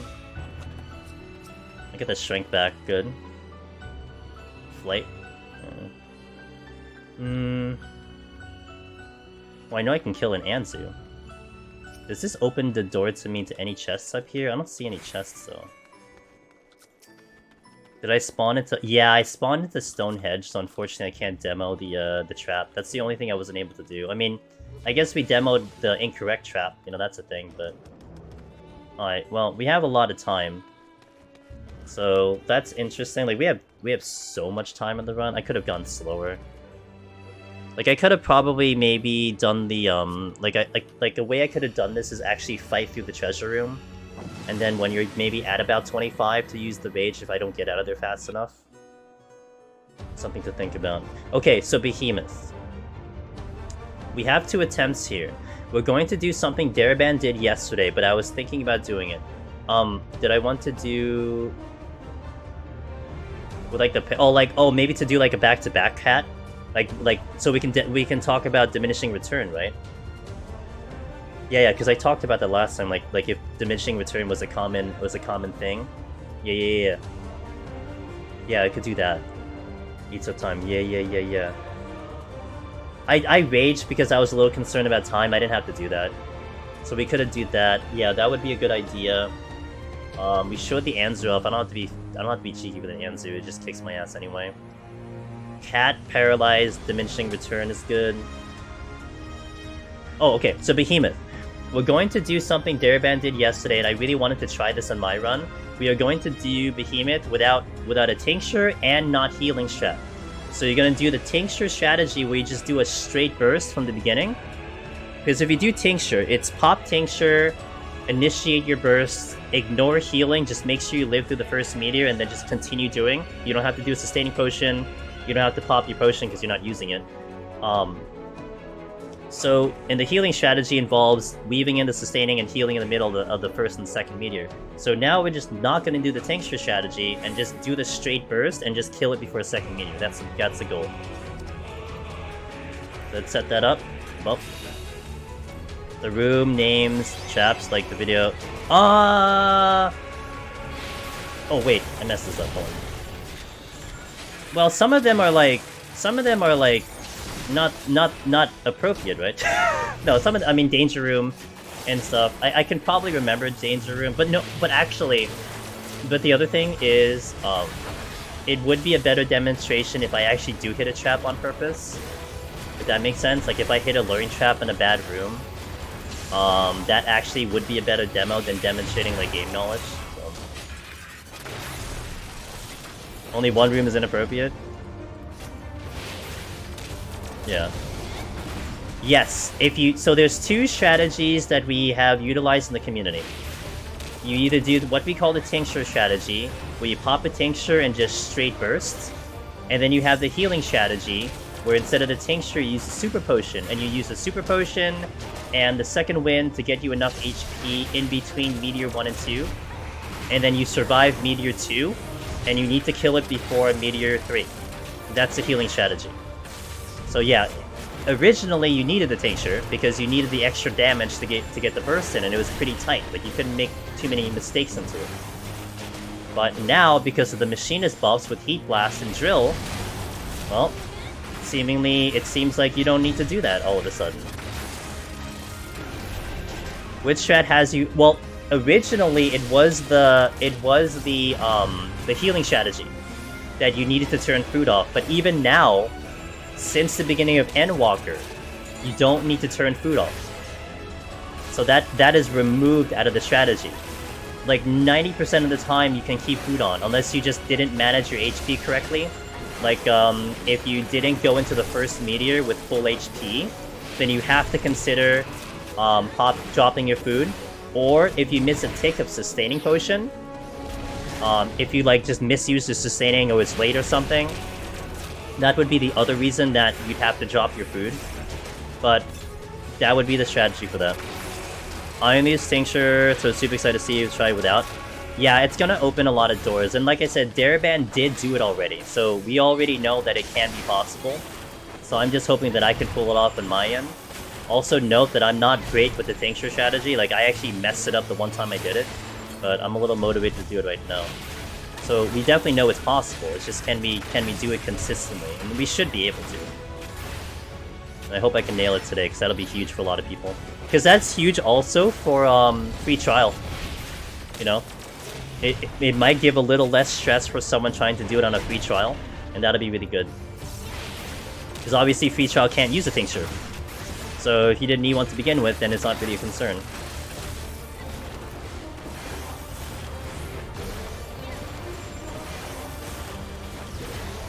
We will, like, so what I will do for sure on Tuesday, we will talk about the rotation of Behemoth. I'll even go over exactly where I'm gonna do the lust and all that stuff. I was thinking that over. Like, we'll have a lot of time, and then I'll probably pop it over to, like, let them read donations for, like, what, 6 minutes or something? Like 4 minutes of donations or something like that. Because I can probably explain Behemoth in 2 cycles, like two rotations around the arena. And then that'll be a really good time to get donations in, I'm thinking. And then we get into it like at about, let's say about 30, 20, let's say like 28%. We pull it back, we get the commentary back, and then we go full in. Because this is not really a complicated boss, like there's not much to talk about other than what I'm doing.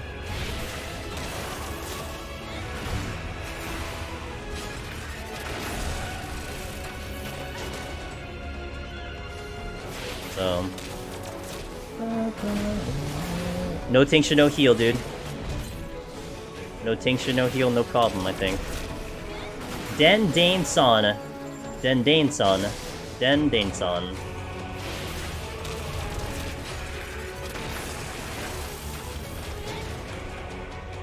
Den Dane-san. How am I determining what class you... So my initial submissions, Charnor, was entertainment value. For instance, if we were to do this on the basis of challenge, like, okay, what's the hardest job? The most challenging job to do this on? Well, Astro, right? Who amongst the community is gonna disagree on Astro? But the problem with Astro is,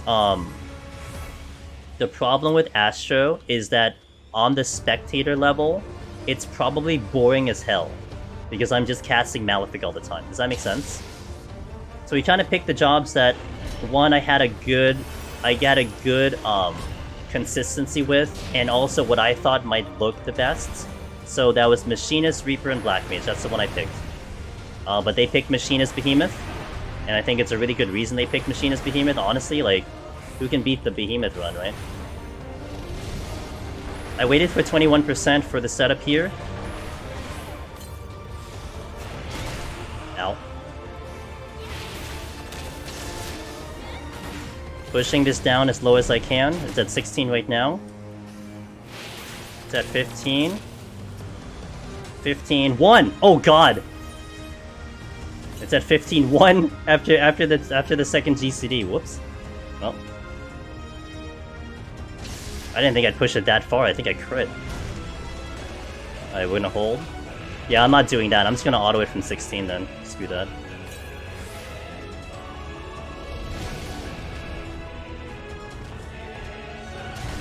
No.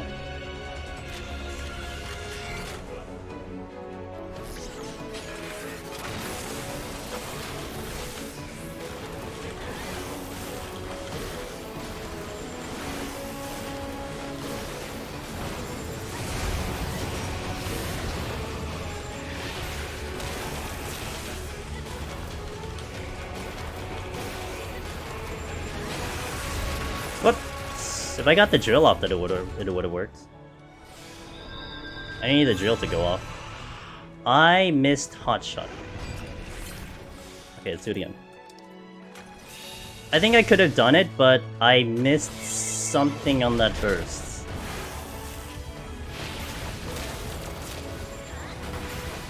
I started late? I guess I did start late. I was missing a GCD. There was also kind of a rotation thing that I could have done better. Let's try it again. Actually, no, we'll do this normally. You know why? I want to keep the run going. So that we tried it once, I'll do it again Tuesday. We'll do the no tincture and we'll do the no tincture, no healing on Tuesday. I think I should have prioritized Heat Blast. So there's two things I could have done a little better. I could have pumped out my OG CDs, which I didn't do. I went straight into Wildfire. So I was blowing some damage on the table because it was just overcapping. And the drill, I could have just focused in on the drill to get it laid out. Like I waited for my GCD to come up and then I drilled, so that could have been better. We'll do it again Tuesday.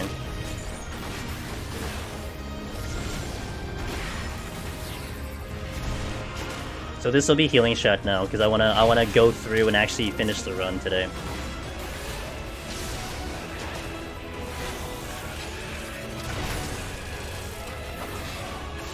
I turn the boss. I turn around the boss and react to the turnaround. The rotation was fine. I could tighten up. Because I know exactly when to push, because I did it from, like, say, the tank jobs and stuff. But I was definitely doing it very loose on Machinist. But I did need to, that needs to be a lot tighter. So that's tight. To do no tincture, like, that's tight. But didn't you have like 2 GCDs there, Ben? Because you didn't even need drill. So you were like 1 GCD ahead plus no drill. Shakes his head off the top of Tribus. 1 GCD left over. Alright, we'll try again Tuesday. It's okay. I already said I'm not good with tincture. Like, my straight rotation is trying to trash. I leave myself a lot of room for error when I do the healing strategy because I don't hit the buttons perfectly. And that's why I think it's good on me. Because it makes it a little comfy. Like, it gets close, but I have a lot of leeway. The last time I did the tincture strat, like the legit tincture strat, I really almost failed it. Because I just mishit buttons all the time. If I didn't crit on 2 Heat Blasts, I needed 1 GC. Oh, crit variance isn't good though.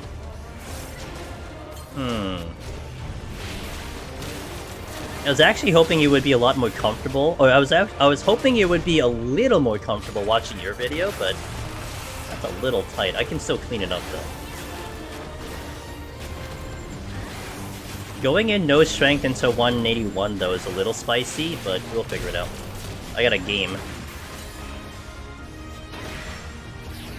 Yeah, palms aren't ideal, but I think that's what makes it fun, right? Augmentation has to be perfect, assuming you don't crit. Very tight, yeah. Yeah.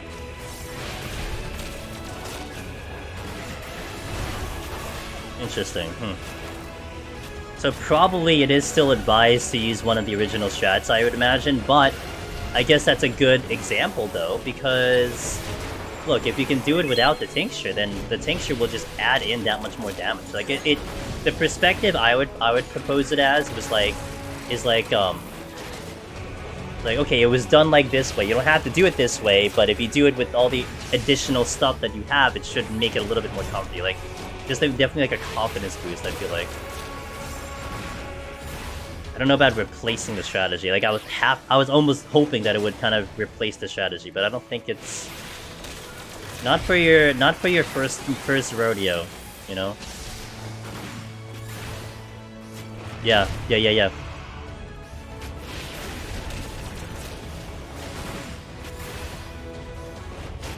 Majority of my runs failed after being able to beat Behemoth with careless pushing. Yeah, that's the first time that happened. So basically the adjustment I'll make is once I get him down to 16, I'll just auto him Ballast. Because I had so much time. I had so much time to push him down with auto attacks, so that's what I would recommend. If you're at 16, if you're at 17, do one more GCD and then hold. Don't do another GCD. And you have more than enough time to auto him down, and just rely on the auto attacks to pull him through. Wait. Okay, I have to wait. I have to wait a full rotation for this.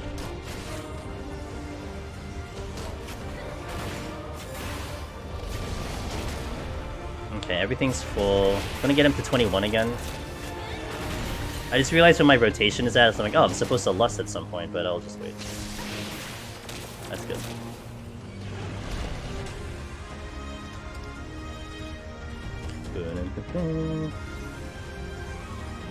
It makes it... Yeah,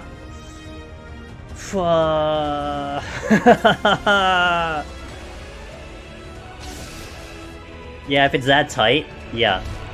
To see how tight that was, Daraban, yeah. Yeah, like, my perspective is changing on that, that's for sure. I think that's what... Oh, I think that's what I'll practice, like, for a couple times when you get up here. Try to do that and see how tight we can get it. Yeah. Because I do want to finish... I want to finish Behemoth with the meteor dropping as we kill it. Like, that's the perfect scenario that I want to have. Whether it's 3 meteors or 2 meteors, that's what I want to go for. Wait for Trivers 3, then... Yep. That's a spot I like to do. Because I do push him in the south side. Like, if you watch Daraban's video, he pushes him in this side, not the south side. It's different than me. But I prefer this. I prefer the other side because that's just the way I've been doing it all this time. Okay, so I'll do the third GCD here. I'm gonna hold. So that's 16. We're gonna auto the rest of this way.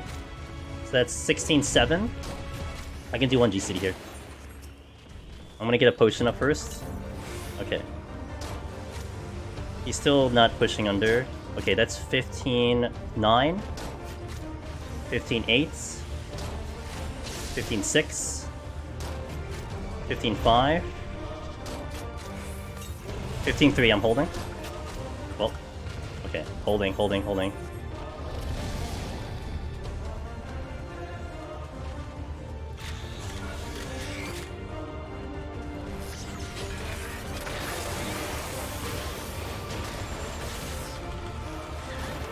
This is gonna be healing strategy.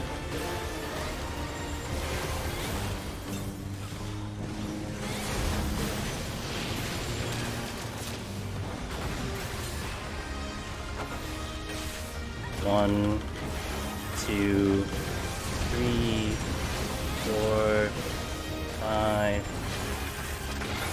Yeah, there's a lot of leeway on healing strat. But yeah, I probably would try to practice the no tincture at this point. Actually, it'd be kind of cool to do a different strategy.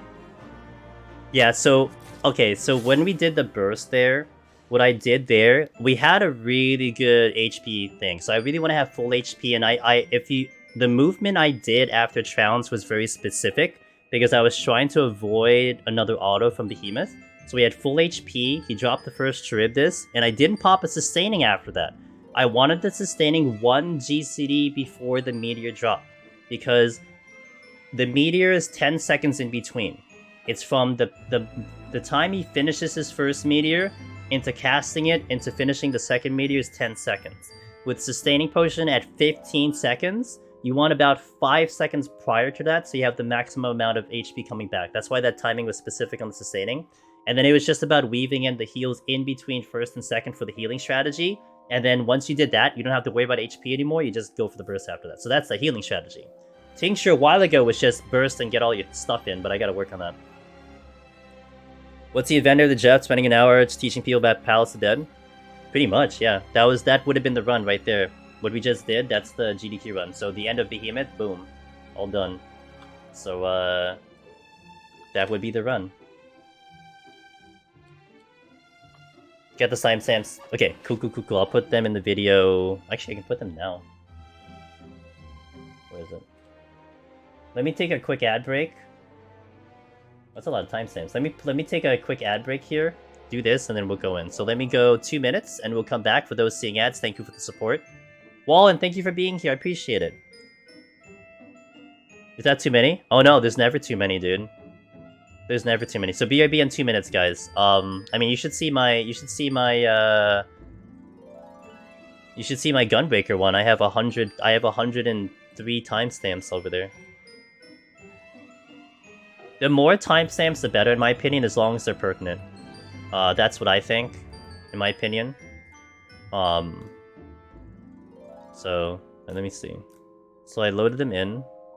They should be already live. I gotta wait for my ad. I'm looking at ads right now. Yeah, Harvest Alley tomorrow. We're gonna try to get out of Chapter 3, maybe. I don't know. That's a if. I have a lot of side quests still to finish. We're almost done with a couple of them. To be fair, like I'm almost done, but yeah, I'm still there. I didn't beat the boss in Chapter 3 yet.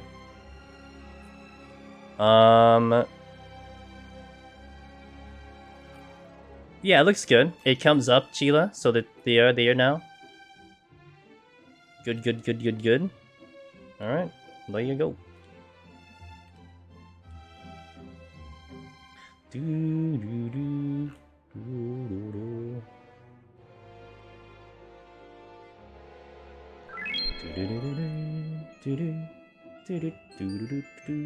Hey, thanks to follow who that was.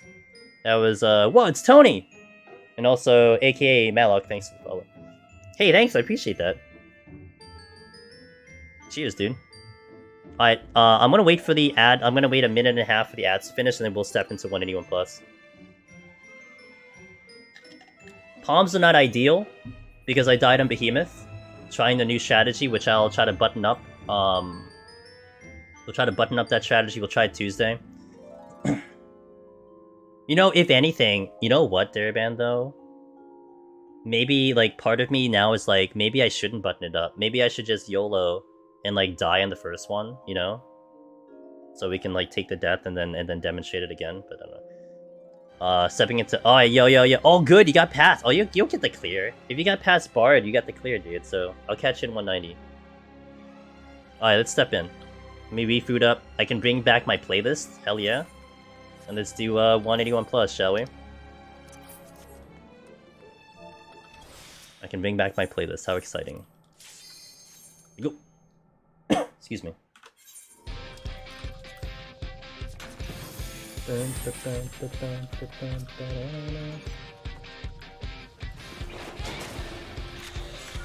what we got? Bomb, one more Campa. Bomb, one more Campa. Silver chest. Time to rerun Behemoth, have to die. Came by Kyle. I hope you were able to pick up something on that one. You know? Having multiple attempts really helps. Welcome back to the ad, guys. Just kind of keeping it calm, cool, collective on that one helps too. I mean, I have the healing strat down to a science. That is my preferred method of doing Behemoth. So I'm not going to have a problem with that one. The other strategy, yes, because I'm not used to it. So they could just chalk it up to that I wasn't used to that strategy at all. I want to pull the Walmora next, actually.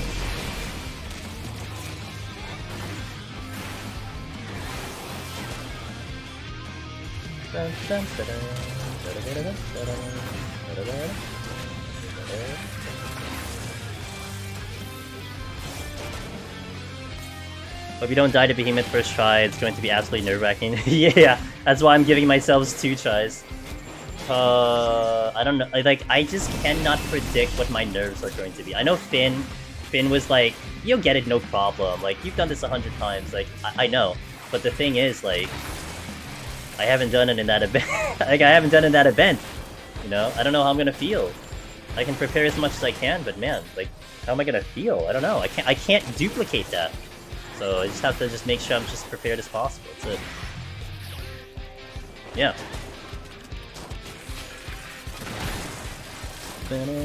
So we just gotta make sure that I keep it safe.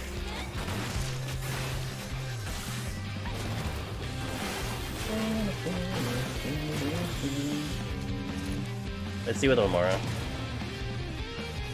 Thanks. Hey, no, thank you for your hard work live streaming it.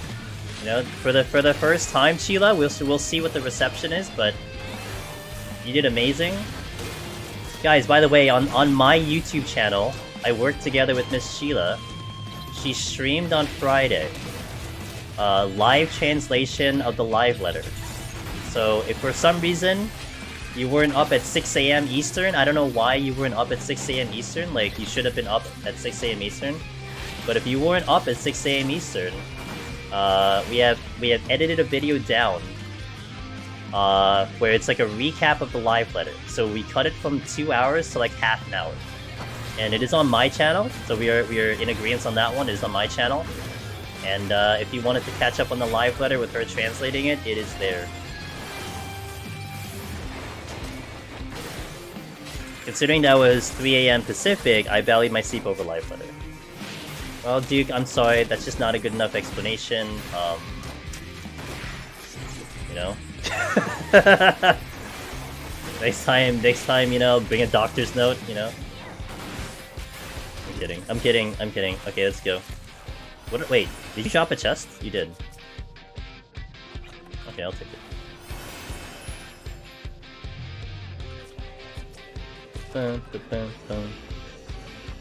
Maybe it's the way I do it. No, dude, I was suffering. Dude, I woke up, man. I woke up at 6 AM. I was suffering. I'm just like, why am I awake? It's a good thing they mentioned Deep Dungeon, like, you know, like 40 minutes in. I was just so irritated.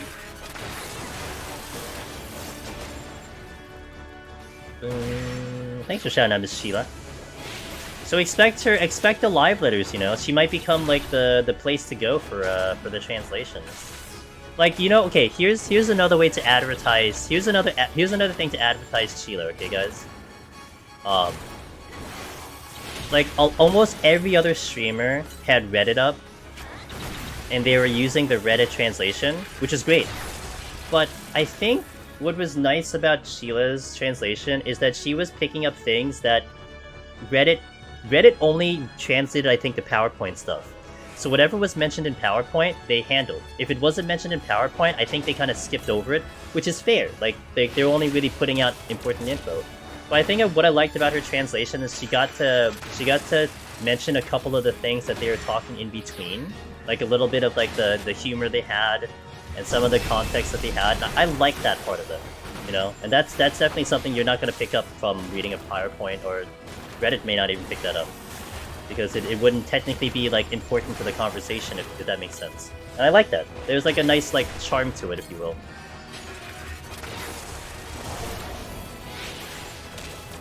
I think the most fun part was trying to make sure to include it. Yeah, like I think the two that I remember from your thingy was when you were trying to pronounce the new alliance name, and how in Japanese it was hard, and then it also became hard for like Yoshi P and them to pronounce it, like because the Japanese version of it was difficult to pronounce. I thought that was interesting. And then also like when they were trying to give a hint at what the beast tribe, the collectible, right? Collectible, the delivery quests of like who the NPC was gonna be for the delivery quest, and they were trying to pronounce it or give a hint.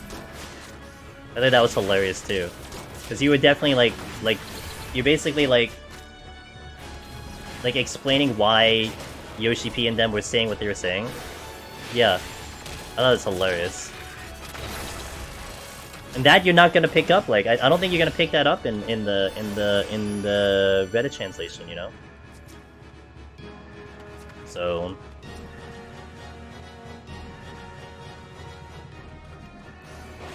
I don't know. That's my opinion on that one. I mean, the Reddit one is great. I mean, the Reddit one is established. Like literally, I was popping in different streams, and everyone has had the Reddit one up in Discord. They were showing it live and stuff. I get it, but you know. You want something unique sometimes.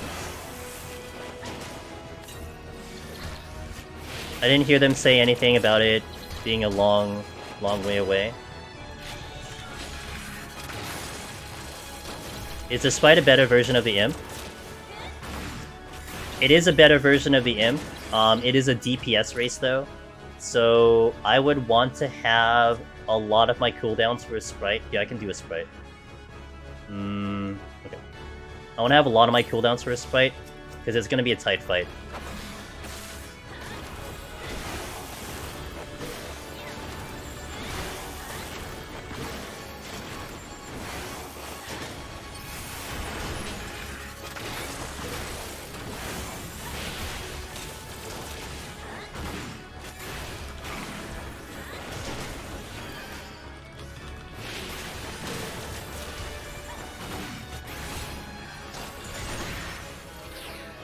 That's the extent of my limit. Like a lot of the enemies I can fight without using very many cooldowns, but for a Sprite, I have to like basically burn everything. Like I need Second Wind, I need my potion, I need like one of my bursts, because it is a DPS race.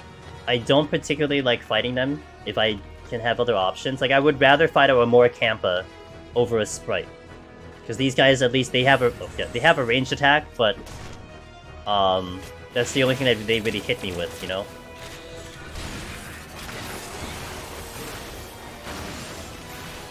But I would rather, if I had to pick between an Imp and a Sprite, I'd rather fight a Sprite. If that gives you perspective. Like, a Sprite gets very dangerous if you don't have buffs up. Like, if you can just handle the Ice Spikes into the, if you can handle the Ice Spikes into the Void Blizzard okay, you'll be fine, but a lot of people tend to literally, die to just the Ice Spike reflect damage. You accidentally LOS a Sprite on the stairs for 10 seconds once, and I can't... for 10 seconds? Like, he was just chilling there? I know the Sprite has... I know the stairs have LOS, but that's interesting. With Sprite... Oh, interesting, okay. The Gloom is annoying.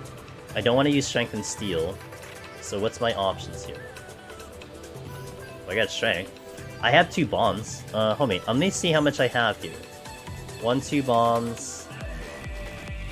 2 Armuras. Let's try to fight for this.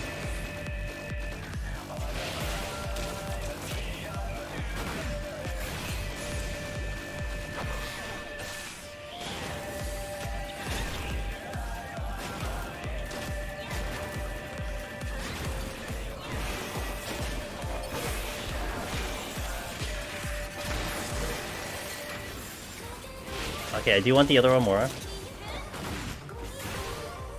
Been trying to replicate it ever since and no success. Interesting.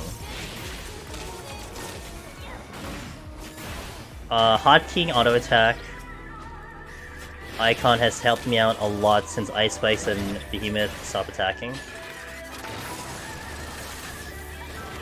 I never tried to use one, but that does sound like it would be a good idea for sure.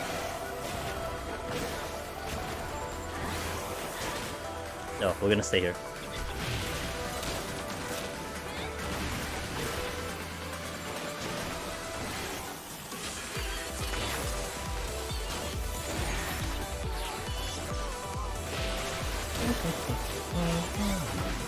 Mostly if I've debuffed, I rush exit right away. Since you stay too long, a lot of weird things can happen. Well, you got respawns that can happen, that's for sure. Funny? Horror, hello! I killed 180 Behemoth for the first try. Got to 180 plus on the second try, but left without commanders on the other floors. I hope one day I'll be able to go through the floors. Hey, no problem. Let's go, dude. Getting past Behemoth is big. You get past Behemoth, and I'm assuming you're doing maybe Machinists. That means you're right. You're right there. You're gonna go for the clear soon, because Behemoth is the big wall. That's the one that blocks a lot of people. But even getting the first kill down, it's a tremendous confidence boost. Like, you're gonna have so much confidence every time you go back into Behemoth. Like, it's incredible. That's awesome.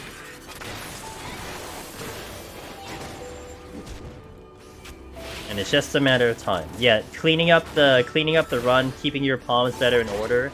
That's definitely going to be top priority now. Now that you have Behemoth, and you can worry less about him. And, like, this is a really good example of what you're watching right now, guys. I would want to think a large majority of people might end up using a Pomander in this floor. But I think about it, like, you don't have to say it in chat. Like, how many people would probably have used something on this floor? Strength, Steel, Serenity, Rage. If I can get off this floor with absolutely nothing, that's huge. Like, that's really, really, really good. But those are the decisions you have to kind of learn and get comfortable with, right? Yeah, this Chimera is kicking my butt, but I can still kind of manage this thing. I did have a good options. You know, I had a couple bombs, I got rid of the Walmura. We have this Garm, so I have 5 kills that I can do. But it's a real huge benefit to be able to manage a floor like this, where most people probably end up doing something here.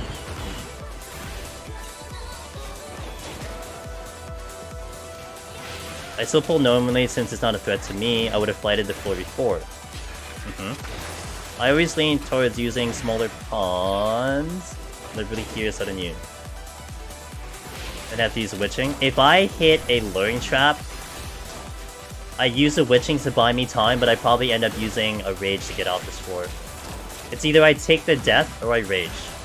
Because there is no way I survive a Witching here. I'd have to use something in combination with a Witching, like a Serenity, buff it up, Rage, take a death. Although I would prefer not to take a death.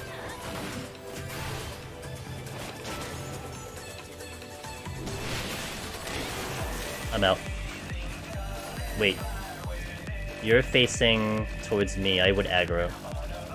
You're facing away, but I gotta wait. There is no more chests! Okay, so I just have to wait for these guys to move. Famous John, your advice feels much better, yeah. I hate that I have to admit that, but it really is for most people that Machinist would be kind of superior than Red Mage.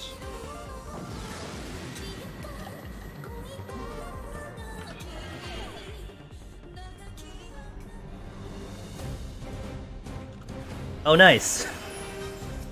Game's like, oh, you did so good the first time. Here, try it again. Now that the enemies are harder, though, that does kind of change what I want to do.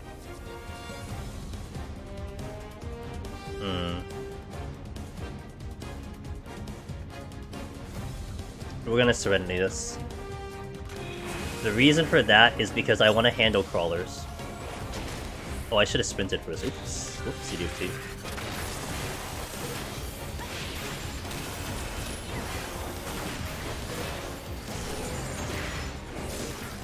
We took this slow, now we go to Heat Blast. So one big key for crawlers is if you Heat Blast while you're slowed, you bypass the slow. Because your GCD is set to a specific recast, so it bypasses slow. So that's why I didn't open with Wildfire. And it makes the crawlers way more manageable. But now I gotta worry about this thing, but I'm gonna wait a couple seconds here.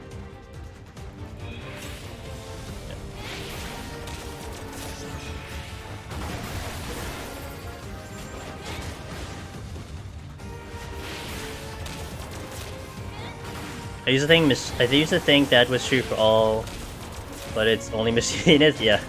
Well, actually, I think, oh no, Dreadworm just makes them instant cast. But not a GCD thing.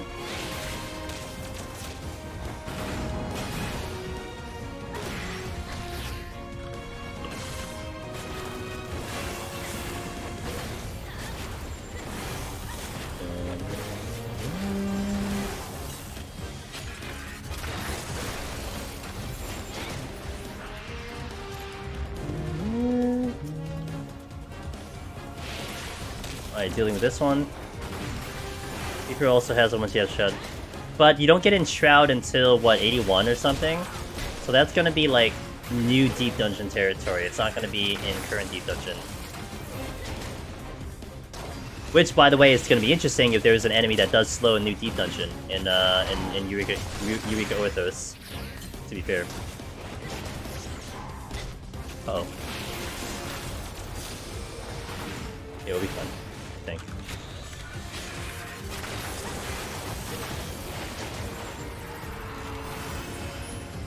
Okay, so I want to probably clear up the crawler here. I gotta wait for my sprint though.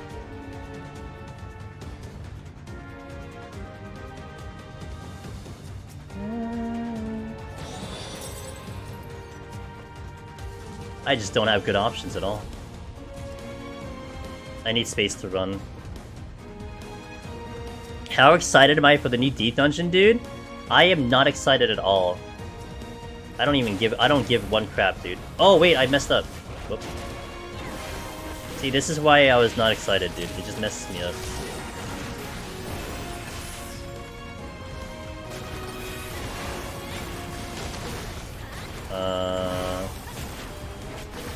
Okay. Safety.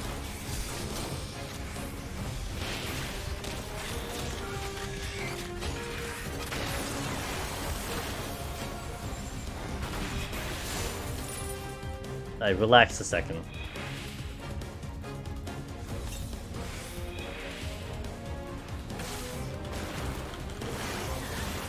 Okay. Yeah, I hate Deep Dungeon. I'm gonna actively hover over the unsubscribe like I do every night after stream. And then for some reason something just pulls me away and makes me keep playing the game. Nice dodge. It looks very good, Theo. I mean, we got a real nice teaser for it, in my opinion. I am just very excited to hear what the new mechanics are they're introducing. They said original mechanics are going in. I'm very excited to see what that is. I'm happy that it's a 90 deep dungeon. I want to know how many floors there are. Yeah, there's a lot of things, but I'm just happy that we basically have, like, okay, 6.35, probably March. You know, we have almost like a definite answer of like when it's gonna be, and that's pretty cool. I'll just pull this, whatever. To be honest, Behemoth did not seem difficult. The main thing is to do everything right and not make mistakes. Yeah. What's the problem, Funny Horror? It's not that hard. Did you also turn off your emotions at the same time, you know? You just like flip the switch, it's like, today I will not feel a thing.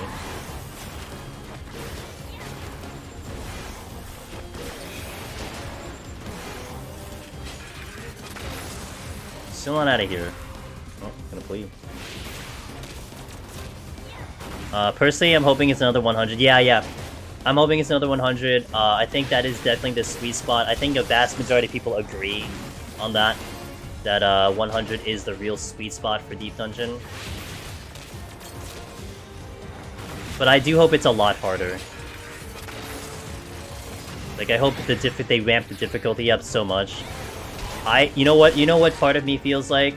Because they did mention, and this is in Sheila's translation and also the Reddit translation, how they gave a shout out to the Solar Runners and the Omni Clears. I kind of hope like they look at that and they're like, wow, okay, so people are doing this in all jobs, maybe we should make it harder. Like, that's how I want them to view it as, you know? I want to be like, okay, well, we're not gonna let you clear on all jobs this time, and then make it like really hard. I want that. I ran the simulation for 500 times, performing it perfectly every time. I understand why people say it's hard, it says Vio. Why do you keep giving me gloom? I'm gonna do an alteration here. I'm not even picking up palms, this is the problem.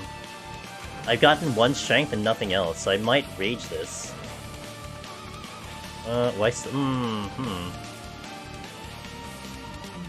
Okay, I have 2 kills that I can do. I have a Chimera. I have 3 kills, except one of them is going to have to be in the worm. Alright, let's try this. I can rage here. I'm sorry, I can raising here, so we're gonna try to fight this. I have a plan of action. This is definitely gonna be more on the more complex side of things, but we'll try it.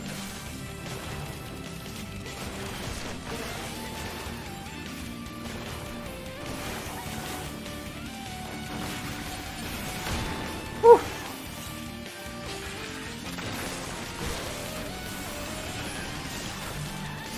Oh, whoops, I actually could gravity him. That's my bad, I made a mistake.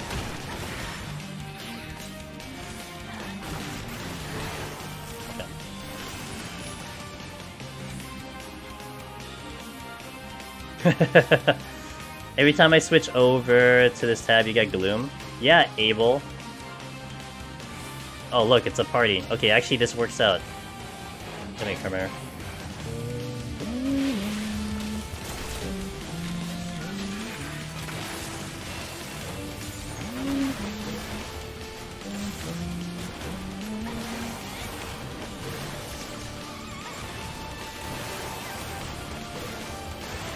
I ricocheted when the chimeras ran in past the middle. That's my bad.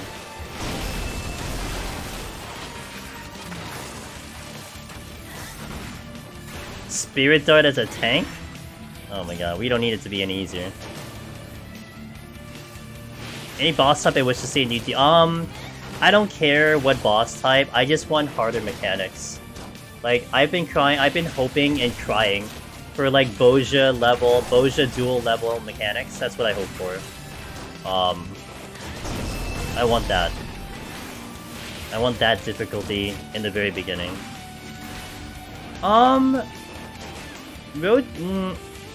The problem with Red Chocobo is kind of gimmicky. And that does, like, it lends to you having, like, the proper tools for it. So I don't know, like, that's a fun fight, but that's more engaging because, like, for, like, different reasons. Okay, I got a strength, but oh, I'm looking for it.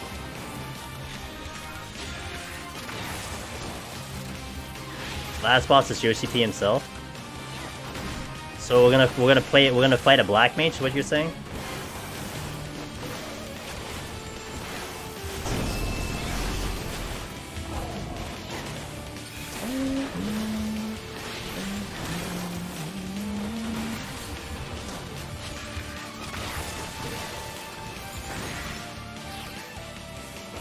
LOS block?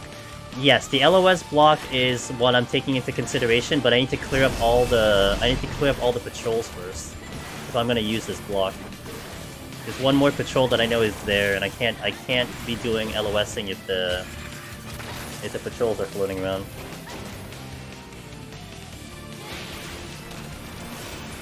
Wow, it didn't even turn like any color. I want the bin third.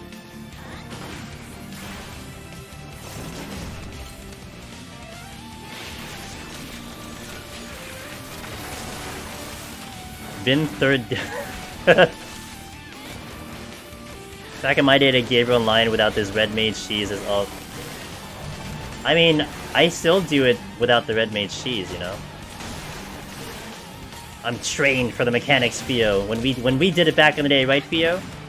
We are trained for the mechanics of those fights. That's what I want.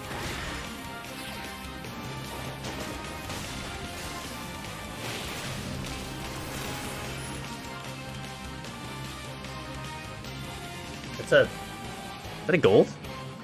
No, it looks like a silver to me. It's a silver.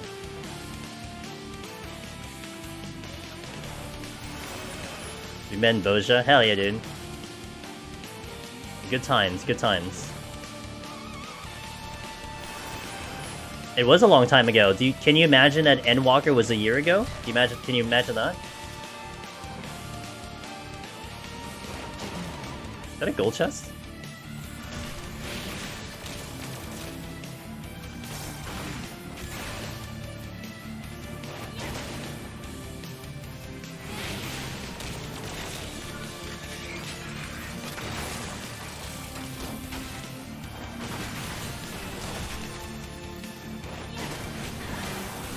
Oh god.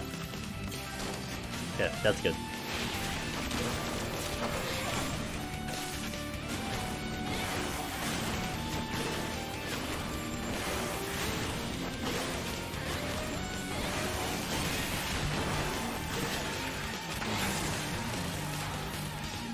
Okay, next one.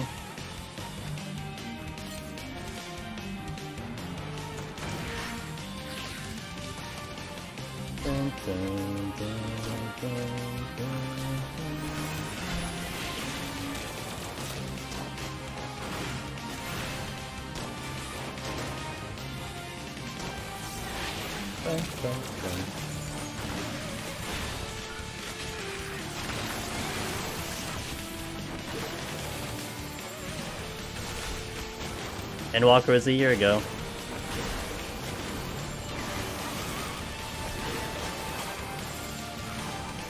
Really hoping this crawler doesn't give me a problem behind me.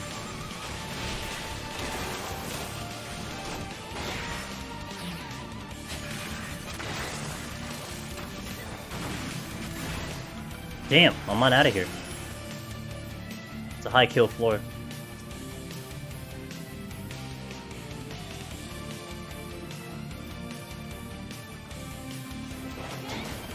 Missing Omniclear runners would be a hint for a dynamic solo. Do you think it goes that far? Some part of me feels like he's gonna maybe put more titles in. Like that's what I'm hoping for, more titles. I didn't think of it like that though. I didn't look too into it, to be fair. Oh god. Okay. Almost got a wombo comboed.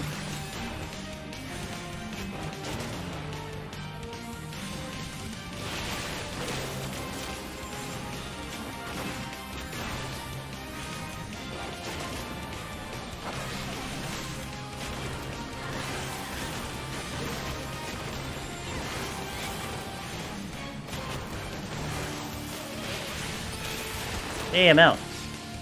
I didn't have to use a palm here, nice. I would like PoTD rankings seasons, that would be sick. I think we are in a good era for that to be a thing. It was a dream before, now I think it's viable.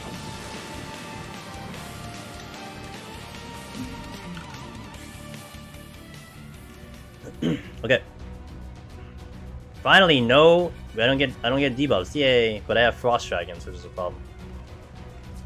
I don't have. Okay, I have a Chimera. Let's just deal with the Chimera first. First and foremost, Chimera. I'll figure out the details later. Those dragons may be immobile, so I need to watch out for them. They might be stuck, so I can get around them. I'm trying not to be here.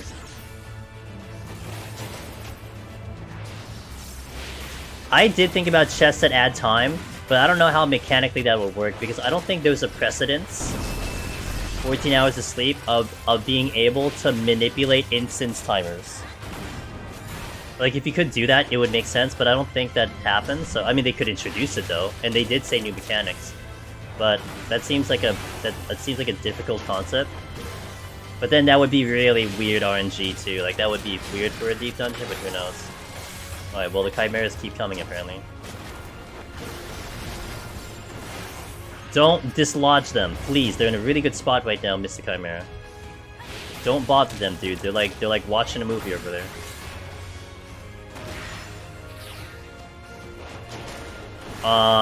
If your timer is low, extends. But that's so that's a if then, right? If you queue up, then this happens.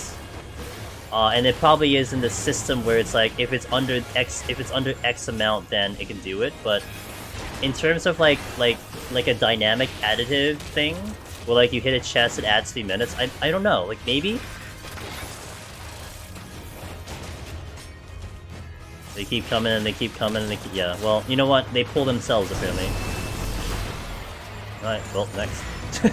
Anyone else? Anyone else coming? I'm ready.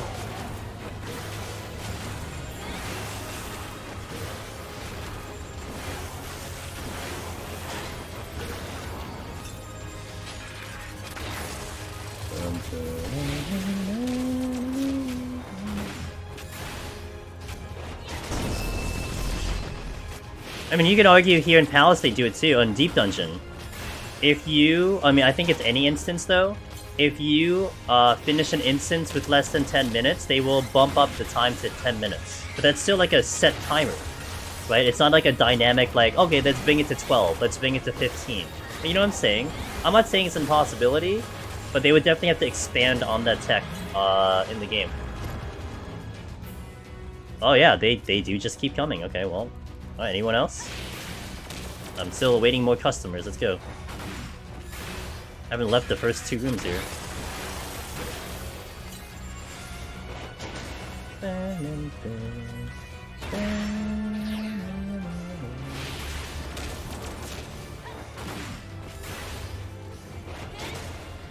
Which 90 job kit are you most excited for? Black Mage. Black Mage hands down. Because Black Mage might be a real interesting situation.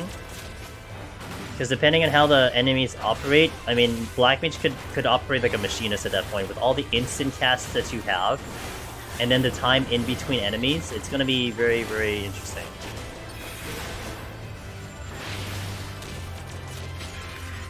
No more? Anyone else? No? Alright. Dragons haven't moved for like a year, so...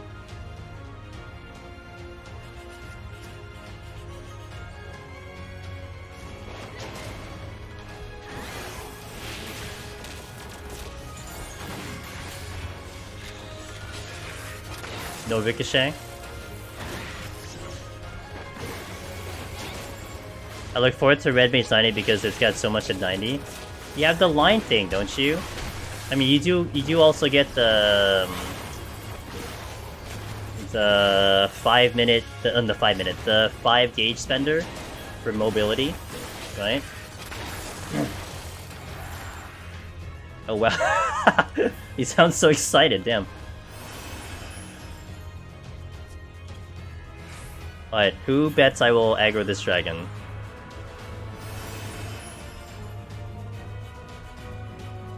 Good. You all lost the bets. Dun, dun, dun, dun, dun, dun. Oh, we got mimics. Alright. I did alter, didn't I? Oh, you moved. Damn it. Where's the exit? Exit is free, is it? Ugh. Okay, it is.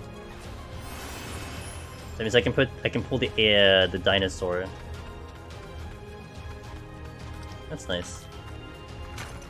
I'm starting to run out of time. Or is really underwhelming to you compared to Bloodwedding? It's fair. Oh, you respawned. Oh, that's great. I don't have very much space right now. I don't know what I want to do here. I guess I'll check the chest first, but my space is not great. I think I can get around that dragon, but... Resolution.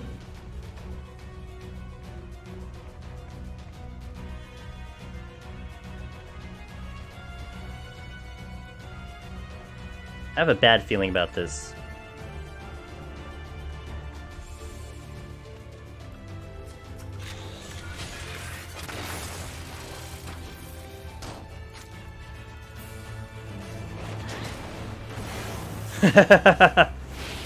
That's okay. I didn't hesitate. No hesitation.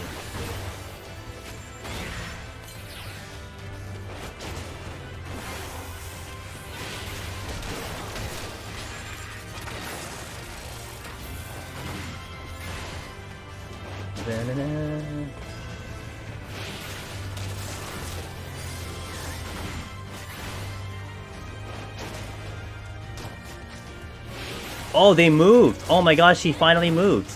And he moved in a really bad spot.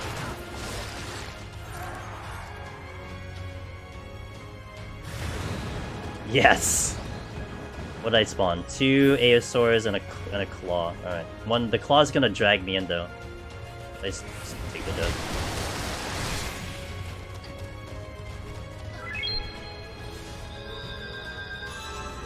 On the bright side, I have something to fight, but I have a Crawler. Oh, I have a Crawler.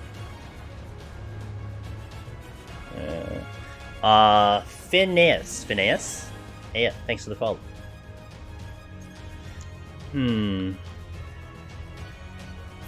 I can safety, which is kind of a moot point at this point, but I could safety, allowing me to use the donut room to kite the Crawler. And then I should be able to be fine because I'll have multiple ways of getting out of here. And now I'm stuck because the damn dragon put himself in a spot that I can't even get past the room.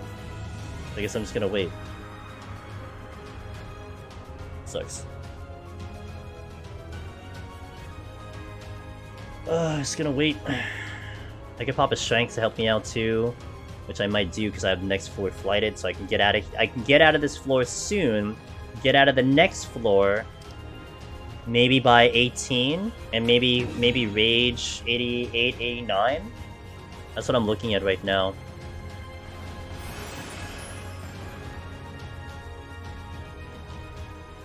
I have no gauge though. If I can utilize the donut room, that's gonna be pretty huge. Gonna wait for weakness and then we'll kill the crawler. Man, it's not the same Eureka though. It's a different Eureka.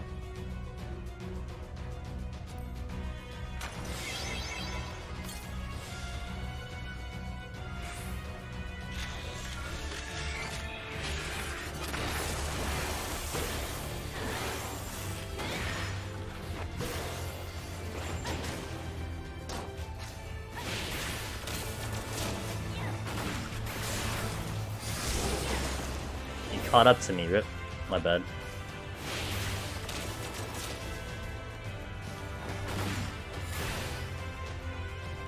Oh, crap.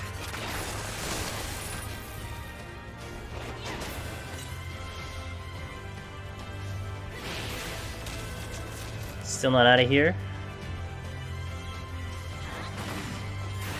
It's fine.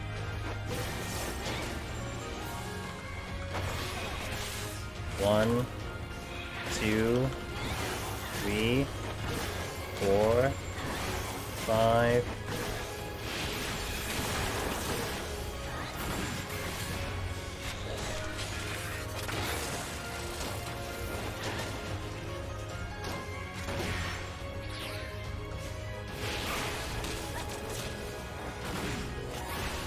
What if it uses the same Eureka potions? I mean, that'll be interesting. Yeah, what Ross said though, it's a completely different Eureka because there is a reference in Final Fantasy III for very specifically Eureka Orthos. So it is referencing like an existing content. So that's why it's very unlikely it has to do with anything Eureka. And also bear in mind, if it did, they would ask you for the requirements to be from the current Eureka, right? Because otherwise, why would it be in the same area? Like they would have some type of relation. So. This worm here kind of sucks. Got my rage back though. Well, I can't use it here. I could safety again to manage the donut room. Witching. Okay, witching opens the door for a pull.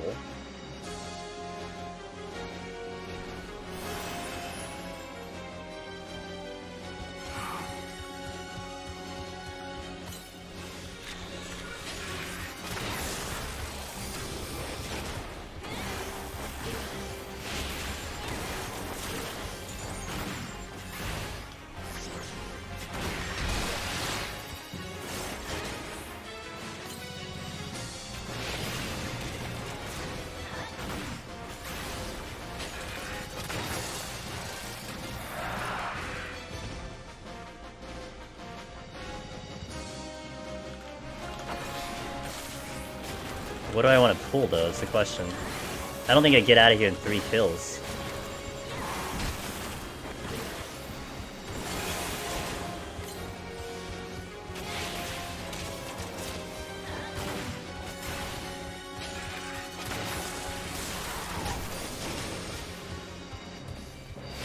Red mage for me. It's red mage.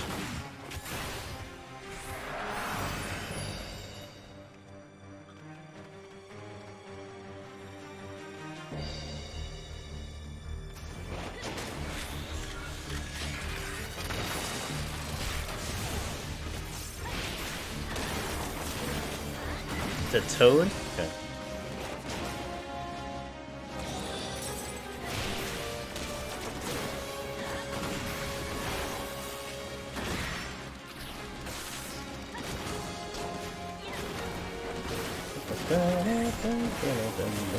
Nice. Okay, that's perfect. Very good. I don't think I used anything else. I still don't have a steal though. I haven't seen a steal this entire time. I haven't seen a steal since like the 70s.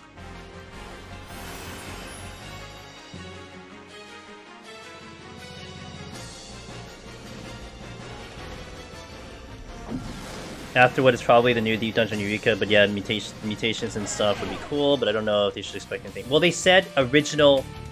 Remember, they said original content. Original stuff. So that means if you're thinking mutations and stuff, that is already existing, which means it shouldn't apply.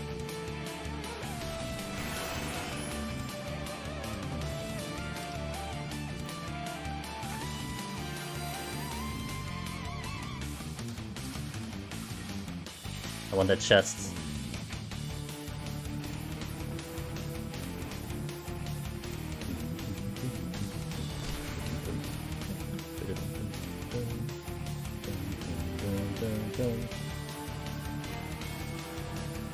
A claw! Thank you.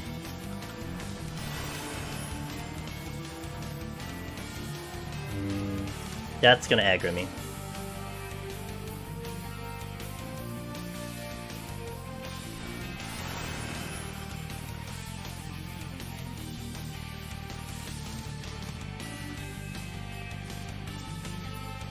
I thought about hitting this silver chest, but the scorpion was probably about to hit me, so that was just a no-go.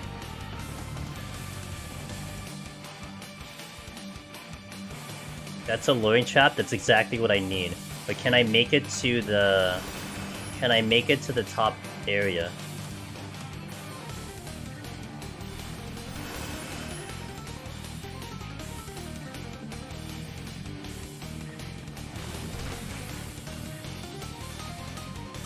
I did get a corner stonehead trap though. That is a... that's not a luring trap. That is a luring trap though, but it doesn't really matter. I'm trying to see if I can get to the chest.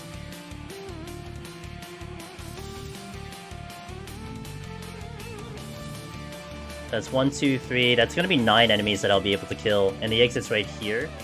So that works out really well. I was kind of hoping this dragon would move, but it seems very unlikely that he would move. So I want to get 8 kills here. I'm sorry, I want to get 9 kills. Oh, he did move! Oh, god damn it. Stop!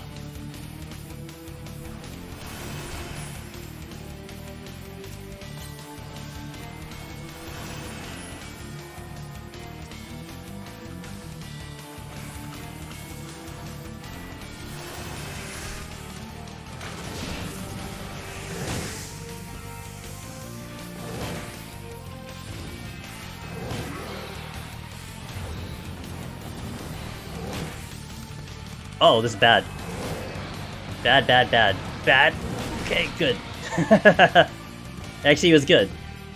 It's...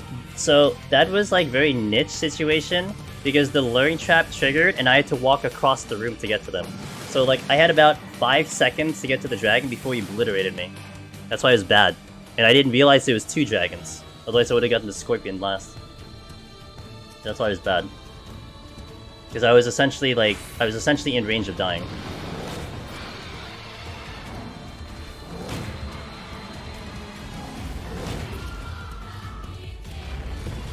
I should have taken out the other worm. Yeah, that was my bad. I don't have enough here.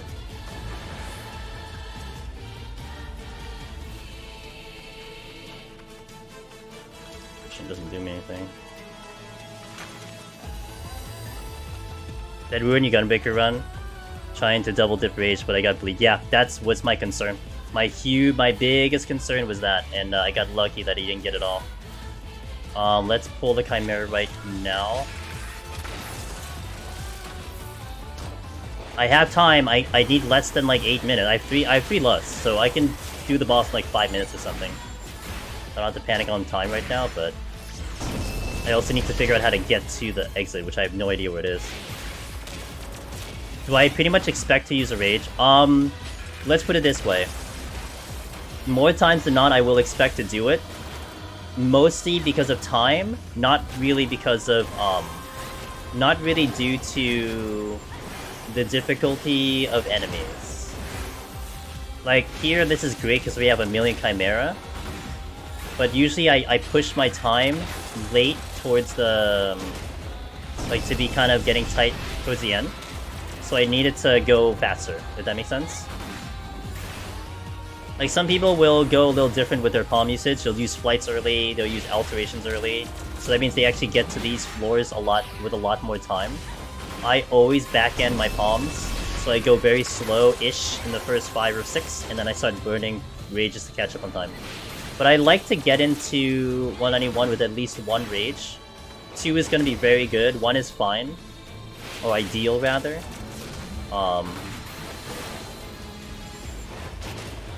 And that's okay with me. Like, if I go in with 3, that's like god tier, but a lot of times I am able to walk 1-1, even on healer sometimes.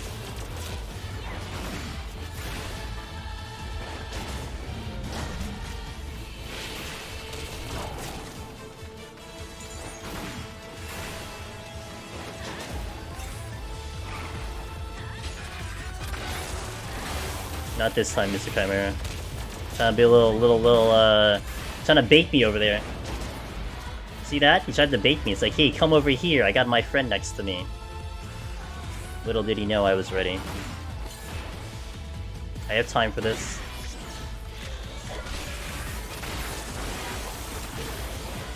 Oh, but I don't have it. Damn it. It's fine. No one gives a crap about purity. Just can I get to the exit is the question.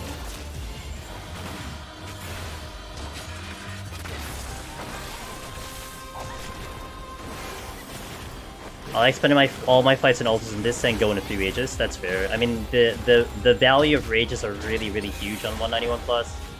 So I'm not even gonna dispute that at all.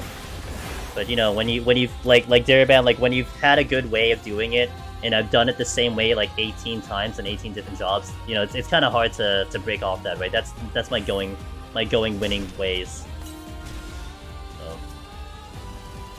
Okay, where is the exit?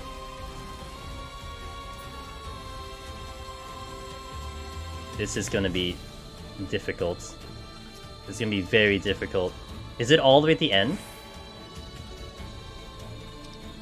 I'm gonna cite. It's not all the way at the end, but I think it's a good job I cited here. Whew. If I hit a landmine followed by these things blowing me up, dude, it's game over. Okay, let me hope the exit is not... Well, the exit can't possibly be a, it can't possibly be a treasure room because there's no chests. Okay, well, I was able to hold on to the steel. I didn't use a single steel this entire set. I need to wait. I'm gonna respect the Scorpion, because if he turns, it really makes this complicated. Okay, I didn't use a single steel this entire set, and I didn't even pick one up. That sucks, but at least we made it through. Alright, here's the chart. I'm gonna be looking at this chart. I was kind of thinking, should I memorize it? But not yet. We'll use the chart for the run. Strength, steel. Top bomb is what we kill, bottom bomb is what he parked underneath.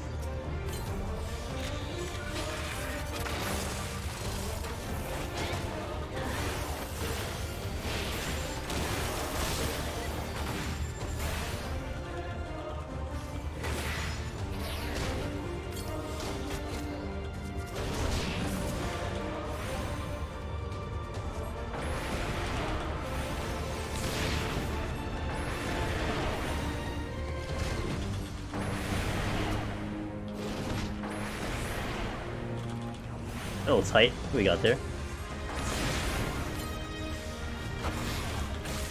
1, 2, 3, 4, 5.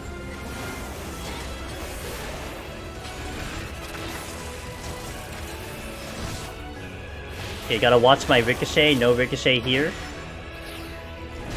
If I ricochet here, I'll push the bomb by accident. I'll just use one right now. We got one coming in on the west side, coming here.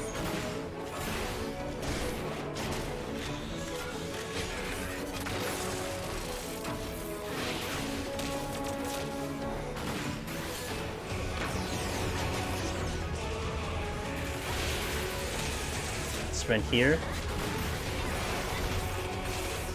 1, 2, 3, 4, 5. Killing this bomb.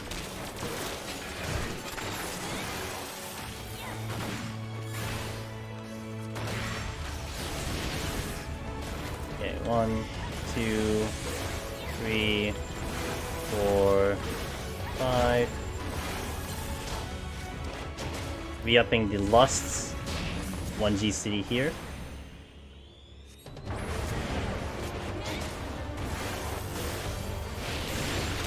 Next bomb is going to be to the north, the southeast rather.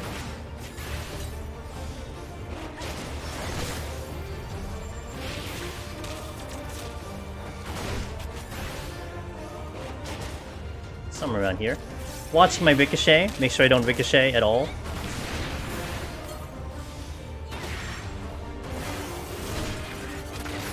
Perfect.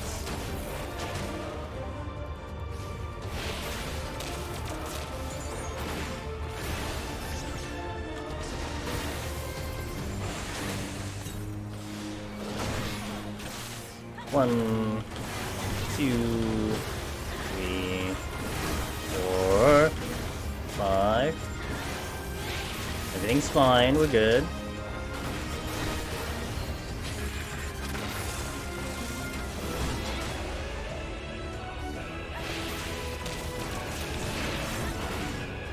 Gonna re-up my lust in a little bit.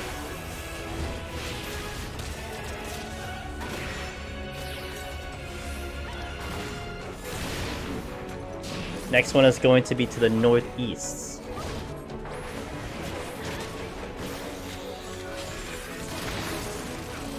We are obliterating this boss, by the way. This boss is just melting. Northeast here. I know I'm not northeast, but I'll get there. A little bit in the middle-ish.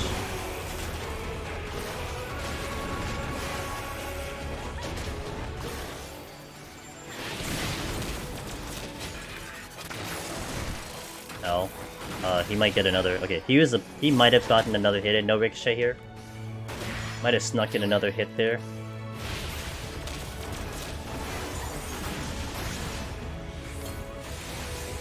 Sprinting.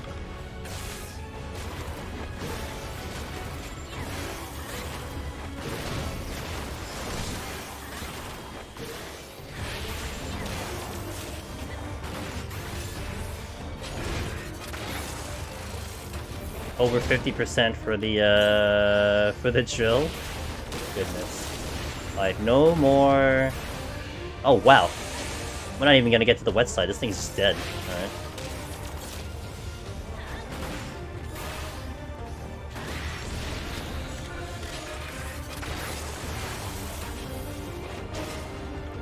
Well, easy game. There we go. That's it. Palms are, interesting, but we'll make it, I think. You know, I could use a steal, but...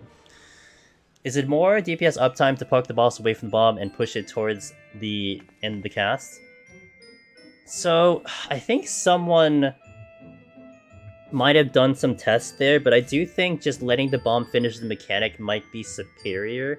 Don't quote me, though. I'm not sure if anyone...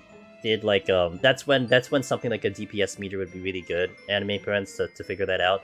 So I don't know. I mean, one way to think of it is the longer you delay the bomb, that means the less bombs there are. But I don't know if that factors in because the bomb does a significant chunk of damage on the boss, right? So hey Anna. All right, that's Machinist 190. So we're gonna step into 191, but I will hit the restroom. We'll take a quick break. And then we will continue to the finale. Hopefully I can get it. Last time we did this,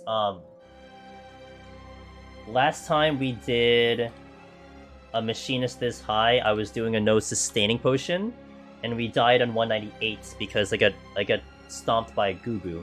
But now we have sustaining potions, so we'll see how that goes. I've actually used quite a bit of them in the run. We have sustaining potions right now, so hopefully it'll be a little bit better. Hopefully we can clear. So give me about 3 minutes. We'll do an ad and then we will come back. Thank you for watching, guys.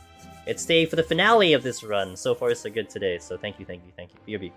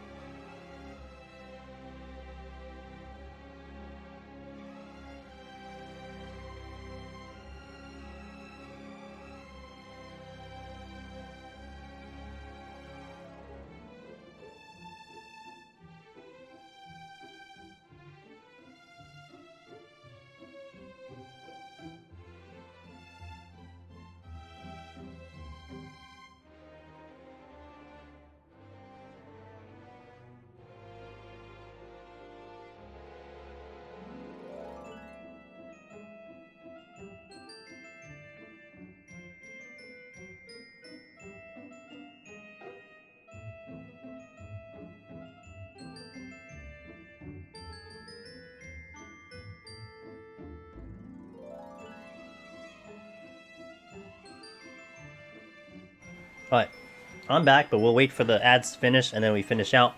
We'll have 40 minutes and no pre-rolls. That should be enough time to clear the run, yeah? Oh, my astronomy is capped. Rip. Feels bad. What am I even spending it on? I don't even know what I'd spend astronomy on. Yeah, I don't know. It's a mystery to me. Seen lava bomb flash for... Wait. Seen lava bomb flash from Dew on Godfather. Oh, the amount of damage it does on Godfather. Manderville. Oh, that's right. Manderville weapons. Yeah, you're right. I should actually maybe... Oh, but I can't store them. Where am I putting them? Where am I gonna put them? No, I have no inventory. Alright. Welcome back to me. Guys, let's do the finale, shall we? 191 plus. Oh, nice start. Let's go.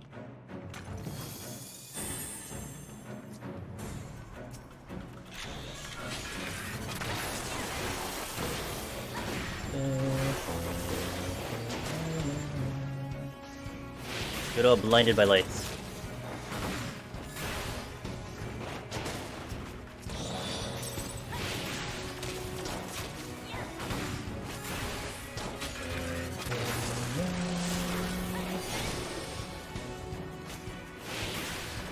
Oh, a lot of good options here.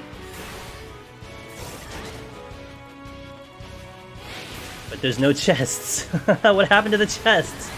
Why is there a Wraith here? There's a lot of questions that needs to be answered right now.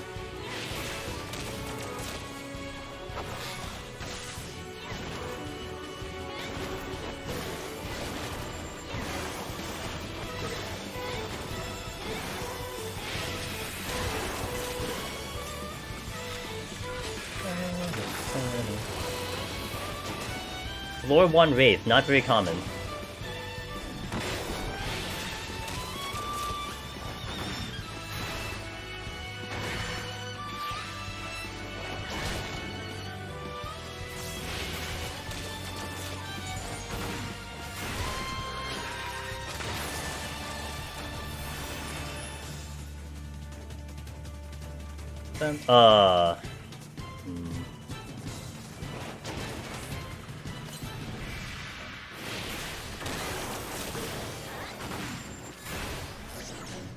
No steal. Can't do much with that one. Unless I witching.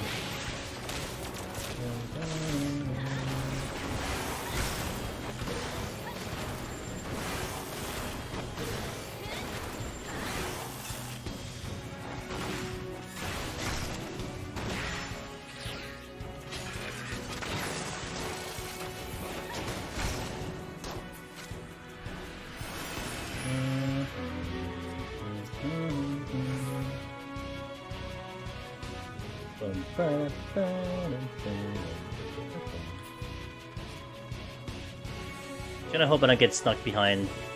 I do want to get to this chest.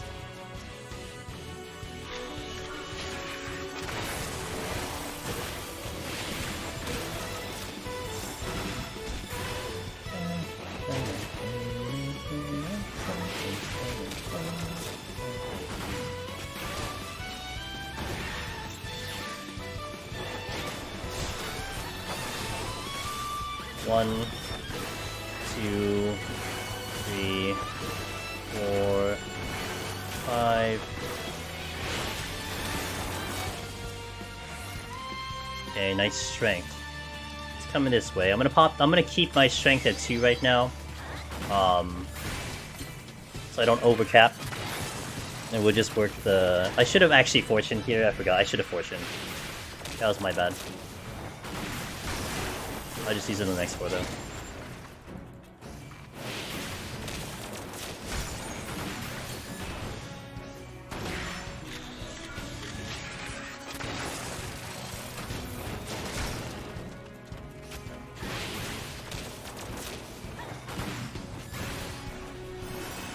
Let me see if I can get to the other room, see if there's any chests there. I see a chest, but it looks like it's a silver chest.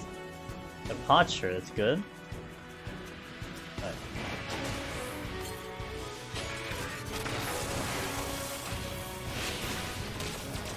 Let's see where this guy goes. He shouldn't give me a problem. Even if he goes straight. Which he did not.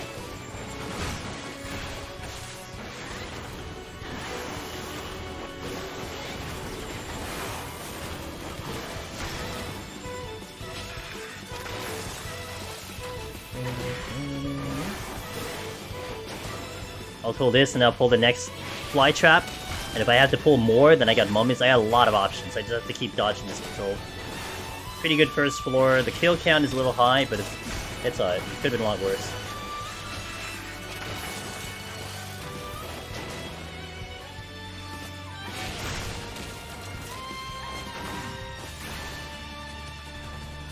Okay, let me set up the next floor. I'll do an affluence into an alteration, which I like to do.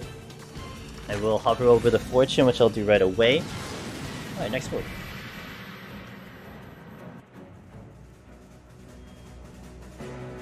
Sounds like no debuff? Hell yeah. Fortune! Nice. Please. Oh, I got a steal. Excellent. Not the exits. I don't have to concern myself with that one. There's the. Oh, shoot.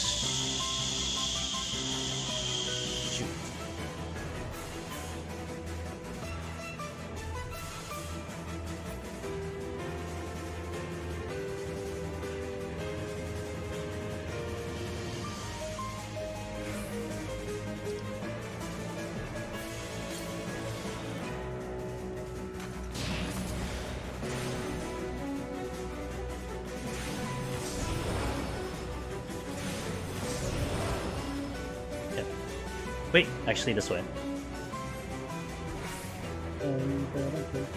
So the reason I went for these guys is because, I don't want to have to be dodging. We don't have a very good room to dodge right now. Uh oh.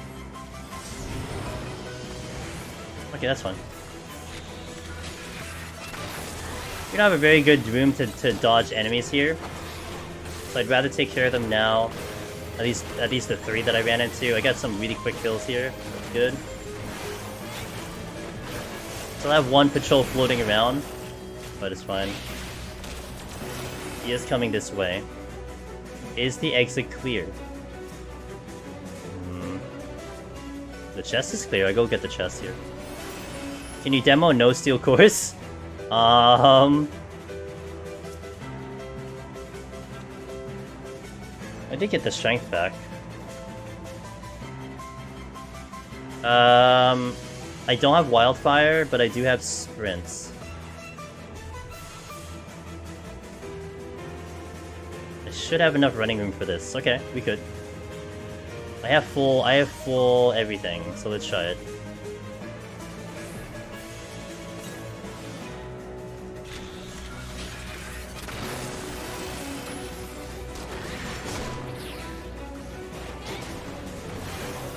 I got the LOS on the corner, so he didn't get an auto attack on me.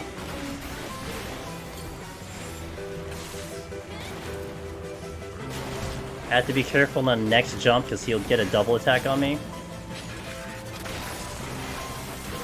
There you go. Really not something I want to do because I could get very unlucky with that fight. If he just gets a double hit on me with double crit, then I'm just dead. It's not a preferred thing. You know, for the sake of just showcasing it, yeah, but I don't want to hedge my luck on doing yet another one. If I had like reassembled drill plus wildfire, you probably drop him even faster before you don't have to even worry about the following secondary jump. But it was fortunate that I got the corner of this thing, like here, this corner, because he couldn't follow up. He got line of sighted on the wall essentially. That was very convenient.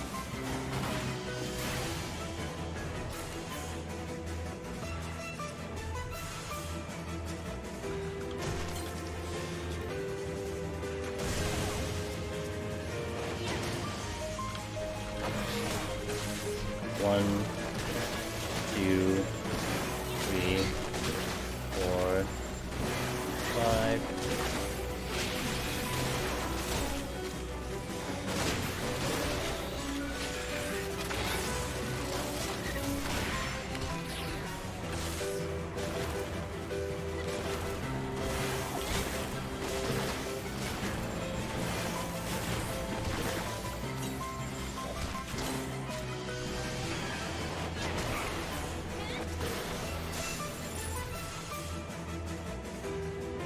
I'm in a bad spot. Okay.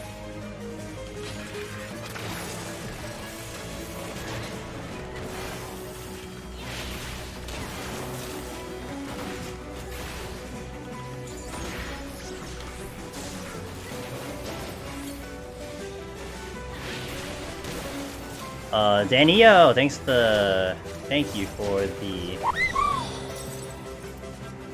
I targeted the wrong thing. Thank you for the 3 months, I appreciate that.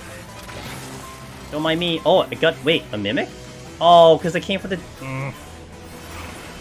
It came from the chest I checked.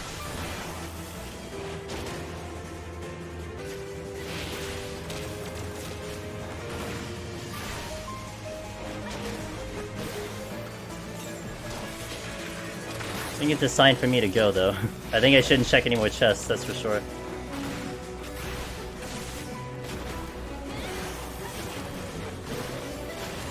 Man, I used a resolution here. I didn't really get, like... it didn't time save.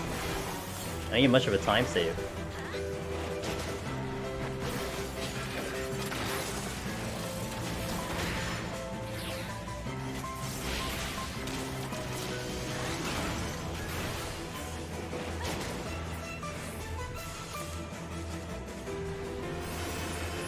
I feel like he just moved, but I'm not sure.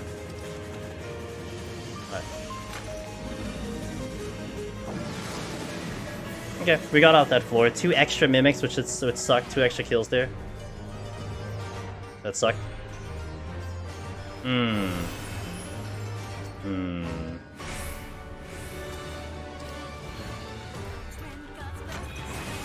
more mimics, great. Oh wait, I have strength down? Hold on. Strength.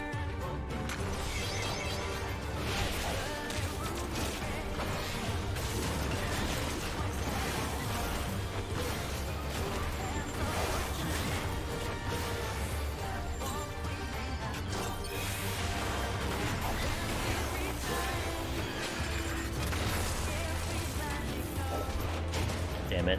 That's not good.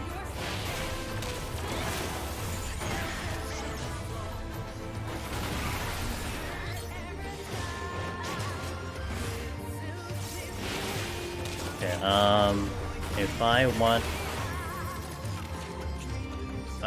fly trap first... Oh yeah, okay, there's a bunch of things. This is the exit.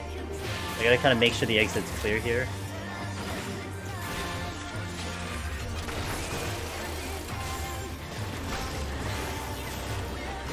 I had no health. Well... all I need is 1 HP, man. That's all you need. Need enough to survive, you know?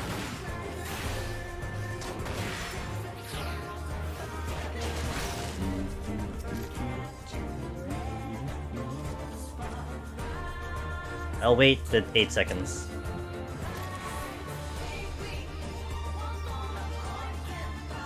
What?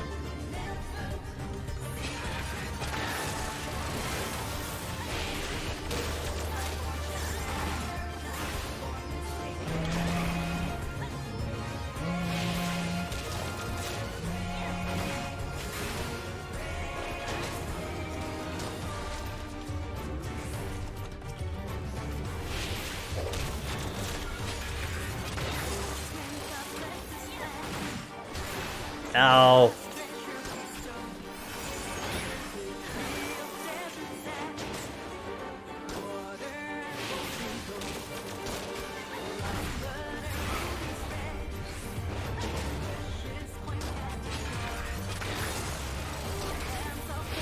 Alright, I can't pull another Mimic because of the... because I have... what do you call it? My interrupt's down, so I'm gonna pull something else for now.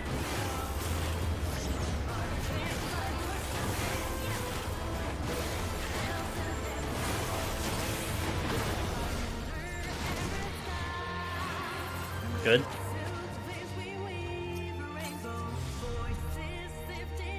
I have reassembled drill. I don't have tactician though.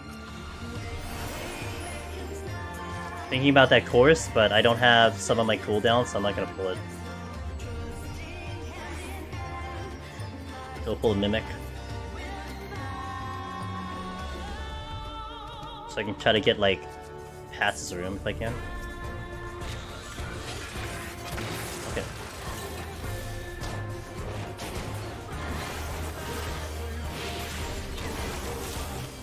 It wants to use Death Trap first. So I'm gonna delay this whole thing until my sprint drops, and then I'll make him use Death Trap. I know it because he should have done Infatuation by now. There it is. Coming back.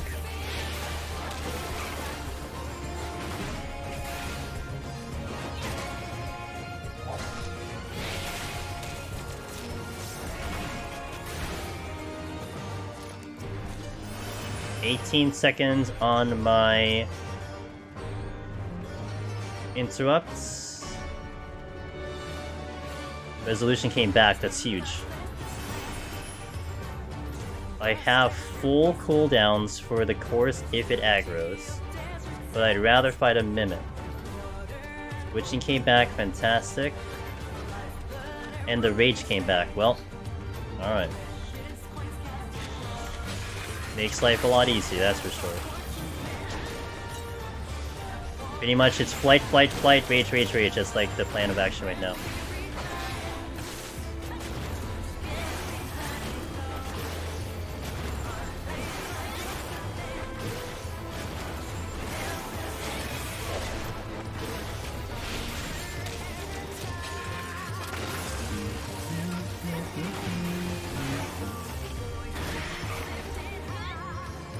The exit's not really clear. I gotta kill the Hippogriff over there. Check. Oh, I got another flight. Alright, well, I'm gonna do Alteration combo here. If we get a treasure room of Mimics, then I'll just rage it because I have a lot of rages. I'll get rid of this Hippogriff right now.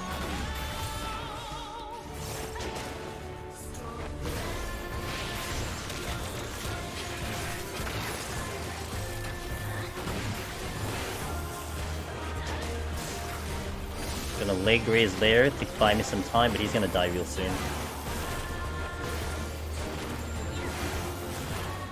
Okay, fly trap. After multi-clearing Heaven on High, Mimic's 3-hitting on this set seems reasonable. Yes, you are absolutely... Like, that comparison, Benno, having the comparison of the Mimic's Heaven on High versus Palace, you feel in Palace, it's just like, oh, these are no problem. Like, oh man, these are babies. It makes me wonder what they'll put the Mimics in Eureka Orthos. Is it going to be in between? Is it going to be Heaven on High difficulty?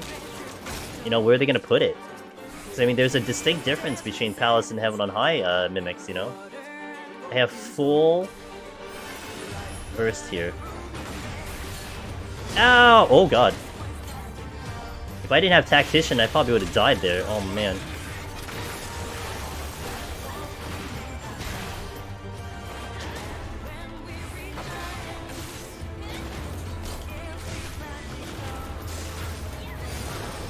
I'm in trouble.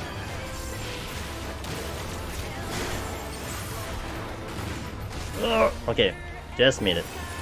Yeah, the part about not wanting to do that again, I think that explains why I didn't want to do that again. not a fan of that situation. Alright, let's go. Hold on, actually. Let me do a Strength. And a Steel. I'm gonna pop the Steel now, because I'm pretty much planning to get up to like 97 and just rage the whole thing, so I just have to get to 97. So if you get a no items, I can deal with it. You said in the base pumps you've ever seen going into 194? Just another day on Machinist, my friend. Now this goes back to like the person asking, you know, what's my clear rates? You know, how often do I get clears? Well, this is like normal. Like, I wouldn't say normal, but this I can do this pretty consistent. And we also screwed up Behemoth, kind of. Yeah, I wouldn't really say we screwed up Behemoth, but we were trying something else and we still were able to pull the palms back, you know? And I didn't really pick up Steel. I've seen one Steel in like 20 floors. I didn't pick up a Steel the entire 181 set. I had one. So... Making the most of what the palms give us, that's for sure. We get another one though, that's nice. I just gotta complain more. We'll get what I want.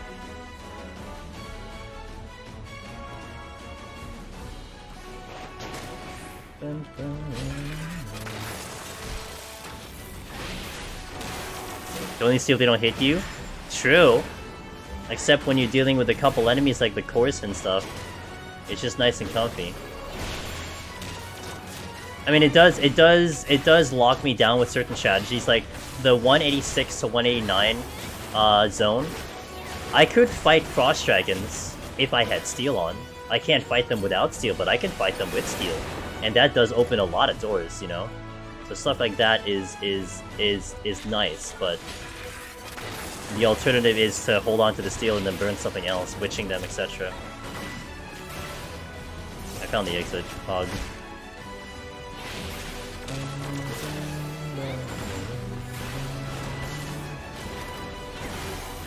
Okay, where are you going, Aramon? Bashan, where are you going, dude? Don't tank bust me, I'm not ready yet.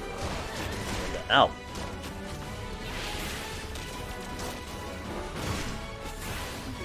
Oh. That was my bad, I was getting my ass beat and I didn't have any potion running.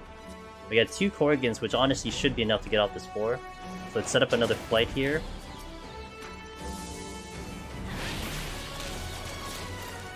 Wow, 2 steals. Yeah, I gotta complain more, guys. That's all it is. If you complain more, you get what you need.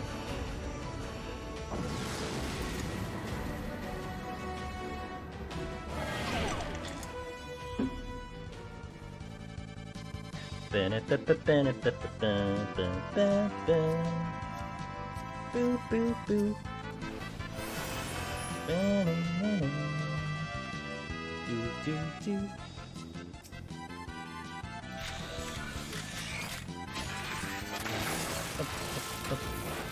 Be nice to have no enemy crit RNG in the next deep dungeon.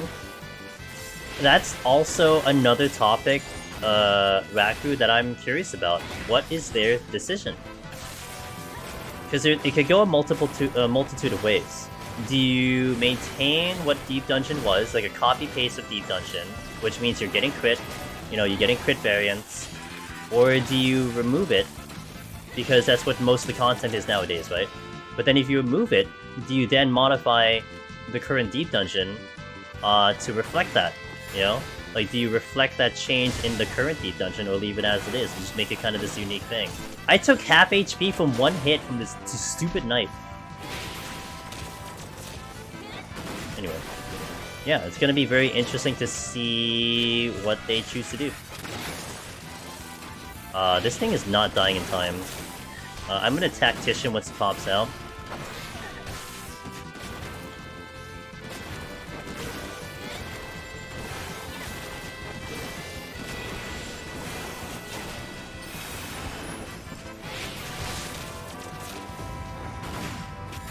Okay, that was better.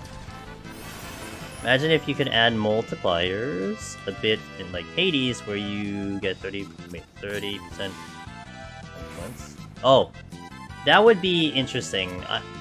There's 2 things that would be very interesting if they were to ever add it in. Modifiers, like you mentioned, are fascinating, because it does give you that custom feel of making the dungeon even harder.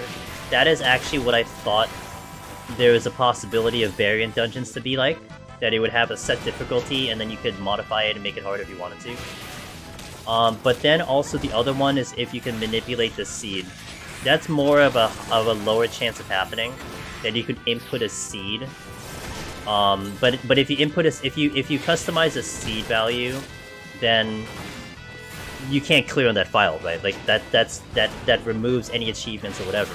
But it would really make an interesting dynamic with like racing or events or something, because everyone would have the same like layout and such. So I think that would be kind of cool in my opinion. That's a much lower thing. I don't expect that to happen, but that still would be kind of cool to happen. There's really nothing great to pull. I'll pull this one, I guess. No. The graph it is.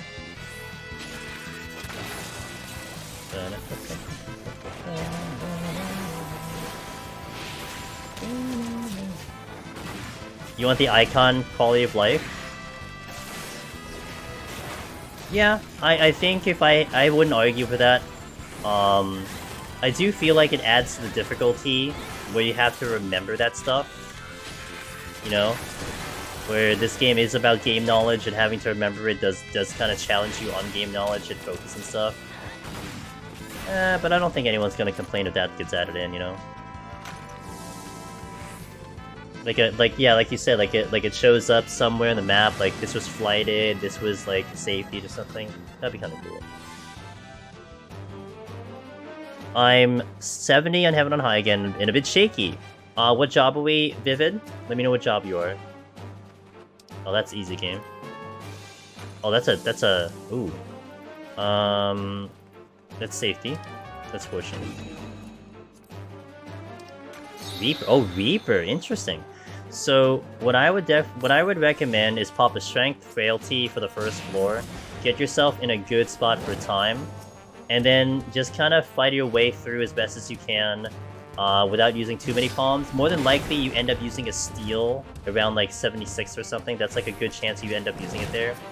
But you can get away without steal for quite a while. Bloodbath strength is really good. So those are strats that you can utilize. I would highly recommend burning off your flights as much as possible to keep your time in order. Keep the Petries and the Magicites as long as you can, especially for 81+. But yeah, that's what I would recommend. For the Hoarder title? Yeah, I guess I could. I'm gonna check these chests, though.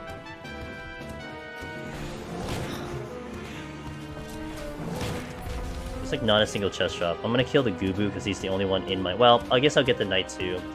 Because the Knight, I can reach the Knight, but I can't get the other Knight. Alright, so let's check the chests. I don't think I can get to that chest, that's fine. Check. Serenity. Check. Lust. I'll delay the steal if something pops. I don't want to pop it now. Well, I could pop the steal now because I'm almost done. Steal.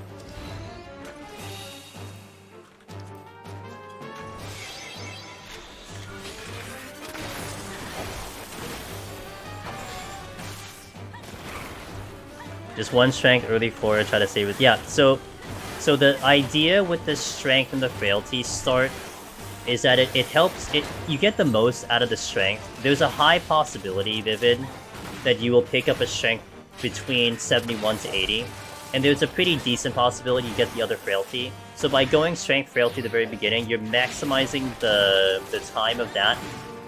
You know, if like you just assume that you inevitably have like pick up a strength at some point, then you're just maximizing its potential. You're using it on a fresh floor. You're using a frailty on a fresh floor, you get a full 3 minutes to kill as much as you can until you open the exits. That's why you get the most out of it. And then it puts you in a decent amount of time. Like you get to kind of be ahead on time right at the very beginning, allowing you to manage it just a little bit better. That's why I like it there. And yeah, try to conserve. Like I would say at least burn a flight early on. Like maybe use it at 73, 74. See how your time is going. You want to see if you get to 76, if you get to the 6th floor, and you're under 30 minutes, like it's 28 minutes, 27 minutes, definitely start burning off more flights. If you're over 30 minutes, just keep going normal pace and just kind of gauge how you're doing. The boss should probably take, I would say, about 5-6 minutes with strength on. You don't need too much time there. Well, maybe like 7, maybe closer to 7. But yeah, you don't need too much time there, so just manage it that way. Fortune. Alright. Well, I just raged the last 3, so I guess it's just a victory lap from here on out, guys. Although I only have 1 sight and safety, so I have to do 1 floor without anything special. But, yo, what's up, Rin? Hey, no problem. Man, it's good to see you, man. Rin playing a lot of God of War. On his end. And he's my teammate. Yes, I've heard the game is just amazing. Oh no, I'm sorry you're sick, dude. I hope you get better. Hey, where's the exit? Not that way. Hey, what's up, Prince? Fine. We're clearing. Unless something tragic happens, we're gonna get the clear. Comes to the territory, family gets sick. Yeah, yep. That's just how it goes. That's just how it goes. Alright. Easy game. Excuse me while I leave. We also getting new pots. I think so, Abel. If you follow the trend... Yeah, I mean, it's interesting because they didn't give one in Shadowbringers, right? But it lines up with Deep Dungeon getting released, so you probably do see a new tier of potions coming in.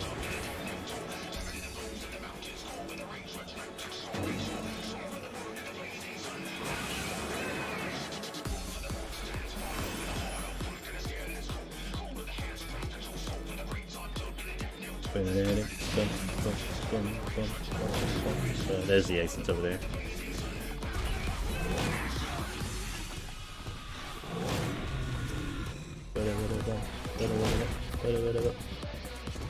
$30 left. Yep. Doing good on the previous floors gives you almost like a victory lap going into here. You gotta do good on the early floors to make it happen. I'm not going for score or anything, so we're just kind of getting to the exit, but yep. You thought this was a DMC song? A Devil May Cry song? Yeah, I want a better song. I mean, it's a good song, but... we'll deal with that one.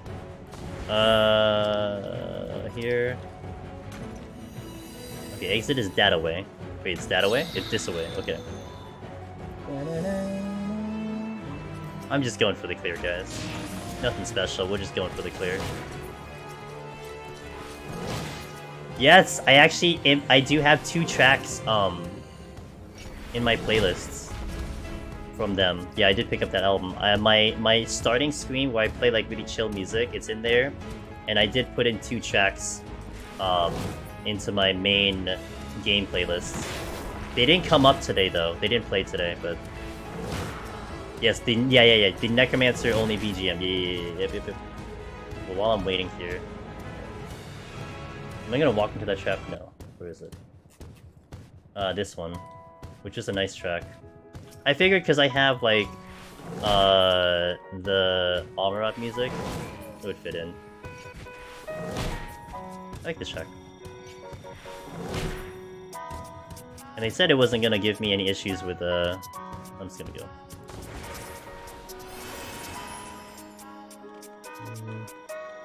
Rishi done with God of War Ragnarok, got the plat. Yo, let's go, dude. The song is very good. I like this song a lot. Alright, we gotta play the BGM though of, we gotta play the BGM of 200. Best BGM in the world. Oh, is there a frog trap? Oh, I missed it. The greatest BGM in all of the game. The ambiance. 27 minutes left, yeah. I didn't even use... I used like 1 resolution.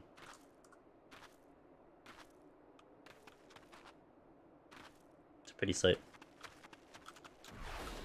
Yeah, we picked up 1 rage. I walked in with 2, and we picked up one rage on the thing. So, and then I picked up like another flight. Hey, you know, Aurora got the fire crest. I get the glass pumpkin.